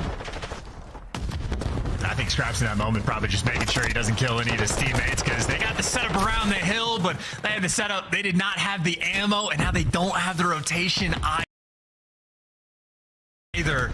Honestly, this could be the moment of the game. I know it's been a close one. I know it's been a battle, but Ultra, they got broken down on this hill previously, or at least the next one that we're going to. This is their opportunity to make up for the mistakes, and it's just that deja vu sort of all over again. But now it's more difficult for Ultra. The players are spawning out, so it's a 4 versus 2 to break this new point, and they do it instantly, punishing our London on this hill. Now it could be the moment of the game, but for that, oh my god. How easily the script flips. Nasty. Can he get both? No. Ravens still hold the defensive line over by the hard point, now soaking it up. They've taken the lead. As this hard point on Fortress is a dicey one indeed. 2 for Nasty and Scraps. Oh, baby. They're sharing the feed. What a hold. As they're keeping it together. This is sensational hard point. Yeah, this is how you hold this hill. Get a couple players pushed out, and good luck trying to get through this setup. I think Ultra have to just straight up chalk this one and set up for next, and maybe set up a trap, and they're getting a few of these kills. But that is a massive moment for the Ravens. Plenty of fight in them. It has been a battle so far on Al-Bagra. And honestly, maybe an open avenue to try to get out of the spawn trap. Asim leading the charge. Couple trades come through, but Ultra, for the moment, they're keeping them contained. Nasty. Damn! Oh my god. Is he trying to hold down open? Oh, he saw Nasty's cheeks as he just snuck his way into the top window. Here we go. Into cannons. Hixie's spree continues. Oh, he might have timed this so great. He does. Hixie making moves, softening up these defenders. Can his teammates now get there in time to break? Well, if he let the player in single, and that's how Ravens got the break initially, he's looking to make the big play to make up for it, but it has been nothing but London in the feed. Kleenex flying into death. Paulette from up top is going to be able to get 2 in London again. On this rotation, the 3 to 4, they have been menaces, pushing Ultra towards the back. And Ravens now, this game firmly within their grasp. Oh, baby. Are we looking at a game 5? We stay on Fortress for it, but it's not over yet, ladies and gents. Hard point still in the hands of the Ravens. They cannot win it here. We have to go to the Blacksmith. And the iron is extremely hot right now for the Ravens. Here comes the strike. 20 for the win. I mean, it's just set up and play for kills. You're already massively outslaying. Just get the trades. That's a good start. Nasty only, though, for one. So Ultra still secure. The first push has been stopped. Ultra trying to keep things slow. 2-2 split out of the Ravens now, trying to get the break. 2 through the back. 2 players going through mid. Kleenex, he can hear all of this unfolding in his headset. Next Gary 1. Trades are about. You've still got players on the point now. They know there's another up top green. This is where things are getting wild. Oh, it's Nice a route. That's a big one. Pressure now on the point. Their seam is so difficult to keep track of. He's even putting pressure on the flank as well, but Scrap's got the angle covered, him in Insight. They have all the different setups on this hill just to keep Insight alive and in his home, but finally he's going to fall, but that is a massive amount of time on Blacksmith. Ultra were just able to get. He's talking about keeping things close. Rotation for P1. This is where Ravens can end it here, but Ultra, they've been getting all the kills. Kleenex is able to get the 2, and they're trying to turn the tides. The Ravens got 4 seconds off of the Blacksmith Hill. Now back over to P1 for the final time here on the map. Ultra currently holding it. How well can they hold on to this P1? Not an easy thing to do. Hixie, he can hear all sorts, but the players above him. Spawns all over the place. We are so close to the lead change. If you can't read this either, Scratch, by the way, he has just been posted in the back to actually block these spawns, so maybe even long term you could get the left side, but short term you just need the time. I don't know if enough contest is going to go through to end it, but right now London's, they can win it here. Oh, Scrap, he was the man. He had to make something happen. This is game 5 in 5 seconds. Kills in from Ultra, flying forward, Nasty. Oh my god, pulls out the knife. The body block. As the hard point goes the way of the Ravens, 1/2 of the Fortress battle is complete, and now game 5. The Ravens turn it around at the last possible second. And you know what, man? These guys made the role swap between Paul and Nasty. Nasty has been looking like an absolute menace on the map, winning some absurd gunfights. And again, they have played enough just ridiculously close and tight maps and are starting to put together performances like this.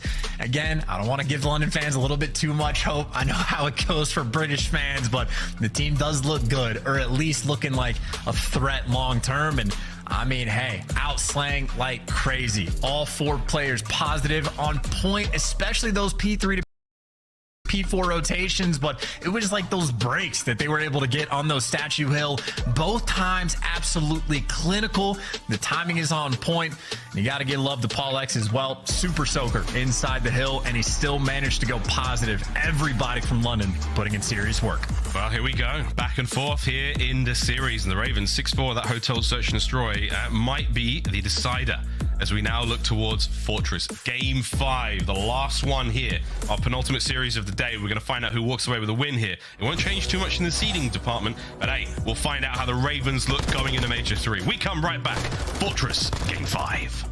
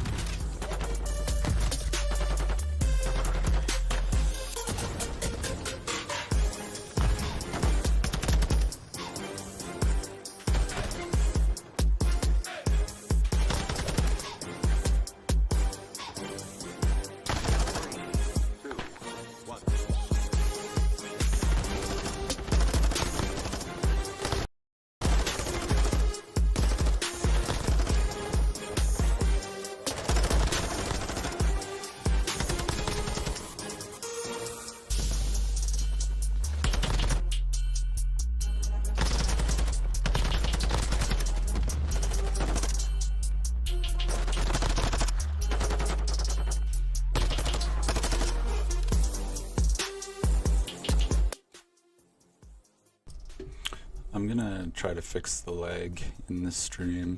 Just give me a minute.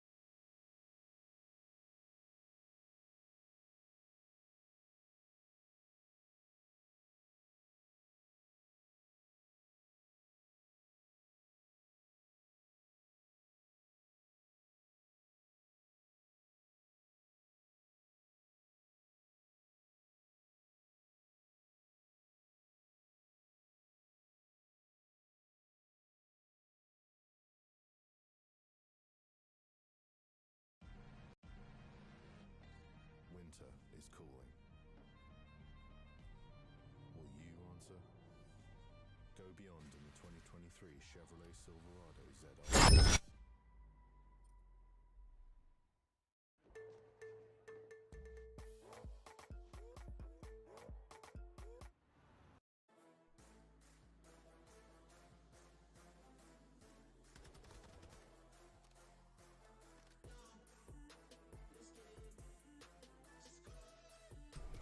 Alright, hopefully it works a little bit better now.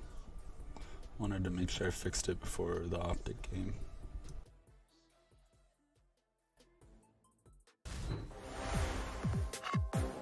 After a titillating turn of events, we find ourselves now at Game 5. Toronto Ultra, London Royal Ravens. We go to Fortress, as Ultra are all possibly at dangerous levels of hydration. Squad that drinks together, thinks together. Scrap's drinking 2 different kinds of water right now. I mean, he put down one, picked up another. I mean, that guy is... Skin's absolutely glowing after all that water, I'll tell you that much.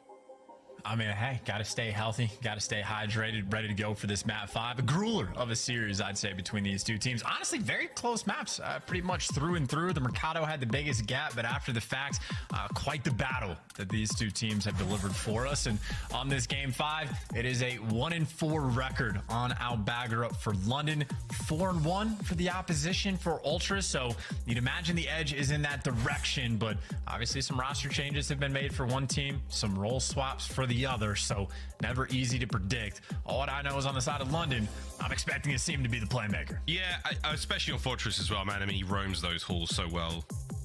I think Asim, the apparition of Al-Bagra, sounds a little better than what we did with Pred, but we'll see if he can bring that kind of gameplay that we saw. He was so effective at finding not only the first bloods, but winning those, individual fights, picking up his teammates' trades every step of the way on Hotel. Can he bring it here on Fortress? He's chilling there, man. Asim is chilling. So dude. Animated, man. The hand claps, leaning back. Well, is that leaning back, like leaning over? Like Fat Joe could never have a lean like that, But Asim, the apparition. There's so many in there. I don't know. Too much alliteration, too many A words. But Asim, absolute menace. The playmaker. I'm imagining he's going to be jumping up windows on defense pretty consistently on this map. I'm going to read out Dana's tweet. D-Twice, Pala Nameless, Toronto Ultra looked like 4 different sketch artists were asked to draw the same person based off witness statements. That is the funniest thing I've seen on Twitter in a long time. Toronto coming into this one. This is going to be good. Oh my god. I mean, again, it'd be the perfect crime as well if any of them did anything, because imagine describing, nah, man, it's the one with the funny accent. That doesn't help. What are you talking about, man? Come on. What kind of accent? I'm done. Not American. All right, we narrowed down. It's not Scrap. European, but where? Yeah, you have options. Yeah, he's got glasses, a little bit of facial hair. Yeah, I mean, that ain't helping. That ain't helping. God, that is so funny. God, that is so funny. Word to D twice. All right, well, we've had a PC crash that's going to slow down the match a little bit. It just adds to the tension, the overwhelming tension that we've got going into this Game 5. As far as the records go, I do believe we've had an update from Tim in the stats. Oh, no, we haven't actually, but it's, was it 4-1 Ultra and 1-4 for the Ravens here in this one? But, hey, man, it's going to be tough. Standings, ladies and gents, here we go. I let you down a little bit there. I was just hanging out for a second. Gonna let that one sit. Standings indeed, though. Again, London, if they win this series, I think the unfortunate thing for them is their map count has been poor enough throughout this entire thing that even a victory, they're not going to come out ahead on tie break. So no love there, but they are playing for a bit of momentum. The spiciest thing is the fact that LAG and Vegas are tied at 2-3. Obviously, LAG won that series, so they have the head-to-head there. But New York Subliners and OpTic Texas play each other. One of those teams guaranteed to end up 2-2. And then after that, Subliners, if they lose, have to deal with Seattle to avoid some tiebreaker madness, and OpTic would have to play against Atlanta FaZe to avoid the tiebreak madness. So you want to dodge the 2-3, but the setup in the next series is going to identify which team going into Sunday we are paying a great deal of attention to. And I know if you're a fan of Vegas, and well, if you're a fan of LAG, you're already happy with how the past few days have gone for that team. And if you're a fan of Vegas, yeah, I mean, fingers crossed and good luck for that one. So strap in your seatbelt and get ready for some action. Just maybe not yet, because Al-Bagra's still loaded. Still loading? Well, we had a PC issue. It happens. It happens. Could have been something in the Ravens. Paul and Scraps in the firing range. You should spend time in there as well. Frank play pals. We are locked.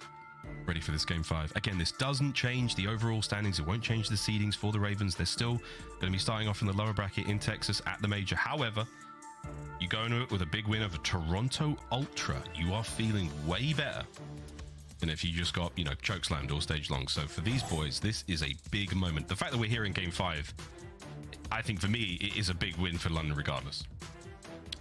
I was going to say, not even like a necessity for these guys to get the win. You're taking one of the top teams in the game, who, by the way, have also been like on an absolute tear. I mean, these guys 3-0 at OpTic. I think they 3-0 New York as well. They 3-1 Vegas, and I'm assuming that loss was probably just happening in the search and destroy. So Ultra have been destructive throughout this qualifying stage. So London already pushing them to the distance like this is already at least a small W in my book. And again, I know forecasting London going into the major identified as an absolute threat because they've been making improvements since the roster swap, or the role swap, excuse me. In an extra few days, especially with more match VOD to go over, we'll see how far the Ravens can fly. What a crazy Saturday of Call of Duty this has been for everyone, right? Not even done yet. After this, we've got OpTic versus the New York Subliners. Still more games tomorrow. Crazy stuff. Here we go, though, into the search. This is how Asim has looked in the Hotel S&D. 11-6 from him. Big work in the damage there, and those opening duels, 3-1. He was toe-to-toe with Scrap nearly every single time in that restaurant side of the map. It was an absolute run. And he was also sort of just like allowed to be the opening man on nearly every single play. So live and die by Asim and Ultra, they want him to die. Trying to identify him straight off the rip, but you go for the kill. The help is too much. And everybody from Ultra absurdly, absolutely, utterly picked apart. Scrap. 1v3. What an opener. The Ravens feeling good about this one. Scrap can play this as slow as he wants. Dead Silence not really anywhere close. And that's the round. Ravens strike first. And that is, again, Asim being put in a dangerous position. His teammates there to look over him, and everybody winning their ones. The bait is on point. Nasty able to get 2 in that round. I think he struck for the first blood as well. Paul X showing up in the feed. Scrap showing up in the feed. Well-orchestrated effort, and that is a wild round 1 strat for Ultra to give the old college try for, but I don't know how aggressive they're going to be through P1 after that. I was thinking about it. I was like, what do we do this time, Russell? We ain't going P1. We ate everything. All the stuns and nades, everything connected. Here we go. Ravens have somewhat pumped the brakes. Nasty's going to be watching that P1 flank. And for now, though, defensively, Ultra have taken all the mid-map. CleanX playing with some angles as well. Just see if you can catch a freebie. In the meantime, I think Nasty is behind bars on the flank, and that's a spot where you are virtually unkillable. So I don't think Ultra are going to be working that anytime soon, but the bomb starting to get worked over towards A. Alex hasn't gone for the plant just yet, but here's the nades that they were waiting for. That might connect. It looks like that was empty on the thread, but an interesting idea. We're going to see the plant go down to A, and Scrap is going to... No, okay, not eat that nade. Here we go, though. Ultra moving with purpose. They are flying through closed. Asim gets 1. Paul can't get the second. We're right under the site, though. 2v3. Oh, come on. Hey, Marshall guns 1. Can't get a second. In sight. Traded out. Ravens back to back. Dude, and the hype is unreal from Asim, gassing up everybody, but it is stone-faced for the other 3. Taylor, 2 different types of play styles right there, but Asim puts in work. I don't know if he got a single kill in round number 1. I know he tagged up a few, but he gets 3, I believe, in that round. Great reads on CleanX, jumping up on the window seal. Seal? Sill? Sill. Damn. Yeah, no, you're good. You're spitting. The best of us. No, you were spitting. Keep going. He had great kills. Asim's a good player. No, he's great, right? Round 3. Will this be Ultra's opportunity to get onto the board? Here comes that old P1 here, and Asim is in position. Stun check, nobody home. Ultra, totally different look on this attacking round. I think maybe throw a couple shoulders, see if anybody's watching the flank anywhere from, and maybe if nobody's home, take a jump into the window, see what you got going on. Seems very cautious in the approach here. Oh my god, how did he get away with that? He is a demon. Here on I knew it was Fortress. going to happen. Ultra apparently didn't. See? Oh my god, the tags. Here comes the rest of the Ravens. Floating forward. Oh my, Paul. snaking, gunning. Anyone here to pick up the pinch? Yeah, Hixie's going to be there. Takes care of one, takes care of two. 2v1 now, all down to Nasty. Oh, he's tagged up. Not a good situation to be in. Well, gets out with his life, though. This ain't over yet. Ultra have still got to get the bomb down. And they are running out of time, and if they're running at them, I don't know if B is the bomb site you necessarily want to go to. And I think Scrap may be playing with the interest, and there you go. Rotation back over towards A. And you have Hixie, just the cutoff man. They know they've got him pinned back towards the B site, but not easy to watch these crosses, and Nasty heard that from a mile away. Oh, guns! He knows these two. He's right. He knows where he was. He heard him for sure. He's running. Oh, my word, Hixie. The heart must be racing right now. Nasty! What a round! The ace and the defuse. That is outrageous work. Oh my God. And for Ultra, that is just an uncharacteristic mistake. I mean, they knew they had him trapped, but obviously, you know, Hixie can't watch both sides. But instead of just playing around the A bomb, Scrap is like, you know what? I'll just come help you out. We'll try to trap him in. Us two, we can do it together. But the read from Nasty to catch Scrap is electric, because I knew that he heard him jump over by Blacksmith and just repositions, gets out of dodge, and obviously has dead silence. That is wonderful work from Nasty. And this is a sizable lead right now for London. I'm faded. It wasn't an ace. Of course, the team got the first 2 kills, but you know what I'm saying. It was gross. What a play. And that is the power of dead silence. Right then and there. It's alliteration on Miles. Ace for a scene. I know. I couldn't. I did it again. It's like when I told Paris. Whatever. You know what I'm doing. Here we go. What a round. Ravens up by 3 here.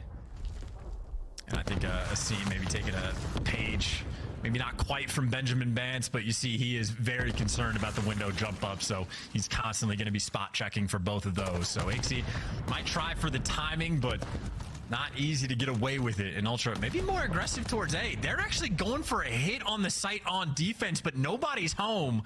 London, they're thinking about the cross, and Kleenex, this is a Vaznev, and he gives it up at the worst possible time. Oh. 2 players have made the cross. Nasty would have seen him in those shoulders being thrown. So now Kleenex, I love this steady play though. Timing, pretty good. Oh, nearly though. Lets up the aim to get Paul in. Paul's managed to make his way across. And this has certainly changed the state of the map right now for Ultra. It's just so awkward. And now for Ultra, they don't know what's going on the map, but Hixie does deliver with the dead silence play, so that's going to soften up the blow, and Scrap finds the extra kills. So even in the chaos, even with a very strange round, Ultra should be able to deliver. You just don't want this man to get the cruise. No, not at all. Let that clock tick out. And Nasty, he is fiending for the kills. Hixie should have eyes on him, though, but he's going to play the streak well. Trying to bait him out just a little bit. I know, right? Heads up play, though. As Ultra finally get on the board, 3-1. Yeah, well, first of all, that's just a massive gunfight win by Kleenex to get the first blood initially, just to make sure that they're not free and clear out over towards B. But even the motor mouth on Scrap, just giving the call-outs, telling, hey, nades are flying out a single window. I know there's at least one player up there. We got another guy in maps, and Hixie just gets sent in for the kill. So utilizes the dead silence, makes the big play, and Ultra stop the bleeding. Still concerns, though. Don't want Nasty to get the cruise, and a stagnant round so far. This is a scene. Classic moves. Towards that top window side. He's going to hit the hops.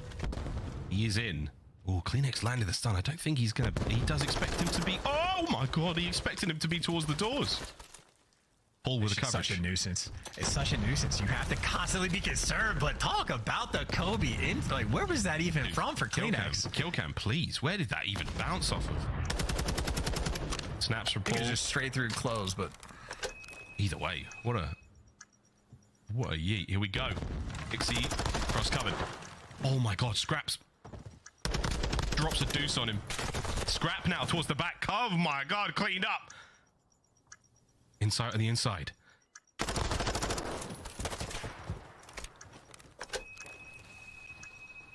2v2. Paul keeps winning these fights. It's all down to Insight in the 1v2. Paul's on it. Oh, he doesn't get the kill. 10 seconds. Somebody pressure him. Oh, someone has to hop. Someone has to hop, and Paul's taking the route. Scratch trying to live, and he does it, dude. Paul on the route. He gets it done. What a call to hop the bomb right there. and Scraps the smallest feet I've ever seen to make sure he doesn't get cleaned up. That is an amazing play right there from London. It is the nade. This was the Kleenex nade. What in the doink? Yo, that is a nade spot. That shit's crazy, yo. That goes right out to mid. All right. Noted. Good job, production. No doubt. That's the beauty of the frag in that moment as well. But honestly, doesn't matter. That nade is great. And then Paul X picks you apart like that, gets the 3 big kills, finds the freebie on Scrap, guns the player that's next, and goes and hunts down Insight. I mean, that is a wizard-like round, but this time Asim has been dealt with. So Ultra could take a slightly sigh of relief. Doesn't make it easy, though. Still a lot of problems to be solved. You're down a man now as well, so no Asim to play on the inside. That's Paul's job now. Mid-map, all good. Ultra, once again, they have all bases covered, and now it's just a question of making sure that they don't make a mistake. The Ravens are going to get antsy here and try to make something happen. A sweet Toronto nade. Doesn't quite land. Scrap stays safe. And we had Ultra last time. They were super aggressive trying to jump out towards A on defense, and they might be thinking about the same thing. They're able to trade out at least 1 kill, but there's Nasty poking his head out. Kleenex had him covered. So the coordination and the trades are there. That is how you want to play with the man advantage, and I think Scraps knows they're going to be going on some sort of rotation. I'll get the bomb down, try to make a play, but Scraps, he has the trophy, and he's going to run straight into death. Yep.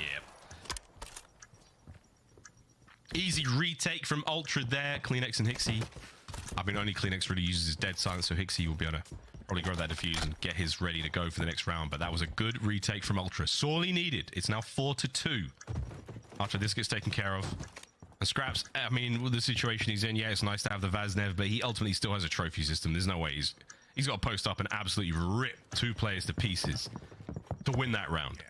You got to get very lucky of being able to like get out to a spot where they don't actually see that you go there or not get hurt along the way. So too tough of a spot, and again, too clean of a strat from Ultra. They're happy about the timing that they have to try to bully back out that A site, especially again with that man advantage. So they are 4-1 on this map. I know they've had a couple struggles in these rounds, but making the adjustments as well. Asim, who loves these window spots, keeps getting just met with nades. I mean, that's the thing that you finally caught like a couple of great moments there where you're taking care of Asim without having to hit those individual gunfights. He's a slippery customer to deal with, and now you've got his number with the nade spots. 3 spree from Hixie. Can he get any more? As Toronto is still down by 2 here in the search. Yeah, they know Asim's down low as well, so always a frustration to deal with. And a very tight setup coming in from Ultra. The flank is actually open through P1 for a moment. So there are avenues of attack on defense, especially as Scraps couldn't quite find them. So much damage done, and now you got London down low. They're making moves. Here we go, pulls in. That gunfight is still going on. Asim managed to make his way upstairs. Daddy popped once again. He's in his happiest of places. This is a bad look for Ultra. If they can deal with him, that's one thing. He's making noise. Gunfights are out. There is blood in the water, and Asim is the great white shark. The second as well. That's a 3 spree, all down to Hixie. Oh no. And Asim with another on the round. Match point, Ravens. You had initially, Asim was the only one getting hype. Everybody on London can feel it now. More smiles, but a hell of a play again from Asim. I mean, Paul doing a nice job just to stay alive bottom green and not actually get killed on the player top rails. But then Asim wins his one, doing the window jump ups. Again, it is the bread and butter of this player. And he turns it into 2 more after the fact. Another clean round from Asim. Another great round from London. This is series point on this round, a 5-2 lead. Surely not. 4 spree for Asim right now, 9-4 overall. Paul, the inside of Fortress now, just trying to roam the halls, not let anyone get in. Toronto Ultra on defense once again. It's that mid-map setup. It's all those angles towards the gates covered. You've got eyes across P1. They have to get active. They've got to make something happen. It's just a game of patience as well. We saw some of those cheeky nade spots coming out from Ultra earlier, trying to work that A-bomb. And I'm hearing a lot of nades get rung out, and Asim again, 1 HP, just trying to dodge the explosives. I've heard a couple of them go off, and eventually you're going to be forced to make this move and try to get this bomb down. maybe they want to hit him. If Ultra's been trying to push the pace, this is some extra Vastnev stacked up inside. The stuns are out. Asim out and about. Nothing left to throw. Inside, trades are there. Asim want to fight. Look for one more. He's going to get that streak. Whether or not he needs it, we'll find out. But here we go. 25 on the clock. Nasty. Oh my God, it's done. I do not believe it. The Ravens close it out in game 5, and it is elation on their faces. Big time Asim claps taking place there as Ultra are frustrated and incredibly stunned by that one. GG's, the Ravens in 5. And Nameless's coin flip might be putting in some serious work today because nobody's going to predict that one. But that is, again, massive win from London, and everybody is putting in some serious work on the team as well. I know Asim probably the biggest light, 11 kills again. He got double digits in both the S&Ds, but you have Paul X making ridiculous plays to stop Insight from getting, like, you know, sort of a typical Insight clutch. You had Nasty, I mean, goes on a 4 spree, clutches the 1v2 with the dead silence in the second or third round, and even in the final round found a route out towards P1 to trap the remaining Ultra players in and just put them in a sandwich. And then even Scraps was there throwing trophies. Absolutely tippable. I just can't believe the one day I don't pick the Ravens to win it. They absolutely...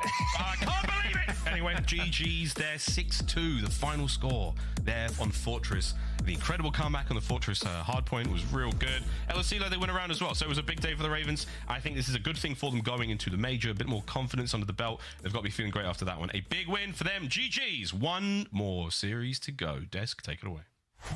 Thank you so much, and I just got told by Paddington, one of our mods, that someone just won 2,067,500 channel points by taking London in this matchup. Sheesh. They put it all on the Ravens, and the Ravens came through. Now, what's crazy about this is we now have a little bit of a tiebreaker scenario at that 2 and 3 spot. That A seed is not safe for anyone right now. Vegas is going to be celebrating this win, but also London beating Toronto. You got a lot to celebrate tonight. Yay, Ravens. I mean, this is a big win for them, to be honest, especially a Toronto Ultra team that was looking so good heading into the Major 3 qualifiers. And I mean, they're beating teams like New York, our Major 2 winners. So London Royal Ravens, we talk about how close that they're playing all these teams. They're going to these game 4s. They're going to these game 5s. And, you know, sometimes the layout doesn't tell the whole story. And they finally close it out in a game 5 here. And I know you were saying nobody should be challenging them on Fortress. Yeah, seriously, I'd be getting rid of Fortress on every single map in the series when it comes to the vetoes. But man, we got to tip our hats to the turnaround for the London Royal Ravens. I mean, these guys made a role swap since then. The team dynamic has gotten so much better, and it's also helped Ace him. These last 2 series, his performance has been much better as well. The search and destroy, just mind games, bro. Since the first rounds of the game, we're seeing them go towards Diner on B on the first hotel, and they're just making plays, which then leads to success later in game. We saw how Toronto tried to stack over there.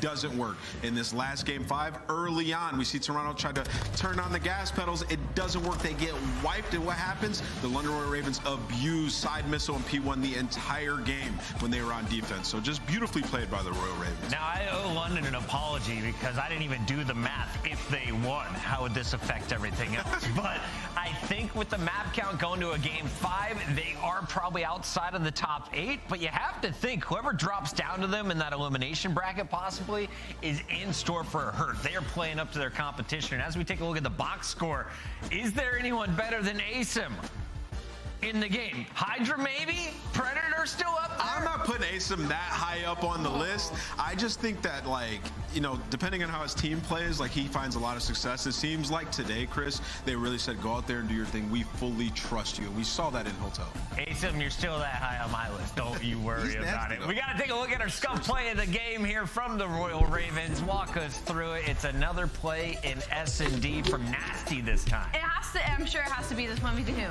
Yeah, absolutely. I mean, they're just getting this first kill. He stays alive. He gets a sound cue from the player behind him. He pops steady, and he just plays this beautifully. I mean, bomb is down. I think this was a little bit of a misstep from Toronto Ultra as well to play for this kill when they had the bomb down so far out fountain side.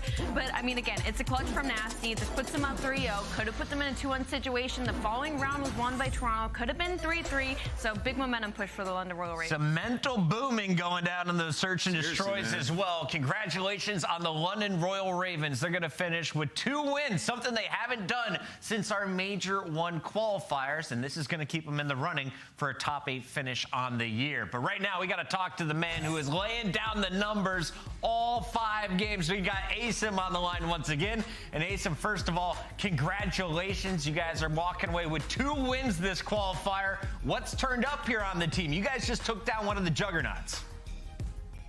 Honestly, we've just been trying to work on ourselves, not worry about anybody else, and we're really happy that we finally got 2 wins again on the qualifiers. But we've lost a couple close ones, but I think so far, Major 3 qualifiers is probably the strongest we've looked as a team.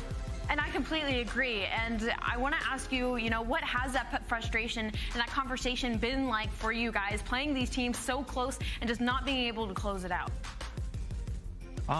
For the most part, like, it just like we're just trying to get more comfortable with one another. I think role issues played a factor as well all throughout the year.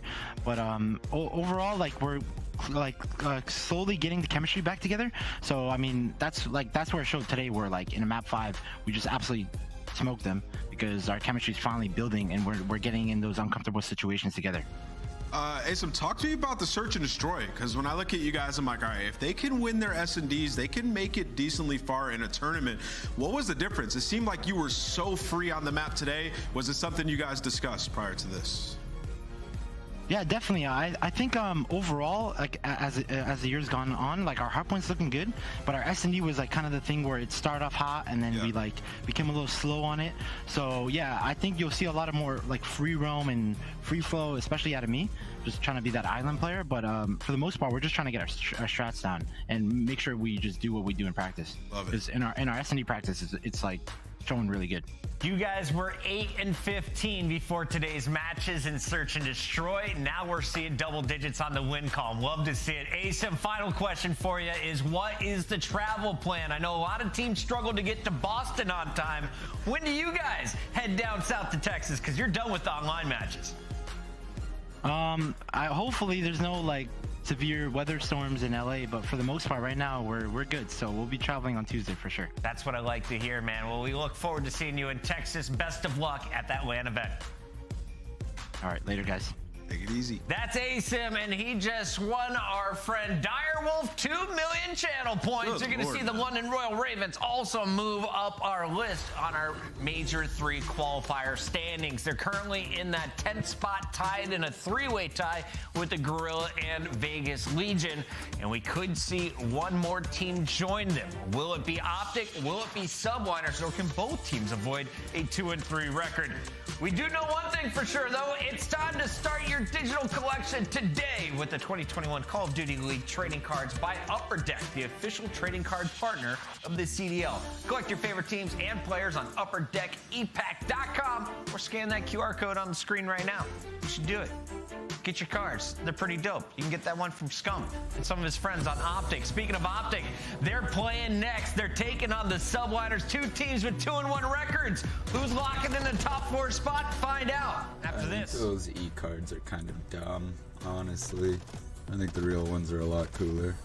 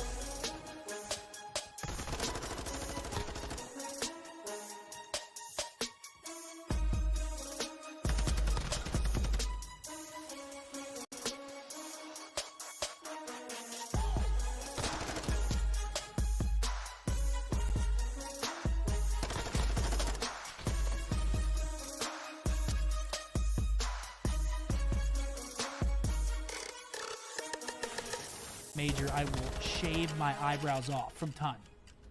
I mean, I think I will also shave my eyebrows off. I think both of you are safe. I'll make a bet. I'll make an actual bet that I will actually. You'll shave both of them? I will shave. If London wins. I'll shave my head. You'll shave your head. If London wins the event. Not full bald, like super low buzz cut. No. No, I will not be going bald. That's not what you said. Because I'd be scared that it wouldn't grow back. That's not what you said. That's literally what I said. I'll shave my head. I mean, down to like super low buzz cut. If London wins the event, I get butt naked on that stage, and I soar off that esports arena stage into the crowd. I mean, soar. I'm talking like the flying squirrels. You know what I'm saying? I don't. Oh wait, yeah, I do. Those are mean, trophy. I mean, goodness gracious. Mark, what are you doing if London win the event? Just lathering yourself in butter? And just sliding through the crowd in butter, like a slip and slide, but it's you in a big old butter raft. We hold like a sheet over you, and then when we pull it down, it's just your back. You're like this. Why the fuck are you laughing so hard? That would be so good. Just that hairy ass back. Why are you laughing so hard? That's Mr. Turn the Lights On. He's good for 5 a stream. What's up? Intro time, baby. Here it comes. The New York Subliners. Boom.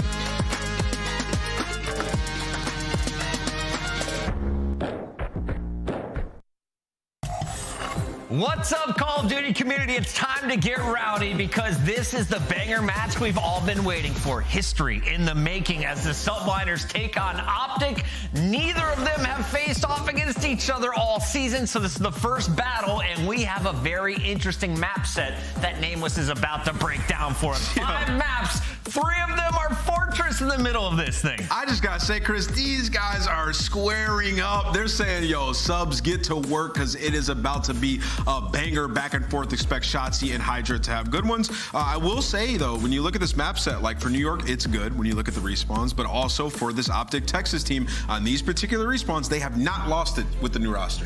This is a really tough one to call. I mean, like Nant said, they're going really head-to-head right now in all these matches, and I think it's going to be a Hydra versus Hook situation. I mean, even in just a Search and Destroy, Hydra leading with a 1.7 right now, but Hook's right behind with a 1.61, so this is going to be a head-to-head. We got to take a look here at our squad, starting with the New York Subliners. They were underdogs coming into Raleigh, walked away with the Raleigh trophy, and since then, well, they've had their ups and downs. They finished a little bit earlier than they wanted to in Boston, and now coming online, the team has looked good against the lower-seeded teams. When you're playing the top teams, though, you went 0-3 against LA Thieves. That was your last match back in Boston, and then when you played Toronto, most recently, another 0-3. Are you concerned at all for the Subliners, Nameless? I think I am a little bit, but at the same time, when you dive into it, they've been working on some things as well, like the Search and Destroy. Now, 3-1 in their last 4, so they have improved upon it throughout this stage, and the Hardpoint has taken a dip. 1-3 in your last 4 there, right? So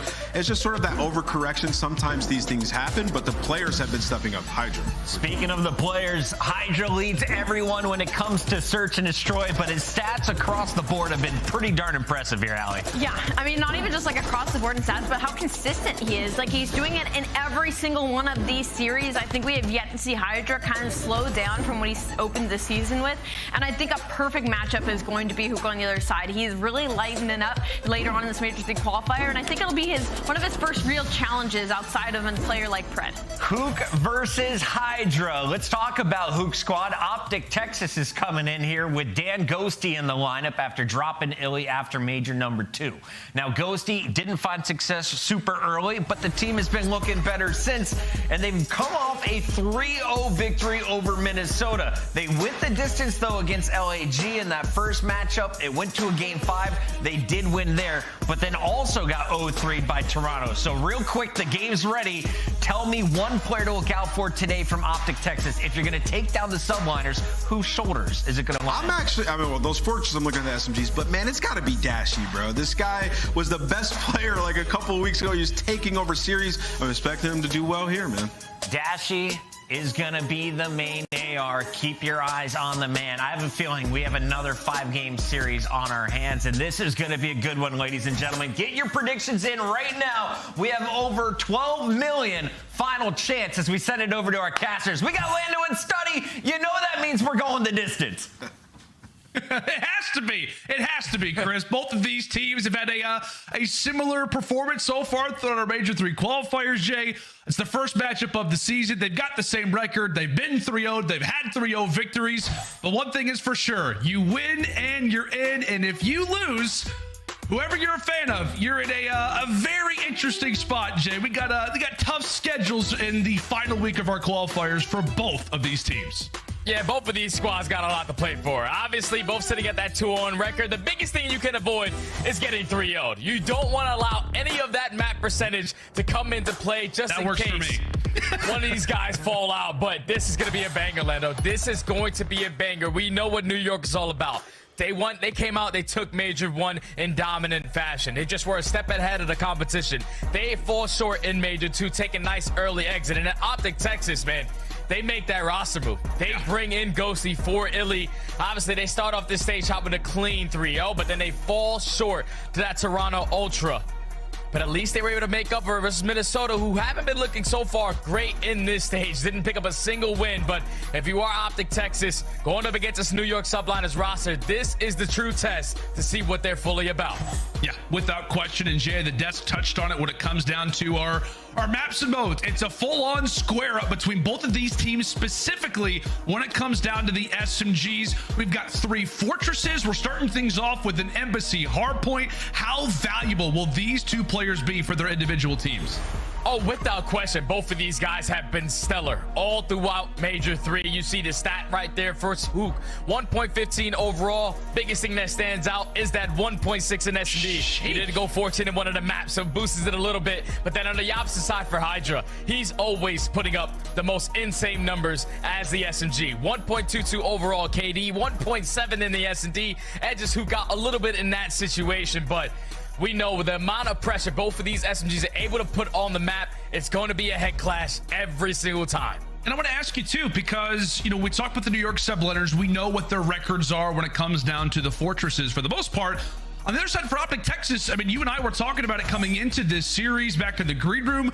These maps, right, the fortresses, especially when it comes down to the respawns, typically were not maps that this old OpTic Texas team were playing. So how do you feel about them essentially saying, you know what, we're going to invest in our SMGs to take down what is one of the best SMG duos, if not the best SMG player in the league? How do you feel about that square up out of OpTic?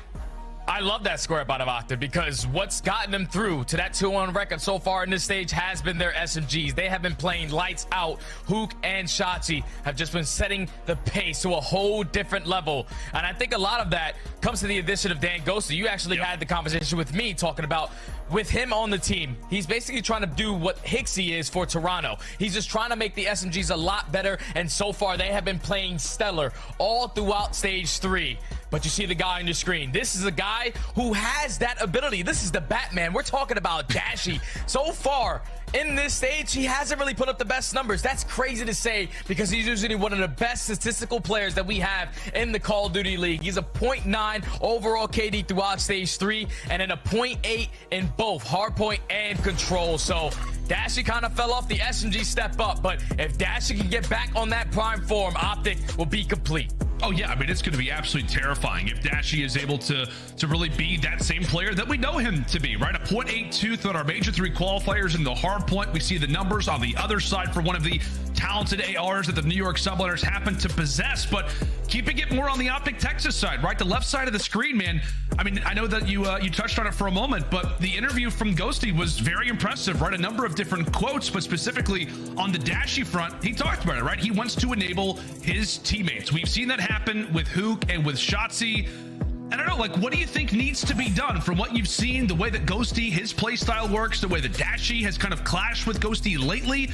Is there something in particular that can be done, I guess, from Ghosty's POV to allow for Bruce to be more comfortable? I think it's just, if you're our Dan Ghosty in this situation, just set your teammate for success. Like, just be that guy that's early off the rotations when you find yourself in that position, and just allow Dashy to be free. Because when Dashy is free, when he's out there just flying around with that AR in hand, he's not a very easy kill to get. The guy's got an absolute beamer on him. So it's all going to be, especially on a map like Embassy, Dashy slaying with the best. And here we go, Lando. Starting off on the Embassy, exactly what OpTic want. Without question, my friend, it is going to be a fun series. Strap in, ladies and gents. As we said, both teams trying to walk away with this series. They do that. They're guaranteed winners bracket when it comes down to the Texas Major. A lot of eyes on OpTic lately, and the same thing can be said for New York. A lot of expectations on their shoulders, Jay, considering how Major 2 went for them. Wasn't good. Yeah, Major 2 was not the best for New York. They have to now bounce back in towards Major 3. They've done a great job so far in this stage, sitting at a 2-1 record, but they have some 2 great matchups to close out this stage. Obviously, this one versus OpTic, and the next one versus Seattle to see where they are truly at. But already, Dan Ghosty finds 2 from top papers. They're winning that rotation over towards P2, even with New York starting off on the better side. Only able to get 11 seconds off of that P1 OpTic. Right now, a step ahead in the rotation. Indeed, and Priesta is causing quite a bit of stir toward the back. Shotzi's going to have to try to get involved in the fight soon. The problem being is that really, he's not going to have a whole lot of teammate support. He's the farthest pushed up player. And taking a look at parking lot, any kill would be a big one. Gets the explosive damage off of Priesta. However, Subliners still here. Kismet, Soulman alive inside of the hardpoint. Hydra, he also gets picked apart. 30 seconds still to play for, and right now Ghosty, he is the only player near that objective. Yeah, Ghost is the only one here, so you want to try to soak as much as you possibly can as Dashy's watching your cross. He does cut down 1 player, but the final 25 is going to go in favor of New York. Now it's going to come down to the rotations, where OpTic statistically have been the worst on Embassy hardpoint, going against New York, who are pretty even around the middle of the pack between some of these teams. But this final 20 is going to be theirs. OpTic now have the opportunity to get fully set up towards AC. Big kill coming in from Dash.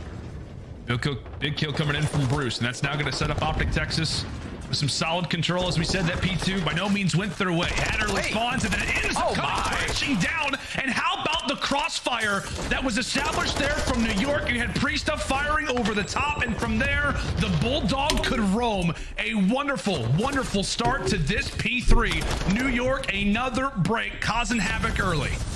Oh, another break, but it's going to be OpTic right back on in. They are able to find all the kills, take control of Orange, and execute that play to perfection. Because now the Swans are going to flip. New York are on a better side off the rotation over towards the next hill. But if you are OpTic, this 25 is big. You just have to get this. With Skies finding that 2, they might decide to put pressure on. Big nade from Priesta as Skies finds the 3rd already on a 4-3. Another break does come in. But look at the spawns for OpTic. They get a couple close spawn towards back hedge. Yeah, and they might actually just rather decide to send 1 player up for this 1v1. That's going to go Shotzi's way, and understandably so. Arguably the biggest rotation comes in right now here on Embassy. It is the AC2 Office Roto. And currently it is OpTic Texas with early seconds, with early time, but do they have the advantage as now it is Hydra's opportunity to roam inside of the Embassy. Skies also looking to pull up that SMG. We know how dangerous he can be in a multitude of different roles. Just feels like every time that OpTic Texas gets set up, regardless of if they're walking away with the scrap, New York are making their presence felt, Jay, 15 points away from hitting a century. Oh yeah, New York are doing a great job of just keeping the kill stacked. Right there was only 2 OpTic Texas players off the rotation that were trying to stay alive for the longest, with more players on the side of New York. So they were able to find that break immediately, but all out pressure through back single door, putting the pressure through planners, but can't find a trade on the Priesta. So the final 20 seconds is going to go in favor of New York. OpTic need to try to stop the bleeding going into towards his kitchen hill. Oh, and Shotzi, well, he nearly dropped a deuce in more ways than one. A good little effort there. However, does eventually get found out. 110 to 37. in desperate need of an answer right now are OpTic Texas. As we said, Jay, lots of eyes on these boys, considering the week that they have coming up next. They've got New York right now, and then a matchup tomorrow with Atlanta FaZe. As we said, considering how great and formed that Atlanta have been, a W here for OpTic does not just feel nice, but it almost feels necessary. Yeah, it feels necessary because you want to make sure that this roster change is the real deal, and so far it's leading to a lot of success on this Kitchen Hill. 25 uncontested points so far going in favor of the green wall, but it's all on the Dan Ghosty. He finds 2, but that's not going to be enough. It's now Hook's turn. Hook and Shotzzy combined for the other 2. They shut down that first push from New York, and so far this has been a stellar hold in towards Kitchen. Yeah, well, we talked about the SMGs now put in a position to fry, put in a position where they can absolutely be at their best so far throughout our first set of rotations. Hasn't been the cleanest, but boy, have they made that scoreline look a lot better, Jake, just simply at P5. So far throughout the first side, I mean, what? It just feels like for New York, breaks on breaks on breaks is the reason why they had the lead. Yeah, OpTic Texas just weren't able to set up properly around some of these hills. And you have that much time off the rotation, you got to make sure you put yourself in the best possible setup to not get instantly broken. But that's what New York were able to find some success on. Now we find ourselves on the second rotation of hard points. It's going to be New York with the preferred side towards orange, but OpTic doing a great job of just keeping them off that point. Now it's time to be the aggressors. You know exactly where the spawns are going to be. 2-2 split from both of the squads, but it's an all-out scrap in the mix in towards P1 still. It is indeed 30 seconds still to play for over at P1. Meanwhile, as we like to talk about it, bottom side of your screen. When it comes down to the next rotation, that's really what this is all about. A big gunfight victory for Shotzzy now should give them better map positioning. However, they still have one player that they've got to get through, and that is Priesta. Comes away with pretty much everybody. Dashy eventually able to poke away at him. But once he does, the rest of his teammates are already back in that respawn screen. Big play coming in from P-Dog. And the close spawns did come in right there from OpTic Texas, so it's a 2-2 split.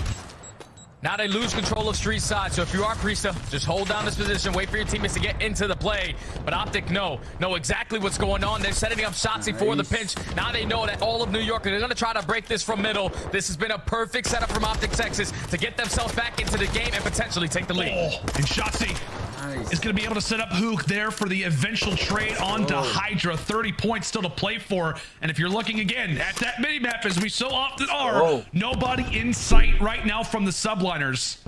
As we head in toward the ACs, OpTic Texas have not just brought this game back, but now find themselves in a great position. Still 15 seconds, and so Hydra will go for the last second contest, just trying to put some pressure. And we'll see what the break could potentially look like here from Texas. We called it New York. The reason why they had that lead after the first side was because of those breaks. Now can it be OpTic's turn to do it? As we fly in for the ACs, let's step aside and see how the Subliners comms are sounding. No, they're cat. They're running. You might want to pinch him, Poppy. I'm rushing cat. I'll have the cross cat. Yeah, he has cat. I'm not getting the last one. Shot the ladder. Ladder one shot dead. Cross cat dead. Top PD. Sit down. Yeah, how many I think it might be one there. I spawn PD though. I spawn PD. I hit your cat pinch. I have your top lane now. One orange. That's one. Yellow. Low. I got nade down too. Orange. Going hill. Right corner. Close right. One shot. That's one. Nice. Go fucking with. One shot. Yeah, I spawn blue. I got naded. I'm good. That's one in close ladder. He's sign. He could go ladder or orange. Orange cutting. He's cutting orange. Outside. Hold on. Ladder weak. He jumped down. Fell down. Oh wait, no, he stopped. I spawned back, bro. I spawned PT. They're gonna be. I spawned me. One more spawn blue. I got one new. No, I'm literally. Nice. One's back PD right now. Back PD? Yeah. No, he's actually. One B. S1. They spawned. Yo, they naded me for blue. Yeah, I'm playing live here. Ghosty's the only one there right now. Alright. Give me top secret. I spawned blue. They're pushing through all, I think. I think one secret. Yeah, one secret. In the back on me. Top secret. Take your time. Kill him. I have it right here. In the hill. Cheers, behind the desk. Behind the desk. I'm help you. That's one. That's guy. I'm saying pizza. Nice. Push out pizza. Hold down. I'm gonna go S1. He's saying hill. Yo, they can be mid lane. They can be mid lane. I have all right court. Yo, court. Top. Court tap two guys. Okay. There's two in the back on me. No one court. I help. Yeah, he pushed on the block. Nice. 4. Yeah, stay S1, bro. Stay S1. Yeah. Back right. Give up right. This just feels like an all-out brawl. Every hard point we see, they're just bodies after bodies after bodies being thrown at this one. New York, well, they were able to eventually find somebody on the ladder over at the ACs. They're improving, they're watching their cuts, and now they find themselves with a 20-point advantage. But Jay, And this is what we talked about. It was going to be a square up. It was going to be an all-out SMG battle. Lots of close-range fights, and we're getting what we thought we would. Yeah, we're getting exactly what we thought we would. A batch of hardpoint. OpTic only find themselves down by 10 points. But now off the rotation, a big play is going to be on Dashy, but unfortunately he does drop. Hoop there for the trade. So you're putting pressure in through laundry. You're putting pressure towards back kitchen. Just have to win these gunfights. Shotzi's able to fly on in. He's able to find the break by his lonely. Hydra's the last player up here from New York. The pinch comes in from Skies. Now it's all up to Skies. Can he stay alive? Can he stay up? And right now he's got the teammate support, Priesta as well. That's the biggest part about this New York team, is that when it comes down to Embassy, both of their ARs have got some SMG experience, and right now they are showing it. Sky's now on 4, beginning to go on a heater, and now Texas are spawning out and are nowhere near kitchen any longer. NYSL starting to feel themselves. As we said, the flexibility of this team is definitely starting to be felt. Priesta eventually falls, and now OpTic with 5 seconds left, just trying to get Skies out of the hard point. Finally, they're able to do it, but down by a decent margin, Jay. OpTic Texas have got a decent hill to climb. Yeah, OpTic Texas need to now fight for a majority of this P1 time, or at least play to keep off the Subliners off for that time. Neither one of these squads want to hop on the point. You want to try to just play your kills around the map. Ghosty is going to lose that gunfight towards top paper. So now OpTic Texas have to at least hold AC positioning. Hoop already stepping up. Finds us on a 5 spree before he does get shut down. But it's all about that next hill. It's all about setting up your team for that P2. OpTic get a couple close spawns towards street. Do indeed. Texas still have to be careful about not allowing for NYSL to be on P1. So far, they have not even really touched it. And currently for OpTic, considering the spawns that you have, they're going to try to put in a bit of pressure at P1, but ultimately just focus in for the bottom side of the map. These kills are going to be huge. OpTic Texas needs to walk away with a few. Right now on the backside, it is going to be Kismet still staying up, staying alive. As Hook ends up falling. Again, these fights are almost just being established. They're getting set up. We've got everybody aware and focused up. As it comes down to this rotation, New York are here early. Ghosty looking for the information, looking for the fights. Hook tries to set it up, but he ends up dropping. Oh man, there's so many New York players watching all the angles that they need to. They're able to win a couple of these gunfights. Last player up is going to be Ghosty. He has to try to stay alive, keep him off for this time, doing a great job of doing so. And pay attention to that game clock. There's only 50 seconds left. New York need 15. They're able to find 2 kills. Dan Ghosty's doing a great job of just staying alive, but OpTic still are not getting any time. You need to hop on the point. You do indeed. I mean, at the very least, they're at least keeping New York off of it. However, oh, nice long-range shot coming in from Ghosty, and now it's going to be onto this rotation. Okay. They managed to find a few, and with that, this is very much doable now. The Subliners, it looked like they had all the positioning in the world, but they did not get on the point, and now this looks that much more. Oh! Shotzi ends up getting turned on as now Hydra is running rampant toward the bottom side of the ACs, handles one and then the other half of the SMG duo. Dashy now left in a position to clutch as heat will fall. It is Kismet and Hydra who break almost effortlessly, as this will be a game 1 that goes the way of New York. Oh man, if that's the way we're gonna start this series, we're in for a long one, Lando, because what a hard point between both of these two teams. New York, they were just in control of the map. What is Hydra? Whenever they needed to just play for those kills, they did exactly what they needed to. Is he holding a piece of bread? Like, that's a baguette, Jay. Full French phenom. Oh yeah, he's a French phenom. I didn't mean to interrupt you. I was just a little confused there. Go ahead. No, New York. Kind of threw me off there, but New York, they did exactly what they needed to do. They were in control of the spawns when it was needed, but even when OpTic Texas were rotating nice and early, New York were able to find a couple kills to execute that break. Like, keep in mind, even in that final AC, if Shotzi's able to pick up that kill and not get turned on by Hydra, it's probably a totally different situation. You have more bodies set up around that hill.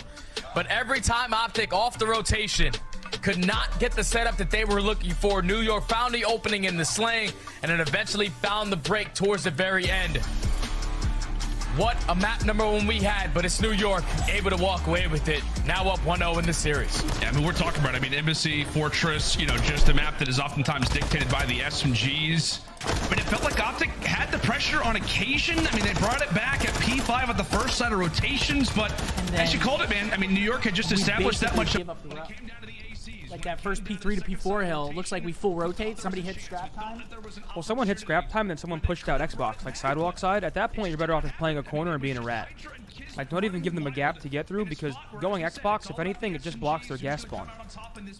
Riley, could we? Our TV went off. Only one map. Happens, man. Happens. Two good teams duking it out. I mean, that dude, Hydra's just fucking. I mean, Hydra goes. He ends up going negative on that map, which is not a usual occurrence. But he just has a couple pieces there that just completely sway the whole outcome of the game. I mean, he on 3 separate rotations. Yeah. He just goes big. Yeah. I just think to talk a little bit more about that map 1. But now we got triple Albagro, so here we go.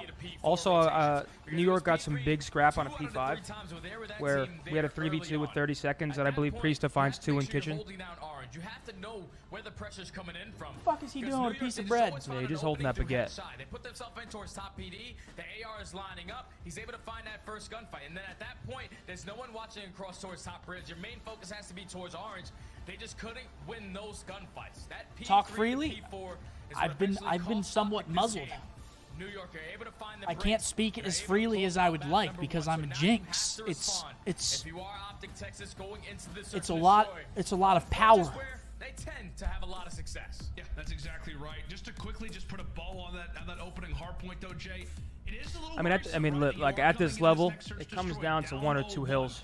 I felt like all the communication that we were Right? Yeah, like if we make a wave and Hydra doesn't find that 3-piece on P4, we're looking at a possible 60-point swing.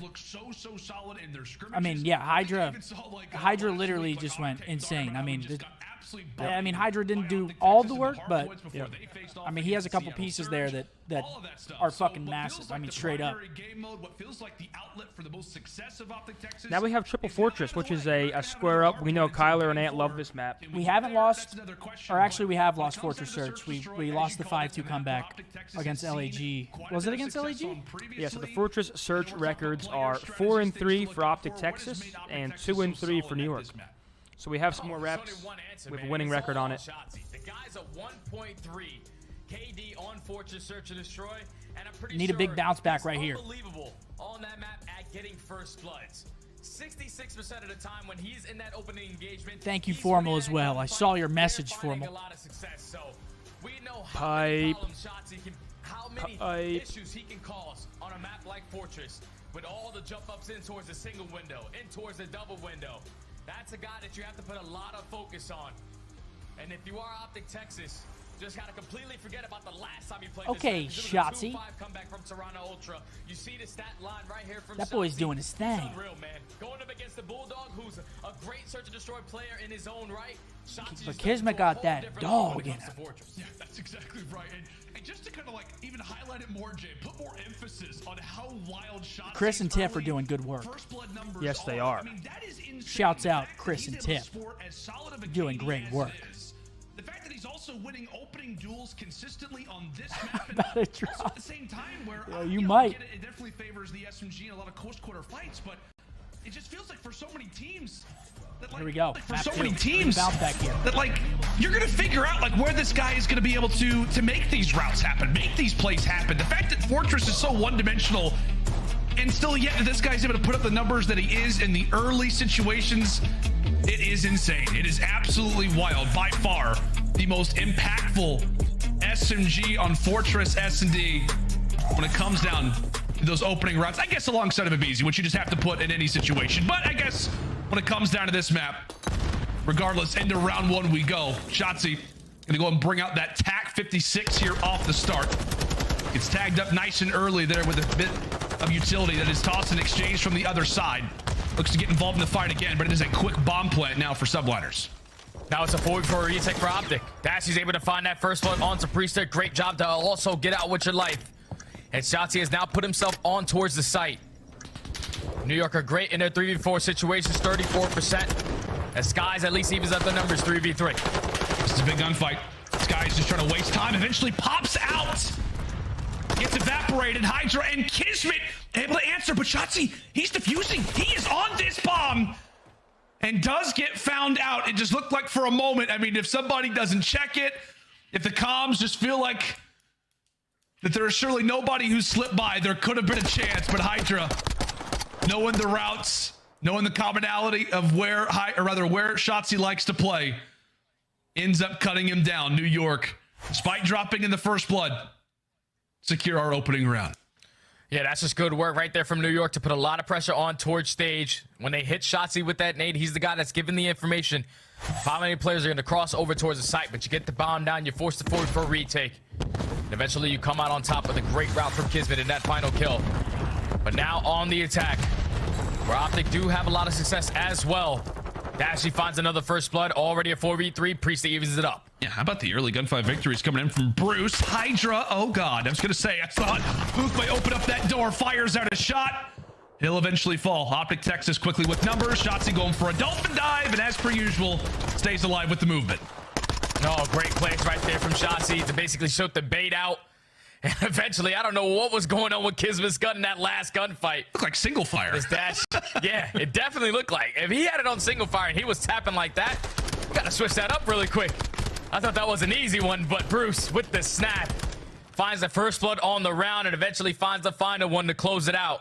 OpTic Texas, when their own attacking round of their own, tied up at 1 now. We're talking a lot about Shotzi. How about Bruce? I mean, how about Dashy? Trying to answer here. The search destroyed. Didn't have the crazy performance in that opening hard point, but his presence has already been felt. And now he's going for a ride, Jake. Yeehaw for Bruce. Oh, God. He just got a bullet in the chest. Hydra says, that's my horse. Get off. And with that, shots raiding through early. But thankfully, everybody's still up. 8 players alive, and that is about to change as Shotzi quickly turns. Priesta is dolphin diving everywhere. He's nearly been spotted by both of the SMGs for OpTic Texas, but he is still alive, still thriving. Shotzi brought low, has to back up. Yeah, Shotzi and Hook at least do have some arc control. As Hook is trying to find that opening, and he does so. Great first blood to pick off Skies. So now for your New York, you have to make a decision. Do we try to fight for these guys in towards art? It's not a good one as Shotzi takes down Kismet, and now that's going to be bombed down. 2v4 situation now. And now make it a 1v4 Priesta. Yeah, it is just a matter of time. Waving the white flag now as the SMGs run wild. Here in round number 3, it is Hook to start. It's Shotzi, who managed to stay alive like 5 different times, it felt like, despite being low. They just run right onto that site. They win their fights, and from there, it is OpTic with back-to-back rounds now. Yeah, it's just once OpTic take control of art. You allow the first SMG to get in Hook because he invested that dead silence, but then once Shotzi puts himself in that position, a lot of your focus is all onto Shotzi, which eventually opens up that first kill from Hook. Then it's time for Shotzi to strike. He finds the second. Then in the 4v2, you just keep that positioning. It's not going to be an easy round to win. As OpTic able to chain 2 together. A little bit of information here off the start. You notice for Dashy, ran out of spawn, quickly pre-aimed over at P1. As we said, both teams incredibly aware of who they're facing off against. Got some fiery, fast-paced SMGs who just constantly want to go. Hydra stalled out for the moment. And you can tell, man, Hook, he just wants to chow. He just wants to jump out. Everybody holding angles. As Hook waits for his chance, he's oftentimes going to wait for Shotzi to rain out a few bullets, and from there, that is when Hook likes to challenge in from lower. However, they have yet to get that window of opportunity. Shotzi goes for the peak. Nothing yet. Yeah, both of these squads are trying to fill it out. Trying to make sure nothing fishy happens. You don't want to lose map controls. Now it's only 35 seconds left on the clock. OpTic have to start being aggressive over towards that A site. Shotzi's going to be aggressive in through open. Basically has Priesta trapped in this corner. He does indeed.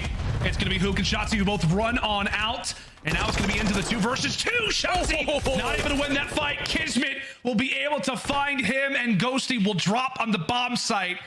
It felt like for Texas, they eventually had to get a move on when they begin to pretty much fire off that shot that starts that ending battle. It is New York who just win those fights. And it's Shotzi who loses this 1v1 versus Kismet. That very well could be the round right there. Oh, yeah, that was such a big kill from Kismet to pick that one up. A little bit of friendly shots towards the stairs. He doesn't like to walk up them, but he's able to find that kill. And I thought once Shotzi puts himself in a position like that, he was going to make a play happen. But Kismet, with the communication from his teammates, is able to find that one and even up the score all at 2. Ghosty going to switch it up, sitting currently at 0-4. Time to whip out that big stick. Time to whip out the snipe. Indeed, there's been a lot of talk on who's going to be rocking the sniper for OpTic Texas. Lots of highlights in Dashy's stream lately. Questions on who's going to bring it out. Ghosty saying, you know what, 0-4, might as well bring out the big guns. Able to answer to start. However, the SMGs will fall. It is quickly left up to Ghosty and Dashy now, all by themselves. A 2v3 retake, and Jay, that time is ticking.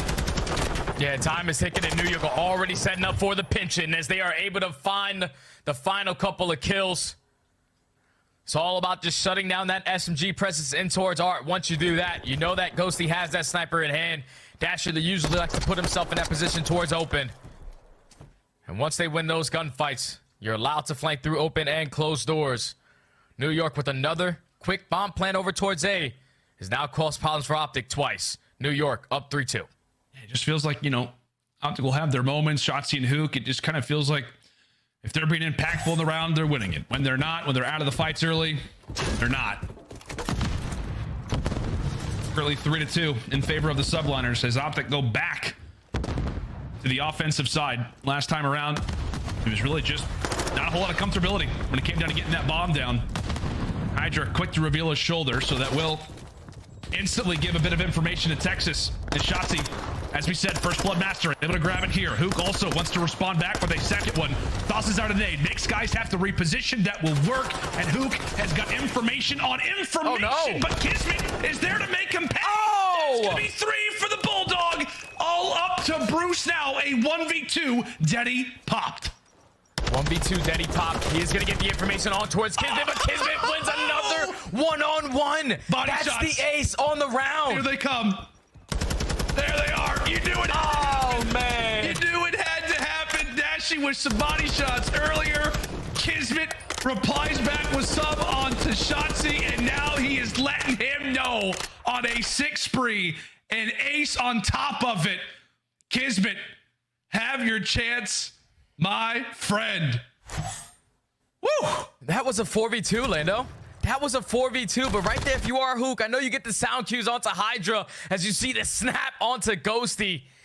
Just want to try to play your life in that situation, man. There's no point in chasing that kill. You have the man advantage, especially when you have no information of how New York are going to be playing in that 2v4. Kismet earns himself that cruise missile. Oh, my. And now it could change the game plan for OpTic. They find him. They take him down. Dashy finds a second. Already a 4v2. Can't let this one go. They absolutely could not. His Priest of Falls. Okay, it's going to be a 1v4 for Hydra. I was going to say that's going to go one of 2 ways for Kismet off the start of that round. He is either about to pop off or just quickly evaporate. By the way, for Paco, he's on a 5 spree, so it would be in his best intention to obviously try to clutch the round, but more than likely you would love to just see him at least walk away with another, try to play for the kill. Don't necessarily try to play solely around that objective, but with 45 seconds left for Texas, this should be easy pickings, Jay. It should be. This round should be very difficult, but not if you are Hydra. All your focus is at least finding 1 kill to earn yourself that cruise missile, so you have 2 to work with as we get deeper into this game. But he's not able to pick it up. Dashy reads it perfectly. Able to find the kill from top maps. And eventually close out the round. OpTic Texas, they stopped the bleeding. They shut down the second cruise missile. But now they just need to have some success on their attacking rounds. You can't lose that arc control to Hydra. You can't allow Kismet to find an ace. As now in the back of your mind, you're thinking about that cruise missile. Yeah, you are indeed. And I mean, you said it perfectly. What we talked about in this series, he was going to be on the SMGs. He was going to be on who can have a more impactful performance. We're talking about how Hydra is 1 kill away from having 2 cruise missiles, both earned from the SMGs of the Subliners. As we said, you can feel that impact early. Coming in from New York as OpTic Texas able to win the swing round, and boy, did they need this to be some semblance of momentum. Shotzzy for the early peak. We know Kismet, who's been so fiery, wants another first blood that he can have attached to what has overall been a solid search destroy so far for him. But a minute down, Texas still yet to really get that bomb over inside of the stage, as though to lay it down. Bomb planted. Now it's a 4v4 retake. All of OpTic are able to stay alive. Now you just have to find that first blood and none other than Shotzzy to do it. Takes down Hydra. So Now in the 3v4 situation, just play your numbers, play your trades. Dashy finds the second, another 4v2. You know where these players are at, but New York, they're able to find two. They're able to do it. Bomb planted. Dashing. Boy, does he need this pick. He needs the pick. Shotzzy eventually gets challenged. They know where Bruce is hiding. 15 seconds left. Can Dashi go big? Oh, it's no. gonna fall apart again. NYSL down in numbers, run firmly into the site. It is a retake, and now it is a 5-3 advantage. Subliners, they cannot seem to just go away, man. Like, they will not go away. I thought New York were better in the 3v4s, 33%. But their 2v4s might even be better than that. That is 2v4s so far in this game. 2 search and destroy at OpTic, Texas are gonna be thinking about, man, that's so tough.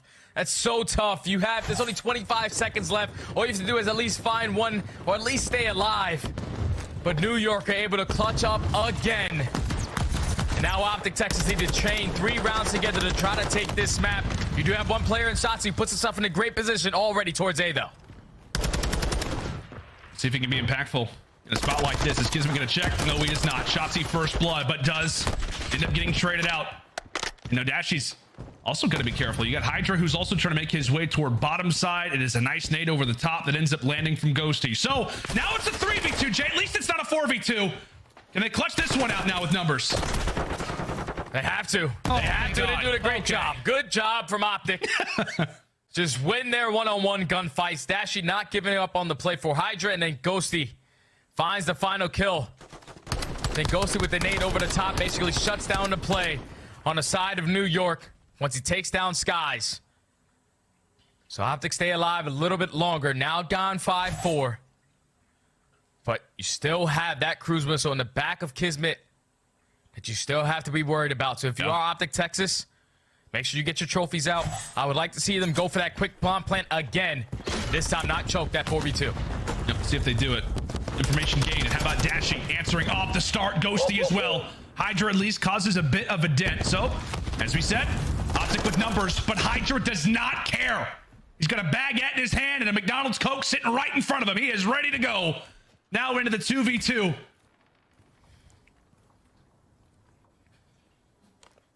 And Dash is slowly starting to edge up. He might get this positioning as he does have that dead silence invested. I'm stressed. So Hydra is not going to know that he's right around this corner. But Priestess is playing it safe. Making sure that that bomb does not make its way over towards B. But now Hydra's getting all the sound cues that at least one player is over towards this A site. He knows for sure. That silence pop. Oh, that nade is going to make Dashy have to sit down. Makes him prone. And from there, and YSL. I was going to say, Weiss to technically not go for the challenge. I mean, who would have blamed him typically? But it looks like it's going to be a reposition. Hydra! Oh, no. Oh, pokes out a little too far. And with that, it's now all on Saprista. That bomb's going to get planted. And how does Priesta look to try to retake this? Can he get Ghosty off the bomb? Yes, he will. Oh, my. Now a 1v1. Bruce. Another one for Dashy. Another clutch situation. Let's go. Can he keep OpTic alive in this one? As Priest has yet to earn that dead silence. Time is starting to tick. Dashy trying to find that timing. 25 seconds left. Dashy earns that deadie. He might hit the wrap. Step up past the torch. This is a situation that Dashy absolutely needs. In threat of going down 0-2. He's making the routes. He's making the plays. Bruce able to walk away with the 1v1 there versus Priesta. A huge one at that. OpTic Texas were down 5-3. Have handed over so many clutches, so many 2v4s, so many first bloods that have not equated to round victories, but they've managed to fight back. And now we've got ourselves a round 11. Round 11. Which has been one of the best search and destroys for both of these squads. Obviously, OpTic giving up a couple 2v4s, but it's going to be them on the defensive side. You see the records for Texas. Not the best. And now you have to play this a little bit slower because that cruise missile is going to open up that free plant towards A.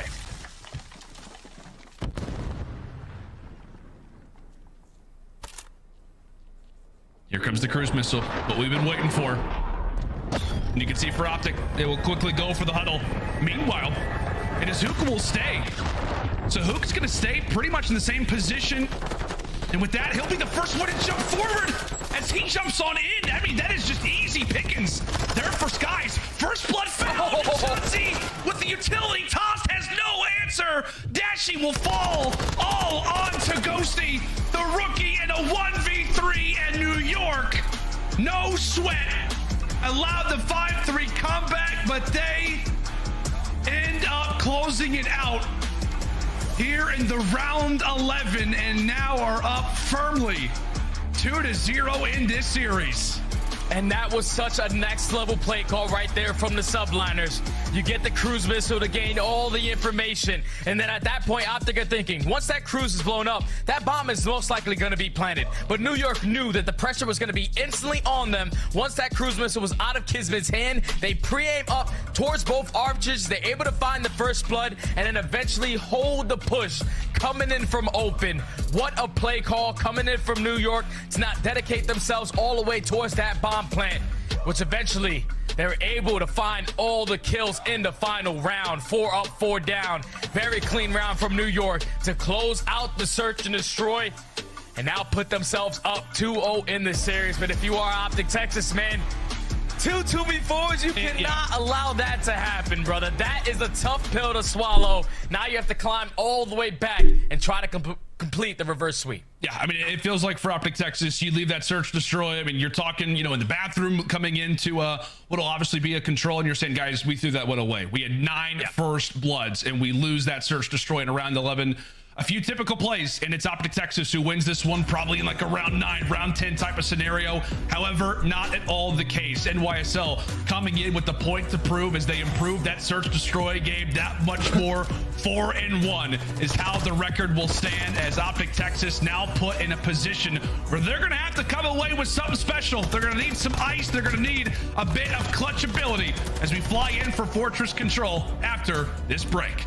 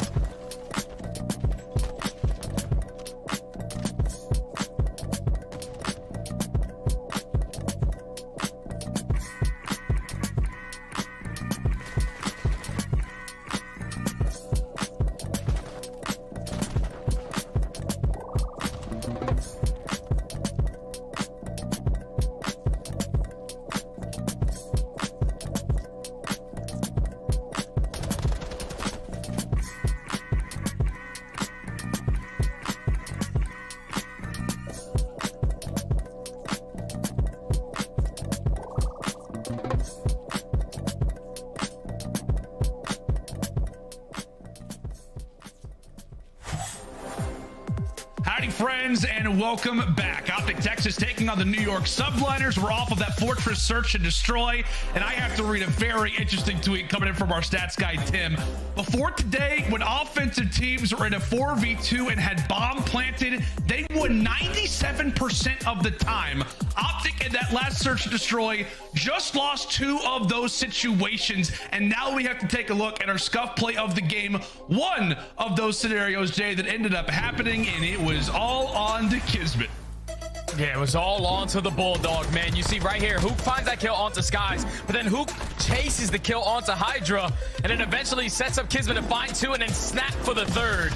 Then with only 25 seconds left, you get the information onto Dashy. You're able to win the one-on-one. Like I said during the match, that's just a tough pill to swallow, but you see the Bulldog, he's roaring. A couple bodies being shot because you cannot allow that to happen if you are OpTic Texas, which now puts New York up 2-0 in the series. All the confidence on the side of the Subliners. OpTic need to find something to bring themselves back into this one. I mean, that's the worst part, right? Is that, like, if you're OpTic Texas, it's one thing if you lose a Search Destroy. It's another thing if you lose a round 11. It's another thing if you allow for constant 4v2 clutches where you know you're leaving that Search Destroy guy, you know, and saying, guys, we had that. Like, we absolutely had that. So I don't know, Jay, but we've been talking a lot about the, you know, the new roster, the new vibe with Dan Ghosty being in the lineup now. I mean, how many things are tossed onto his plate when it comes down to communication? I mean, whoever it has to be, whether it's him or somebody else, like, somebody's got to get these guys focused. Somebody has got to get really the attention off of what has just occurred and act as if this is just a new series coming into this control. Something's got to change. Yeah, we just got to get some discipline, man. Like 4v2 situations, you got to think, when you get that bomb down, someone has to stick that defuse, right? So at that point, you're already in a 4v2 situation, but you got to be able to play your numbers correctly. You can't give up your life for free, but absolutely. You see the 2 guys on our screen. These are the 2 guys that we're going to putting a lot of focus on in control stats so far throughout Major 3. Ghosty sitting at a 1.02 compared to Skies, who's a 1.37. Goodness. Man, both of these guys are stellar when it comes to those KDs in control, but biggest thing that I see that stands out differently is Skies on the defensive side, 1.81. He's basically a turret, just holding down one angle and not dropping. So on a map like Fortress, you got to be able to gun them out of those tough situations. Yeah, you absolutely have to. And Jay, now I mean, we talked about it, right? You're down 0-2. Cool. You know what? Let's say that OpTic Texas, let's just get that last Search Destroy. Let's get this series out of the way. Let's load up. What do we have? Fortress Control. Okay. And we're facing off against the Subliners, who are one of the best attacking teams or one of the best defensive teams. They have one of the best records on it. Like, this is just... Obviously, refocusing is one thing, but you have got to come out and just, I don't know, hit them with the haymaker a little bit. I don't know what side they're going to be starting on when it comes down to this control, but I mean, if it's an attack as an example, like, they got to come out and show us something, because if not, the Subliners are just going to continue to walk all over them. I mean, they, like I said, they've got all the momentum, they've got all the hype right now. The Subliners have got to be feeling good, as we've got double fortresses still left. Oh yeah, without question, because they got Mitcher Fortress on the map, on their team, who I consider is the best player in the game in Hydra. He has a 1.26 overall KD on Fortress Control. Keep in mind, like, he's doing it both on the attacking side and defense with that SMG. Just his presence in towards art is a lot of focus that you have to do if you are OpTic Texas. You can't allow that guy to just roam around for free. As New York, I'm pretty sure on this map, are 6-1 overall. That has to be the best record, without question, man. They are unbelievable when it comes to some Fortress Control. Yeah, it's wild. And I know we're constantly talking about, you know, the different stats and things like that. This has been a, you know, a newer map thrown into the rotation for OpTic Texas. They're 1-2 on it, and their defense has not been great on a map where defense is very, very heavily favored. But I want to get away from the stat talk, all, you know, the negatives and things of that nature. Who do you want to see from OpTic Texas really be that player? You know, from what we've seen so far throughout this series, we've put a lot of focus, right, on the SMGs of Shotzi and Hook. We've talked about Dan Ghosty obviously being the new player. We've talked about Dashy. His performance so far throughout Major 3 has not at all been the way that we know he can perform. Out of these 4 players, who do you think stands the best chance, and who could be the difference maker in this control? Oh, without question, it's definitely going to be Ghosty for me. Okay. Because you know what you're going to get out of your SMGs, but if you can get Ghosty to continue on the spree that he currently is in control, 1.02 KD, But on a map like Fortress, where you need to win some of these tough engagements versus ARs towards top single window, towards top double window, to allow your SMGs to get pushed out on the attacking rounds, he has to be a guy that you have to put a lot of focus on, because he's going to have some crucial one-on-ones versus some of the best AR players that we have in the game on Fortress Control. Yeah, absolutely. As we said, I mean, Ghosty enters in toward this team, right? You're a rookie. You're playing on OpTic Texas. We've talked about it consistently, but I mean, the amount of pressure that's on his shoulders. But I mean, I know, Jay, we've been referencing it a lot. The recent interview that he had has basically said, I don't really feel the pressure anymore. Like, I have no interest in looking cool. I'm interested in winning, and that is it. Man has the desire to be one of the best players in the world, and so far it feels like he's got the right mentality to do it. I mean, like I said, the problem has just been lately for OpTic Texas getting in sync with this new team. But a lot of things right now on his mind, I'm sure. When it comes into comms, he's thinking about his own performance. He's also trying to set up the rest of the teammates to do their job as well. There is no doubt about it. When we talk about pressure, we talk about different things. Big thing for me, Jay, is just for OpTic, like, just don't get 3-0'd, right? Like, don't get 3-0'd coming into your matchup versus Atlanta FaZe. We're saying that they can maybe still make it into winner's bracket if they have a 2-3 record, but you just can't get smoked. A loss here versus Subliners, I mean, it just feels like it's got all the makings of what could be a smoke fest maybe tomorrow if they don't answer back right now. Yeah, OpTic Texas needs something. They need some kind of momentum, because the worst case scenario for either one of these squads is to get 3-0 in both of your series. Obviously, New York avoiding that by already finding themselves up 2-0. And if you're OpTic Texas, you just don't want to allow any of that map win percentage to come into play for you to potentially not make it into winner's bracket at your own major. But it's looking like the map is about to start. You see the stats for New York. 25% on their attacking rounds, but 88% on their defenses. You see 67% for OpTic Texas on a map like Fortress. Everybody in Rainplay knows that's crazy. It's usually a free W as long as you do not allow them to get out of that trap. But OpTic Texas, they tend to struggle on it. 11th on this map. They have to answer early on this one. Absolutely. Shout out to Turtle, one of the many stats wizards in the COD scene. If OpTic get swept, this would be their 5th series that's finished in the 3-0 out of their last 7. So they've been 3-0ing, or they've been getting 3-0'd, trying to rewrite the script and make a play at that reverse sweep. As we said, Jake, just try to win as many maps as possible. Just get this to a game 5, and you're going to be in a way better spot when it comes in a winner's bracket for your major. But into this control we go. OpTic Texas starting things off on the defensive side, and so far it has been solid for them. No ticks, no real progression at all so far for New York. Yeah, no progression at all for New York, but at least you do have one player in Priest trying to stay alive in towards Art. Eventually, he does get taken down. So now New York are set up in the trap, works right into what shots he needs them to do as he finds 2 in towards bottom maps. And now New York just have 35 seconds to try to get out of the base. Sky's the Priest to open up with 2. It can start to get out of hand. OpTic needs to win a couple of these gunfights. Now New York have the opportunity to stop that clock, get over towards B. Yeah, and actually he's got the call out. I mean, Priest just runs in with no gun at all, goes for the dolphin dive. And from there, Texas are able to adapt. They make the rotation. However, they do have 2 players inside of bottom. Cannons, Hydra, able to win that gunfight. And Shotzzy hot on his heels, trying to cut away the French Phenom, as Hydra will escape and is also continuing to cause problems. And with that, Shotzzy eventually finds him. Meanwhile, for the Subliners, that distraction allows for them to get 1 segment. Can it be any more? Hook able to find 2. Hydra's presence allows for 1 segment, but that very well could be all that New York earn in round 1. Oh, that's it. That's all they're going to get in this round number 1, as OpTic do a great job of just setting up the trap. Even when New York had 1 player already out of that positioning, they put all their focus onto the players trying to get out still.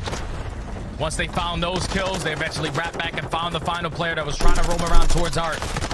It just kept the kills going. I don't know what Priestley was doing right there. Ring around the rosy. But OpTic Texas, they hold strong on defense, only allowing 1 segment, now up 1-0. He was just allowing for that left stick to fly, man. He flew into on the other side of the map when it came down to the B zone. He's doing circles over on A. Tell you what, man, I don't mind the strategies when it comes to a Fortress on offense. I tip the hat to anything and everything that people are trying to do nowadays. What is it, like a 10% win rate, I think, now, or rather, as it sits coming into the end of our Major 3 qualifiers. Regardless, we'll see what Texas can do. 1 segment for New York. Can OpTic be better? Yeah, Can OpTic be better is the question. But so far, New York had them in the vice grip. Put them early on into this trap. No players from OpTic are able to seep their way out. So now you just have to work hard. You have to win a couple of these one-on-one gunfights that are not going to be easy. Try to exit your base. But they do have map control, so they can work with that. It's all about finding these kills from this position. That's exactly right. Hook able to dolphin dive forward, so he'll be able to escape. How long can he last? Not very long, but thankfully for Ghosty, he's at least able to find one. Dashy as well, able to put in a bit of damage as Priest will back up. Bruce continues to find kills. Can he make it another as Dashy, a one-man wrecking crew into that B zone? Can they have any bit of progress? Can they at least have something tangible? Once it comes down to these final team fights, it does not look like it. Ever so close to that B zone as they now shift focus over toward A. Can it at least amount to anything as Shotzi now pressured? New York not allowing for things to go the other way. Too close. Objectives nearly captured, but NYSL there in the nick of time. They're ready at every moment when OpTic are trying to throw something at them.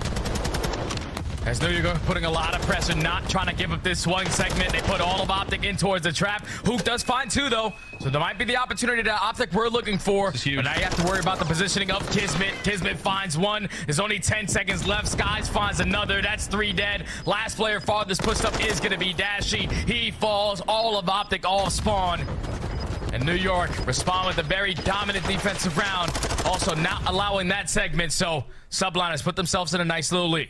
It just feels like historically, Jay, you know, when it comes out of control, like in prior titles, whether it was Cold War or if it was Vanguard, it's like one segment, that's nothing. Unfortunately, like that absolutely plays a factor. That absolutely plays a factor. So while it is just simply a 1 next to New York's name, that is a sizable one at that. Is OpTic Texas not able to grab anything? Kismet ending out that round 2 on a spree. We'll see if he can earn that cruise missile as he's only 1 kill away. Obviously had that when it came down to the search destroy. We'll see if he can make it back-to-back games where he's able to earn the streak. No surprise as OpTic Texas start things off nicely into these early team fights. It's just a matter of, can New York answer? Can they find the right timing? And as we said, can Kismet find that ever so interesting 6th kill? Yeah, Kismet, he even switched to the TAC 56 in this situation just to find his final kill because he knows how impactful that cruise is going to be. Finds the kill on towards Shotzi. Now, New York, they do put themselves in a position to be super aggressive over towards this B point. Kismet is trying to maintain map control while his teammates are dropping all the way across the map. He's in the mix with the AR. Does not matter. He's still roaming. But now he's the only player farthest pushed up for the Subliners. You have to at least try to find an opening or allow your teammates to find some kills. He is in rare territory. I mean, attack off the start of this round has basically been in the position of an SMG this entire time. OpTic cannot find him, thankfully. Ghosty sweat off the brow. We finally found Kismet. Problem being for Kiz is that while he's able to find the kill, he earns the streak. Just rest of his teammates just simply cannot get out of spawn. No segments yet. And it does not look likely that they're going to get a single one. Over Hook. Tagged up, not yet dropped. Kismet, he tries to go for the dolphin dive. He falls as well. Final 10 seconds. And this should be clean defense coming in from Texas as they're able to find 2. Shotzi there. Final 1v1. Kismet still up. There is definitely a chance. Kismet still up. No trophy systems in play, though. So if you are OpTic Texas, let's just spam it with our attacks. Let's not give up this segment. And I think they just gave up another one. So job well done already from New York. That's now 2 dead in the feed. If you are OpTic Texas, you can't give up any more. You have to try to contest this. You don't want to let this one get away from you and allow New York to extend time by a minute. Padachi and Hoop, they combine for 2. Last 2 players from New York are still on this point. It's all on to Hydra. He drops it. New OpTic in the final 10 seconds give up another 2 segments. So now you find yourself down by 3. But you do win the defensive round. If you are New York, you have a cruise missile to work with. If they come out and dominate the way that they did on their first defensive round, OpTic Texas is going to have a tall task ahead to try to win an attacking round in that round 5. That's exactly right. However, the last time, though, Jake, that we did see OpTic Texas play a fortress round control. 5. That's right. They had a round 5 versus Minnesota where they were on attack, and they did manage to clutch up. I think it was based off of lives. Obviously, we are not there just yet, but you do have a lot of work to do. And really, I mean, hey, Dashy 1 kill away himself from a cruise missile. Trophy in the back of the head from Shotzzy. And that will not be the way that you wanted to start that one off. Dashy not able to earn the streak, and Hydra completely dominates to kick off this round number 4 on the inverse. Thankfully for Shotzzy, he's able to do a bit of damage and still look to fly away, get into base, cause some problems. And that's going to be 3 down once more for the Subliners. So great start to this round. While Dashy doesn't earn the spree, I mean, it could be Shotzzy who ends up earning it now. Yeah, Shotzzy finds himself in a great position. Just stay alive in towards Art while his team is still getting that progression over towards A. It sets up the pinch for Shotzzy. So he now earns that cruise. That's 3 dead in the feed. Last player up is Kismet. He does take him off for that point, but he's the last player there. The close spawns are coming in for the NYSL. But it's all about Shotzzy. He's just causing them so many problems in towards Art, already on a 7 spree and still going. And you can just see, I mean, you can just see how easy it makes his teammates' lives when he's in a position like that. However, just as we call it, NYSL, as soon as they cut away Shotzzy, you can see the freedom that it gives them now to just instantly challenge over at that A zone. And I'm sure now for Shotzzy, Jake, not only does he want to hop on the objective, he just wants to get back in the base for Subliners, get behind enemy lines. The task, though, is that just does not happen very often. But when it does, sometimes you can earn a spree. Can Shotzzy do anything with this? So you can see the trophies absolutely there. NYSL survived that streak, and now with 30 seconds left to go, as long as they don't give another segment away, they are looking good for round 5. Yeah, Shotzzy was just trying to invest that cruise missile so he can at least try to complete that last segment over towards A, but New York were ready for it. Trophies were down, and they have kept the trap going. So with only 15 seconds left, no OpTic players are out of the spawn, except for one, Shotzzy, who potentially make a play right now. In the route, he's just gonna have to find it. He's gonna have to make a play out of nothing. Hydra ends up cutting him away, but take a look at Ghosty. Ghosty has managed to make his way over at that B zone. 3 seconds on the clock and some change. He drops. And can anybody from Texas get to A? No, they will not. And in the process of the final stages of that round, not only have New York locked up defense on round 5, Jay, but I want to say Priesta ended up adding a 6th kill. So he's going to have a cruise missile running into this final round. Yeah, I'm pretty sure New York now have 2 cruise missiles to work with. One in the hand of Kismet, one now in the hand of Priesta. You have those 2 missiles to work with, and you just have to hold strong on defense. OpTic need to find something. You need to get your SMGs to roam in towards Art and cause problems like they did early on in that round. But it's all going to be about these initial fights, man. You don't want to get put in the trap early and then allow New York to use those cruise missiles to eventually close out this game. OpTic need to find something right now. They do indeed. By no means in a position to succeed, but we'll see what they can do in a spot like this. As we said, versus Minnesota, they were down. Oh, man. They were down coming into that round 5, but they answered in the attack, but that is not the way that you want to start off a round. A clean 4 down for NYSL as they look to answer with even more kills. Kismet now we're in a spot to try to cut them off once more. Jay, this is the worst spot that you could possibly be in. This is the spawn trap and a half right now for New York. Yeah, and Hydra also picks up another cruise missile. So now there's 3 cruise missiles to work with on the side of New York, but they might not even have the opportunity to invest them. They're just keeping the guns up, keeping them in the trap. OpTic have yet to find any openings as they're just getting cut down left and right. Hydra just staying alive in towards maps. The first cruise is going to get called in, so you get the information, but he finds himself another 2 on a 10 spree. Only 25 seconds left, and OpTic are going to be out 3-0. They need to find something now. They absolutely do, but Jay, I mean, Hydra's having fun. Like, he's just having a blast. That is now 12. Oh my God. It's like players are not even shooting back. My God, here comes another cruise missile just for good measure. Kismet, you can see it with intensity on his face, actually ends up cutting down a teammate, but that will be a 3-0 in the books. And the Subliners with that W have confirmed a winner's bracket position at Major 3. Man, what a series from New York. Talk about that opening hard point. They got the fundamentals down packed to win that rotation from P3 to P4. And then in the search and destroy, where I really think that this series got away from OpTic. Yeah. You allowed New York to get 2v4 clutches, earn that cruise missile to invest it in that last round, for eventually New York to close out that one. And then in this control, it was all about the progression that New York were able to get on their attacking rounds when it came to the segments. OpTic tried to do a great job of just getting themselves back into this one. But New York did everything they needed to do on the defensive end. Pretty sure now that puts them at 16-2 on defense when it comes to Fortress control. Just an unbelievable, great performance from New York to clutch up when it was needed, to not lose composure and close out the series in 3. But then on the opposite side for OpTic Texas, man, that one's got to sting. That one's got to sting. If you think about the series versus Toronto Ultra when they got 3-0'd, they got 5-2 come back in the search and destroy. Obviously, all momentum lost. But then in this series, you're in 2v4 situations in that game number 2 to at least even up this series and try to force that game 4.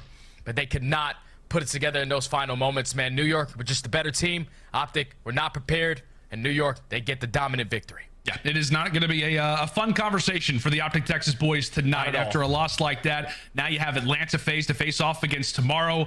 We discussed it. We chatted about it, right? When it comes down to map records, just do not get smacked around by NYSL today. At least take a few maps. Nothing goes OpTic Texas's way as they've got a very interesting matchup now set up versus Atlanta FaZe tomorrow. That's going to do it for myself and Jay. Desk, Puckett, take it away, guys. Thank you so much, and I have a feeling Study is going to be rocking his New York Subliner Crocs down to the bodega, celebrating tonight, maybe getting a little late-night deli sandwich. We all are going to bed early, though, because this is a 3-0, despite it being a 51-point hardpoint, 1-round S&D, and 1-round control, a 3-0 that OpTic could not afford tonight. Yeah, it was a battle, but it was something that OpTic Texas definitely couldn't afford. If anything, I thought this was going to be one of the series that went the distance, and the fact that it didn't is a little bit disheartening if you're an OpTic Texas fan, especially that first Embassy hardpoint. I mean, New York is the 11th breaking team in the league right now, second to worst, okay, during this split, and they were picking apart OpTic's early rotations and setups all throughout map number 1, and then you move to that Fortress S&D. You cannot get 2v4'd that many times on a map like Fortress. That is so one-dimensional. Yeah, I mean, the game was within striking distance when you think about that Embassy, right? Like, just fundamentally, OpTic are making mistakes, and then New York, being a major winner, a team that has chemistry and experience, they pounced on those mistakes. We saw OpTic first time it went to Kitchen, a fantastic hold. They get the lead, and then the next rotation, they invested so many bodies over towards P3, and they lose that roto towards Kitchen, not able to get a firm grasp on that map ever throughout the rest of it. We saw P2 as well, like Ghosties in the back. The team, the comms, it just is not there for them to get control, and then in the search and destroy, that's what everybody's going to look at from this series, man. Like, 2 series that you've had massive chokes in search. Where is the ice? Who is the person rallying these guys together to clutch up in these moments? We were talking about it. You're 4-2 up in head count. Bomb planted. The chances of you losing that round, less than 5%. And it happened to OpTic twice in that game number 2. Right now, I want to give a big shout out to our winners. We have over 607,000 points going to Spasm. Meanwhile, the Butt Ninja was the big loser on the OpTic side of the channel points battle. But right now, we're going to celebrate a dub with the Bulldog and the rest of the crew. We got Baguettes, we got Skies being Skies, and a whole lot of fun. Bulldog, can we just start and talk about the beauty that was your ace? Walk me through this round, because OpTic had everything in their favor before you took over. I mean, to be honest, I don't know whoever the third guy was. I'm pretty sure it was Ghosty. I'm sorry, man. That was rough. But after that, like, I knew it was a 1v or 2v1 against Dashy. He shot my body before. Like, I had single tap on. Like, bro, that doesn't count. So he shot my body, and I actually pistoled him. I was like, "Don't defuse, I'm going." And I was like, just screaming, bro. Like, then I was like, "Don't defuse, give me time." I saw 22 seconds, plenty of time to unload the clip. Yeah, not once. You unloaded it 3 times from my counting there. Oh yeah. Oh, some rage. And some words. And some words. In I mean, the cam. oh yeah. I mean, like, I saw it. I barked back. I mean, those guys are cool. I don't have anything like personal with them. Like, you know what I mean? Like, but. No, if you're gonna bark, I bark back. You gotta get barked at sometimes. I understand. Yeah, that's fair. Yeah. Question: Are those baguettes? Excuse me, real? Is that actual bread? No, they're fake. Like, this is some like glazed donut. We got a weird croissant. I don't know. What do you know, New York, we're different. Shout out to the props. I'm here for it. Stuff, you know? Okay. Don't worry about it. All right, sure. Well, listen, talking about the game, congratulations on that game there. Talk to me about in the round 11. I see you pull out the streak, and then you guys just sort of stack bomb site. Like, who made the play call there? What was the goal? I mean, it was like a collective. I mean, I basically said I wanted a streak, and I was like, we have one of two options. We either push the bomb out, or we go right side, like to go B side, because like they're gonna freak out and go inside buildings. It was just a collective talk, nothing crazy. Just shout out to our what's it called? Our other coach that does like mental training and stuff. You know, he taught us the Woo-Saw, because I shot bodies and then about 5-5, and I was terrified, but you know, we got the. Yeah, just a little woosah goes a long way. Final question for you is, what was different tonight? I know it was a close series despite a 3-0 final score, but you got 3-0'd by Toronto. Now one match later, you come in and drop a 3-0 of your own. I mean, nothing's crazy different. I mean, I just think we're a little bit locked in. Like, I think this match was a big confidence boost for us, because like our scrims have not been like, they haven't been horrible, but they haven't been great. And I just think a win like this against a team that's as dominant as OpTic, you know, it's just a big confidence boost. And I think that's what we really needed right now. Excellent. Well, you have one more match tomorrow. We'll let you get ready for that. Congratulations on locking up a top 8 spot come Texas. Thanks, man. Thanks. That is Kismet and the Subliners finishing the night a little bit early with the final 3-0. But we started the day with a pretty quick series, and that's where we